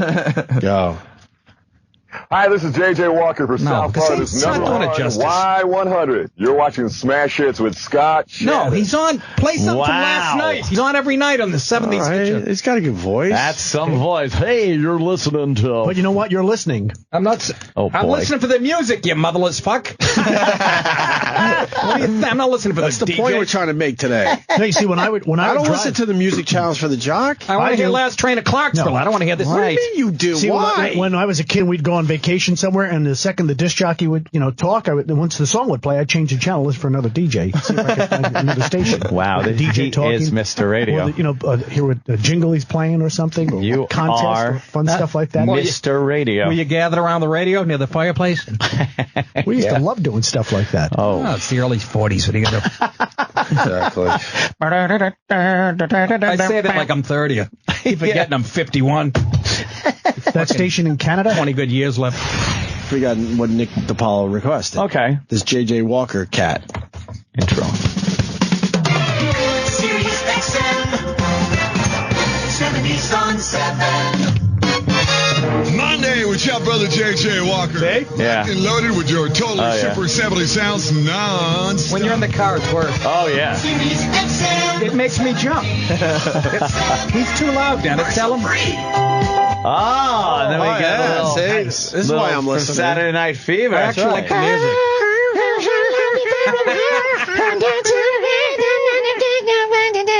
That's where you change it, though, right, Dennis? What's that? That's where you... I'll go over to the 60s, see what they're doing there. They're not doing anything at any of these places. Stop going there to see what they're doing. They might be stretching out the weekend like I do on Sunday night. Oh, shit. He's got a great voice. You can't deny it. That started the whole world crying, but I couldn't see. I just gotta get a message to you. Oh, Play more JJ. Play more JJ. You could just go to a computer. There's a bit going on here. You could listen to all the voice tracks. Him singing the Bee Gees. Yeah. Yeah. for once in my life, I'm alone. But you'd rather hear the guy with the voice instead. How can a loser ever wear? How can you know? That's what makes a friend. I have a tumor.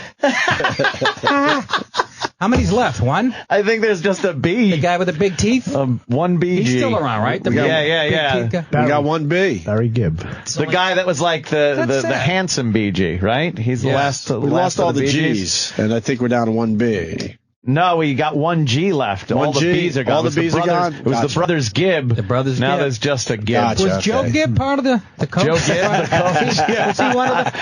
I'm not sure if he...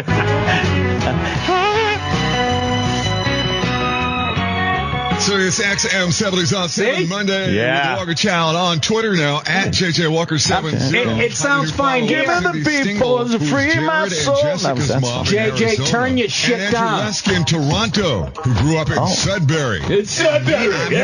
In Florida, but grew up in New York City. New York groove. He's giving content. He's I giving gave him that content. groove. Ace Frehley on 70s on 7. Wait, what did he do there, Dennis? He's giving some content. Oh, he was. Yeah, and he's doing it too loud is the point. What was the content? I don't know. Everybody was talking over it. He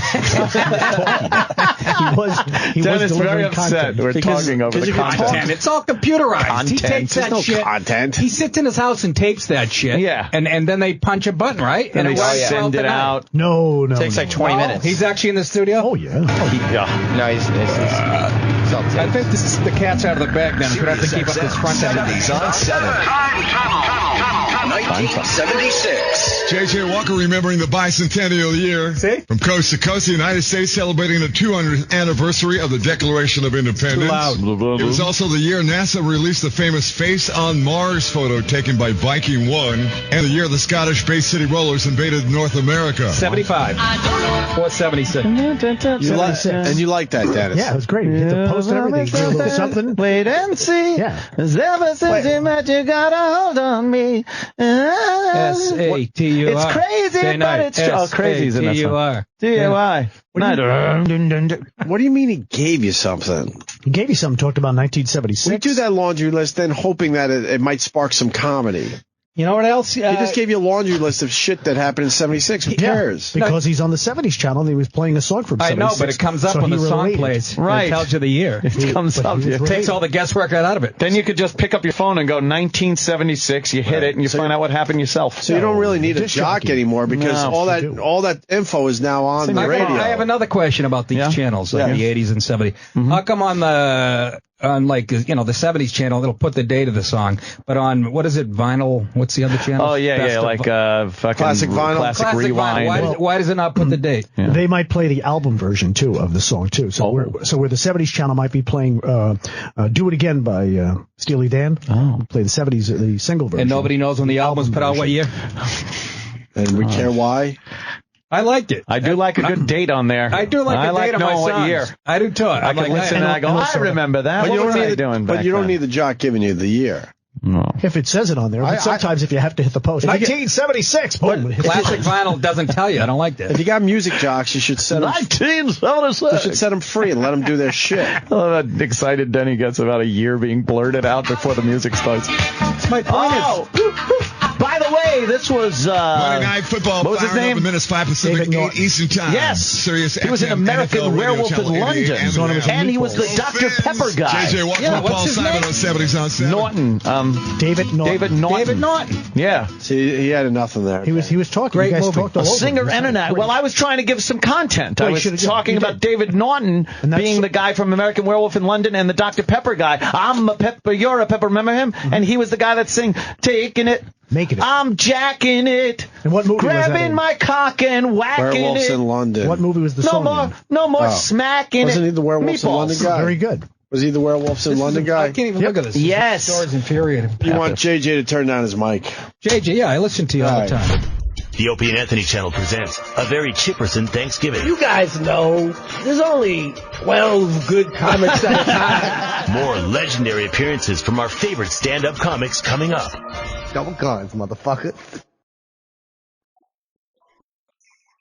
Nothing but legendary appearances from the biggest names in comedy. A very Chipperson Thanksgiving continues. Here's your host, Lyle Chip Chipperson. This next segment is when Bill Clinton comes in. April Fools! What are you eating? No.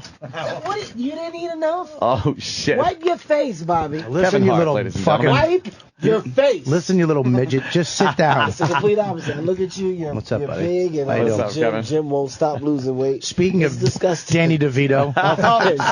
Shit. Sit down, you little feet dangler. My friends are falling apart. Is your phone? Someone adjust the seat for him. Shit. Oh, Jesus. Jimmy, it's called working. People are calling me. Yes, that's all the cell phone.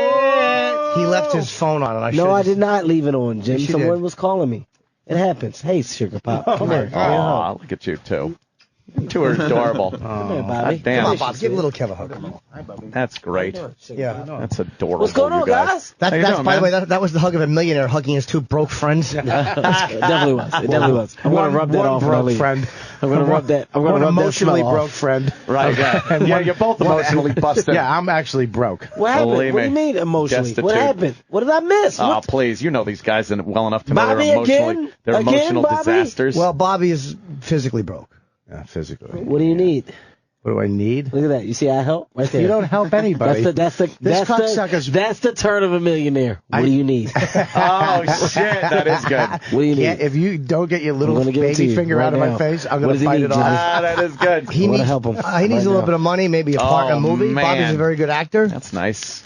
Oh, Kevin's peeling off hundreds. Oh, yeah. Keith does that on Saturday after he's done hosting. That's for Bobby right there. Oh, man. That'll buy a stroller. Fucking Bobby. I'm taking it. You Will got that buy a right you stroller? take it, Bobby. That's because I love you. A stroller, man. Come on. Nobody knows what that was. All I did was hear stuff, Bobby. That was for me and you and Jim. Well, That was a lot of money. more for you and Bobby. Jim didn't get his taste. Jim is still on here, so I don't know if anything's wrong with Jim yet. I don't know. Yeah, I don't know. I'm gonna go to AIDS with that fucking money. Are you gonna... What's up, man? What's going on? How was the just garden? been hanging bullshitting. Just hanging? How was the garden? Chris Rock, I think, tweeted or texted or put it on Facebook. It was one of the best comedy shows he ever saw. Holy shit. Let me tell you what's crazy about Chris. Chris bought tickets. He didn't even call me for tickets. Like, he just showed up and came, which was amazing. Like, that's, I think that's bigger than someone saying they're coming and supporting you. The fact that Chris Rock came, bought tickets, and then showed up after. Well, if someone could peel off hundreds better than you, it's Chris Rock. Well, no. First of all, let me tell you the biggest shock to my ego. So in L.A., a friend of mine is having a birthday party at a comedy club. His guy named Chris Spencer. Been out in L.A. for a long time. Everybody always comes to his birthday. All the comedians come out and say hey and go on stage. So literally, I think I'm going last. I show up late. Yo, Kevin Hart's coming. Oh my God, Kevin Hart's on stage. I come on stage. Happy birthday, Chris. I do a little set. And he was like, how do you follow Kevin Hart? Oh my God. Chris Rock, ladies and gentlemen. Oh, like, shit. Chris just comes up after me and I just... damn. Doesn't matter. He just came up after me. It doesn't matter well or not. He could have went on stage to talk about anything. The fact that he showed up. Did they all say you don't belong there because Kevin was just here, or were they happy to see him? No, they went crazy. I think they immediately forgot that I was even on stage. Oh, Immediately. But that's the power of Chris Rock. That's why he's This amazing. cocksucker, I'm in an airport at like 6 a.m. I'm exhausted. I just did 7 shows at an improv. He comes walking through like it's fucking 4 p.m. Versace matching everything, right? What with an entourage and a hot chick, and he walks. He looks at me. I'm tired. I got like a fucking honey bun in one hand, a coffee, and he in front of everybody. He goes, "What the fuck happened to you, man?" Oh shit! Then he goes, "Yo, man, you need me to get you through security? I got a lady that just walks me through. Did you wait in line? Did you do that? Oh my! Because I don't wait in line, but if you need me, I was the last person in the world, and I just kicked his fucking stupid. You didn't need that. No. He had no energy to do anything else. The only thing extended was his foot. That's the only thing that moved. Was the bottom half of his foot. That's it. He gets the lady who walks you through. He doesn't. Right. He doesn't go through security. That's what happens, Bobby. There's a fat lady in a red That's vest. fucking great, man. This is a level of life that I'm at. Yeah, they're called greeters, right? They walk you through. Yeah, they just walk you through. I don't like to. Wow, that I don't is blame nice. you. You can get that too, Bob. You just got to pay for it. Yeah, that's all, Bobby. You just got to pay for it. I give you money. Just pay for it. I fucking hate you. I really do. Holy shit. He just. He really does know how to rub it in, man. He's the best. That is good. How much is a greeter? How much is it to get a greeter? I don't look at bills. I couldn't tell you guys. I don't even know. Who knows? Whatever, They're right? nice people, though. They're great. They're That's great. it. They're great people. When did you reach the point where you didn't even have to look at bills anymore, or fucking you just knew it was going to get paid? You asking me? No matter what you bought, you knew it wasn't going to interfere with your fucking living. Well, here's the thing: if you as a human say you at the point where you don't look at bills, it means you're dumb because it means everybody's robbing you. Well, that's probably true. Sure. Yeah, so I always look at bills. That's just me joking. You don't have to worry about them. Oh yeah, worry about them is different. No, you know what? I'm okay financially, but.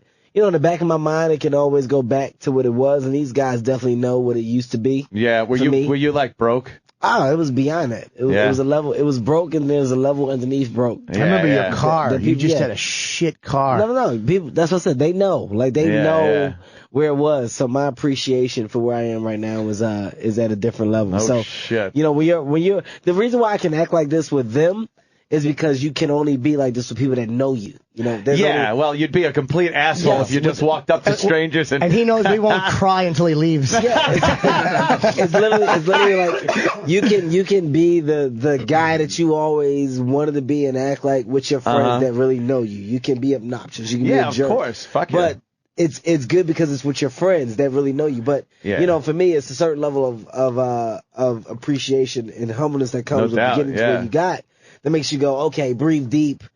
This is crazy. This is amazing.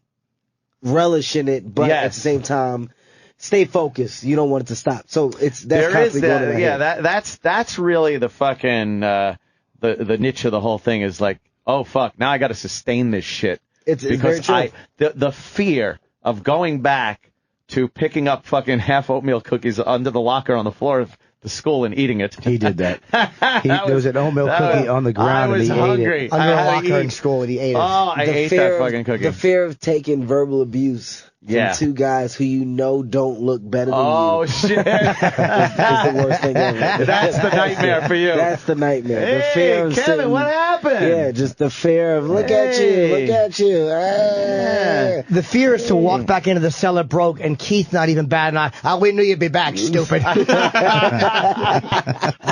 Yeah. Are you careful with, like, I'm sure you are, but your business managers and stuff, like, I don't let anybody, even on my financial level, I don't let anybody a power of attorney. I give everybody power of attorney, and I just sit there because it's so convenient. They would never steal. No one would ever steal from me. I'm too nice. No, I went through that road. I had business managers before. I've been broke after having money before. Oh man, you went through a well-off and then a broke? Yes, that's the best lesson to learn. It's the best lesson ever. Fuck that. It's a good lesson once you get fucking money again. Once you get money again. I was going to say, it's the best lesson.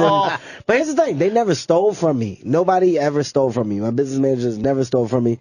It was people working for me that just did their jobs. In other words, they paid bills, paid taxes, but nobody explained to me how money worked, how taxes worked. And at the young age of 25, 26, you know, you get these checks and you're thinking they're yours and this is your money. Oh, yeah, they didn't take anything out. 10% to the agent, 10% to the manager, 30% to the government. They didn't tell me anything. It was just, okay, time to pay this and wipe. And you're like, hammer time. Whoa, what do you mean I got $300 left? I just had. So that was the lesson I learned. So I got audited once. It's terrible. It's the most disgusting thing ever. Yeah, I almost jumped out a fucking Why window. Why did they audit you, Bobby? What were they? They didn't have anything else to do. Listen, what I'm saying is, they ordered his fucking easy form. Why would they do that? Bobby, I don't know what that is. That's the one sheet Bobby? that you fill out when you're going to get a fucking $100 refund. Bobby, will you get the fucking food off your face, please? Jesus Christ. Bobby, will you just not be big for 2 seconds? Damn. I told him and Keith when I first moved back there from L.A. that I got a joint bank account with my chick. They smashed me. I had notebooks and papers, and they ripped them all up in the car and threw me out in Jersey City. And they should. Made me get out of the car. It was the most in love thing I've ever seen in my life. What? We both got the same bank account. Yeah. She sees what I see. What do you mean? Let me tell you a little something about a joint fucking bank account. When you get when she gets a divorce lawyer, and then you go to the bank to take half the money out, half for me, half for her, of the $40,000 that was all I had in the whole world, and I go and fill out a $20,000 withdrawal slip. You see where this is going, don't you? And I'm told, Mr. Cumia, that account is closed. There's nothing in there. Oh, well, what happened? Oh, yes, the other account holder took out, and I was going there to take $20,000 out, half.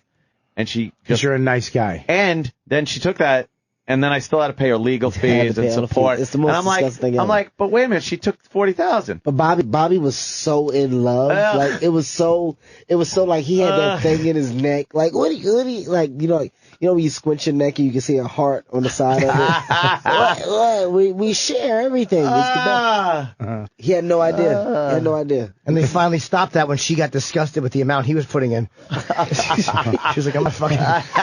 She asked for a prenup. Chill out. Let's relax. She don't make that money. Oh man, that was just not nice. Yo, I'm fucking happy to see y'all, man. It's good to see you, man. I'm always happy. I've been watching Roots on BET. I was watching it. Jesus Christ. What the fuck, Wait a Jimmy? minute. What just happened? It's great. Want to get some cream for his hands? That's nice. I'm Let me saying, tell you, I saw some old Amos and Andy's, and it was fabulous. during the commercials. Black Week on BT. Jesus Christ. I just happened to turn on Roots, and the commercial, because I watched for hours, every commercial was for your show. I didn't know you had a show. Every commercial was for the Real Husbands of, was it Hollywood? Yeah, Real Husbands of Hollywood. It's actually good. It's actually good. You know, I would say it because I know that you guys would trash me later if it wasn't. It's actually good. It looked funny. I mean, I would love to give you a beating, but it looked funny. It's the... Okay, what I did was I did a sketch when I hosted the BT Awards. This is one of many award shows I hosted by me. I just can't wait till he hits his second fucking... when it's all taken away again. Be amazing. Whatever. There's so much stuff going on. I can't stand So, anyways. How's your restaurant doing? Wait a minute. Which Wait a minute. one? You have a restaurant? Which one? How many restaurants you got? I don't know, Bobby. Shut the fuck up. Oh, my God. What How are many you talking restaurants? about? You don't have a Yeah, restaurant. He does. I actually do in LA. Wow, really? What kind of food? It's upscale. They call it upscale American. Wow. So it's like it's a mixture of like Jamaican with American food, like jerk chicken and I love a good jerk chicken. Turkey burgers and fries. What's but the name of it? It's called Zen. Dwayne Martin, he's married to Tisha Campbell. It's his overall idea, his restaurant. I'm just one of the major investors in it. I don't know how that works. Listen, here's I used to play dice with this asshole at the cellar. Hey, let's 20s. play. Hey, Jacob. You know what he did? Can I just say one night, stupid Keith Robinson was playing with him. They were playing for hundreds. Oh. He rolled sevens. When you roll a 7 in dice, you win automatic, right? He rolled sevens with Keith Robinson shit. 7 times. No fucking way. I am not. He rolled it, kept rolling sevens. Give me them fucking dice. And he took Keith's money. He slapped his fucking hand on the table and left. Yes. Holy shit. 7 bills. Robinson's heart was hurt. Oh, he must have been fucking pissed. Stupid, you better give me you never did that. That was rent. He took his rent. I watched Keith trying to bet last week at the cellar, a Cowboys bet with one of the other comedians. Yeah, they were fucking, like, the guy wrote it down in August what the bet was, and Keith's like, the guy, who's a Cowboys big receiver? You're talking about number 88. He got hurt. You're talking about number 88. I know you're talking about. I should know that, but I haven't. He's a black guy. Yes. There you go, Jim. Yes. Unless we're talking about a good receiver before 1982. Dallas Austin. It might have been, but he bet Keith that he would have only X amount of yards. And Keith's like, no, he'll have this many touchdowns. But he got hurt the first game of the season. But Keith didn't think that he owed the money. It's like, but you did owe the money because you know that that's a risk you take. And you say he won't have X amount of touchdowns if he gets hurt. Too bad. Bob, let me give you the funniest story about Keith. And Keith, he's going to kill me tomorrow for telling this story, but it's the best thing ever. This is like 3 years ago, right? So Keith calls me on the phone. He's like, stupid. It's like, hey, all this shit is going great for you. Make sure you handle your books, stupid.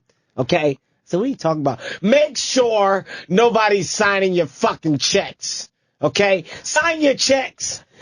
All right, stupid. I'm like, Keith, I'm not, like, where does this even come from? Yeah, right. I'm doing okay. Like, I know what, shut up! He's like cussing me out, right? He's cussing me out. That's such Keith. 3 days later, he calls me. They got me. They got me. What are you talking about? Income taxes, stupid. They got me. Son of a bitches.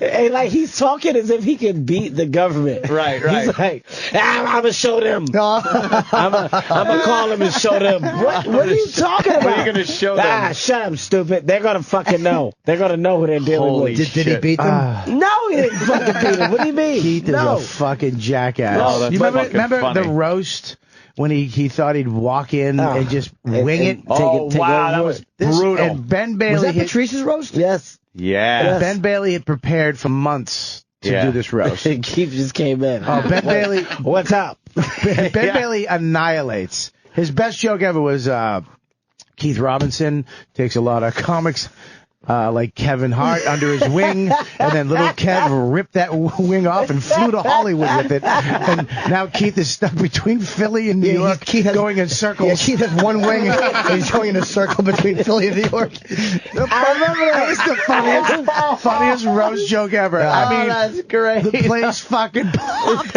and then Keith comes in after, and he didn't know Ben just annihilated, and he was late. bombed. He was late. He walked in the door right up to the podium. Just to fucking go up, and I think he was just waiting, and he started off with some dumb red buttons joke. What's up, everybody? What's up? Why are we roasting this guy? Why? Out of all the people to roast, why are we roasting Patrice? But this is the best part, when Keith knew he was bombing, then he reached into his pocket, took out a dirty napkin with like a half a joke written on it, and tried to read it with his stupid old eyes. And then real quick. Let me see here. What do we got here? Oh, man. That's all you heard was this. All right, hold on. Esty went to get him off stage, like to try to save his so bad. And he got mad. He goes, "Nah, Esty, get off. Seriously, stop." He was bombing so bad that he did the lean on the podium. Like when you lean on the podium, like you couldn't be more comfortable. When you get that comfort, that when you make it seem as if you're comfortable when you know it's not. So what's going? How you doing, sir? He started asking people that had nothing to do with anything in the room. What's going on with you guys? You guys okay? We kept yelling out, "Stretch!" Stretch! I remember that. That was brutal. It was very bad. Yeah. Were you guys there for that? Yeah. Oh my God, that's right. You and Ope came to that. That's where we were off and the that air. was the most memorable part. Like everybody was hilarious, and you should have remembered that. But all I remembered is how badly he fucking bombed. No, he definitely bombed. Oh, They're telling us Kevin has to go. In our ear. I guess you have TV in our ears. TV. Does he have TV? You have TV to do? I got tons of stuff. I don't know, guys. God, man. Whatever. Wendy Williams. This is my life. I really, you know what, man? What do you want from me? Oh God, it fucking hurts. What do you? It just hurts. Give him his money back, by the way. I'm not giving his money back. Go fuck yourself. We got to promote for Kevin too. It's on Twitter. Not that he needs our help. It's Kevin Hart for real with the number 4. And 7 million followers. You have 7 million followers? Oh, I think you so. don't have 7 million. I bet he does. He does. Last time I checked, he had 3, and then I just stopped following comedians. I can't do it. It's too depressing. Oh man. 7 million followers. Who are you? What did you do? What did you do? What did you do? Yeah, but what did you do? I don't know, Bobby. This is my teeth. Kevin's charming. Let me tell you something. I want to not like him so bad. But you can't. He's the most likable guy I've ever met in the business. And I'll say this, Kevin is exactly the same guy now. This obnoxious, like, kind of lump of shit person is the exact same guy. He had a Toyota. Oh, man. Yeah, there's no difference. I'm never going to change. No. I'm never going to change. Real Husbands of Hollywood. It's a movement. Right now I have a chance to change BET as a network. You know, I got a chance to do what the Chappelle Show did for Comedy Central. This is a great show. Well, hopefully you have the same meltdown he did. Where's Kevin? He's on a fucking plane somewhere to fucking Soweto. I'm going to actually take this money and put it in a bank account for when you need it later. It's a great opportunity. People honestly watch it. It's a funny show. I'm actually standing behind it. I'm very happy at the opportunity that this show has right now. So make sure you tune in. The trailers were funny. It was really funny. They were doing, a lot of them were like one-off interviews to camera, kind of smashing each other, but it wasn't cheesy. It looked really funny, so it's actually a show I'm going to watch. And we're gonna do some things where we bring white people in. Yeah, that'd be nice. It's gonna be great. Yeah, why don't you give Jim a shot? He's a great actor. We gotta hey, get white Kev, people. good to see you. No, we gotta get white people to know. They're gonna have to re-white balance all the cameras over there at BET. No, Jim is a different level of white. He's They're gonna use Jim's face to start the segment. Every scene I'll just come in going, boo. See, I'm a ghost. It throws the contrast to all the cameras off. Oh, it's gonna be so embarrassing. Jim is the white balance. Let's get a white balance in there, white guys. balance on his face. Jim, can you step? Jim, take your shirt off, turn around. Oh, shit. Well, you can follow Kevin, Jim Norton on Twitter. He doesn't need more. I don't have to. I got a lot. Yeah, he has to. This is, if you want to, whatever. Fucking but nice. it's good. Okay, Dude, so, honestly, listen. I like coming here. Know some real shit, man. I love seeing you guys, and I hate that it has to be whenever I come in town and promote some big project. Believe you don't hate it as much as we do. You couldn't. Jesus Christ. I really do. He'll be here get a shark attack. I can't wait till Kevin comes around because he has a disease and we're doing a benefit for him. I can't wait. You know what? I can't wait today. They're like, oh, Kevin, something's wrong with Jim or Bobby. You got to come down. We got to do a comedy show to save it. I'm like, I don't wanna. Please, I'm thinking of faking one just to get you to do it.